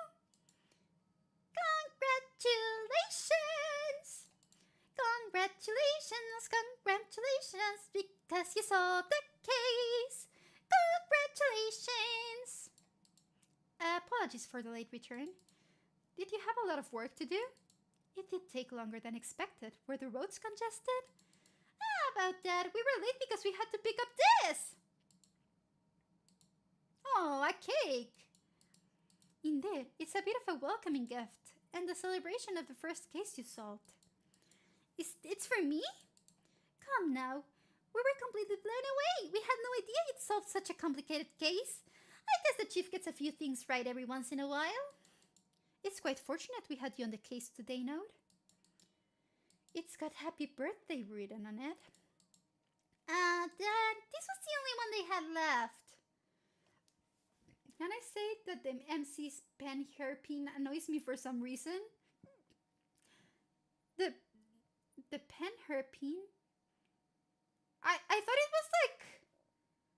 I don't know, I didn't see it was a pen. I just saw it was a pen.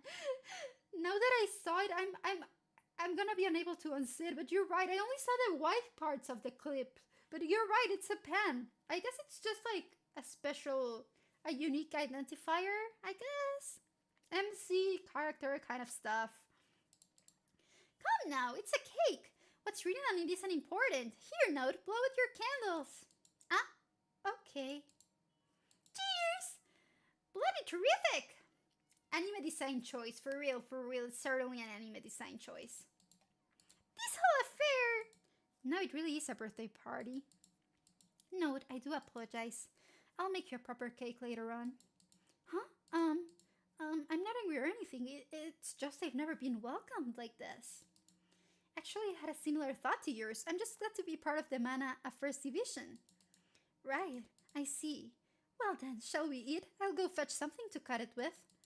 My word, doesn't that warm your heart? That cake made me hungry. I'm so hungry too now. I want cake. Or pastries. Can anyone send me some pastries, please? Pretty please? We've got a lot to look forward to. Is this the end? For the first time. Is this finally the end of the first case? Oh, fuck!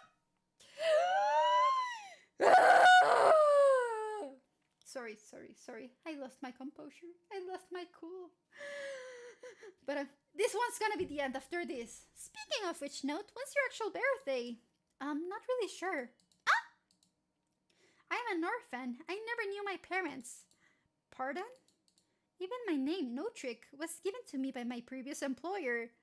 Wait, what do you mean your boss, your first boss, gave you your name? Sentarse en el pastel o sentarse en la silla.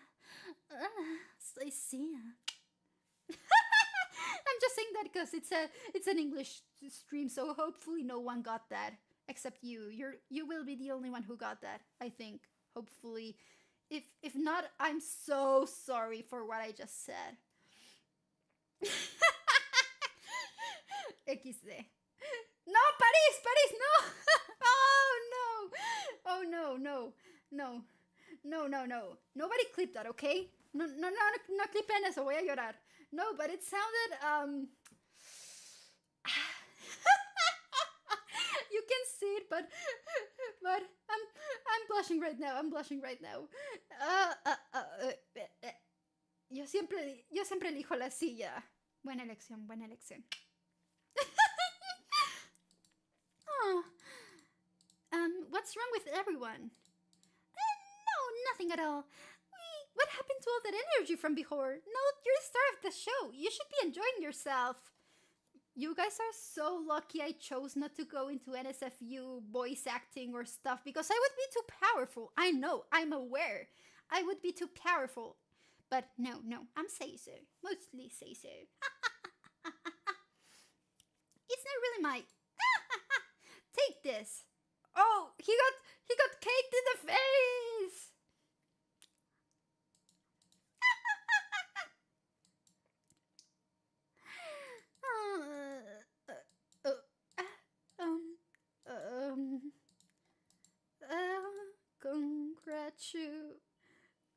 Congratulations to you. Congratulations to you. Don't congratulations because you solved the case. We are looking forward to working with you, truly. Is this the end of the case? Brian's awkward attempt at singing continued until Tina gave him a swift kick to the shin. If I had to rate it, I'd say my welcoming party left a rather synthetic taste in my mouth. The case is finally over. Meister, were you here all along? It's finally over. But just like that, I became an official member of the Mana First Division. There was no question that I felt fortunate to be welcomed on as a full-fledged member. I had found my place here, but I also found myself thinking that more exhaustingly tedious jobs were right over the horizon. Is this the end? Is this the end? Please, no. Why does more things keep coming? Why? Such ridiculous feelings. They usually turn out to be wrong. Here's the report. On December 25th at 9:30 in the morning, there was a murder reported at the London branch of the Bureau. The victim's name. Well, no, you can't leave me like that now! What the fuck? No! No! What's wrong with you, game? Why? I won. I beat the case, but at what cost, guys? I got a cliffhanger. Anyways, we solved the first case. And I'm actually really tired now. But look, here's Detective Sella. See? Now you can see me in all my splendor. Say bye to Detective Sella Holmes, who will be back next week for another case, which hopefully won't be 4 hours and a half long. So, today I'm gonna raid someone. I'm gonna raid my friend Mocha, who's playing Pokemon. And her chat room is both English and Spanish, so you can be happy. You can both chat everywhere. I think it's gonna be nice. She's really nice. And I hope you get to have fun with her playing Minecraft. I do have Minecraft, but I never played though. Anyways. We're grading 3, 2, 1, let's go!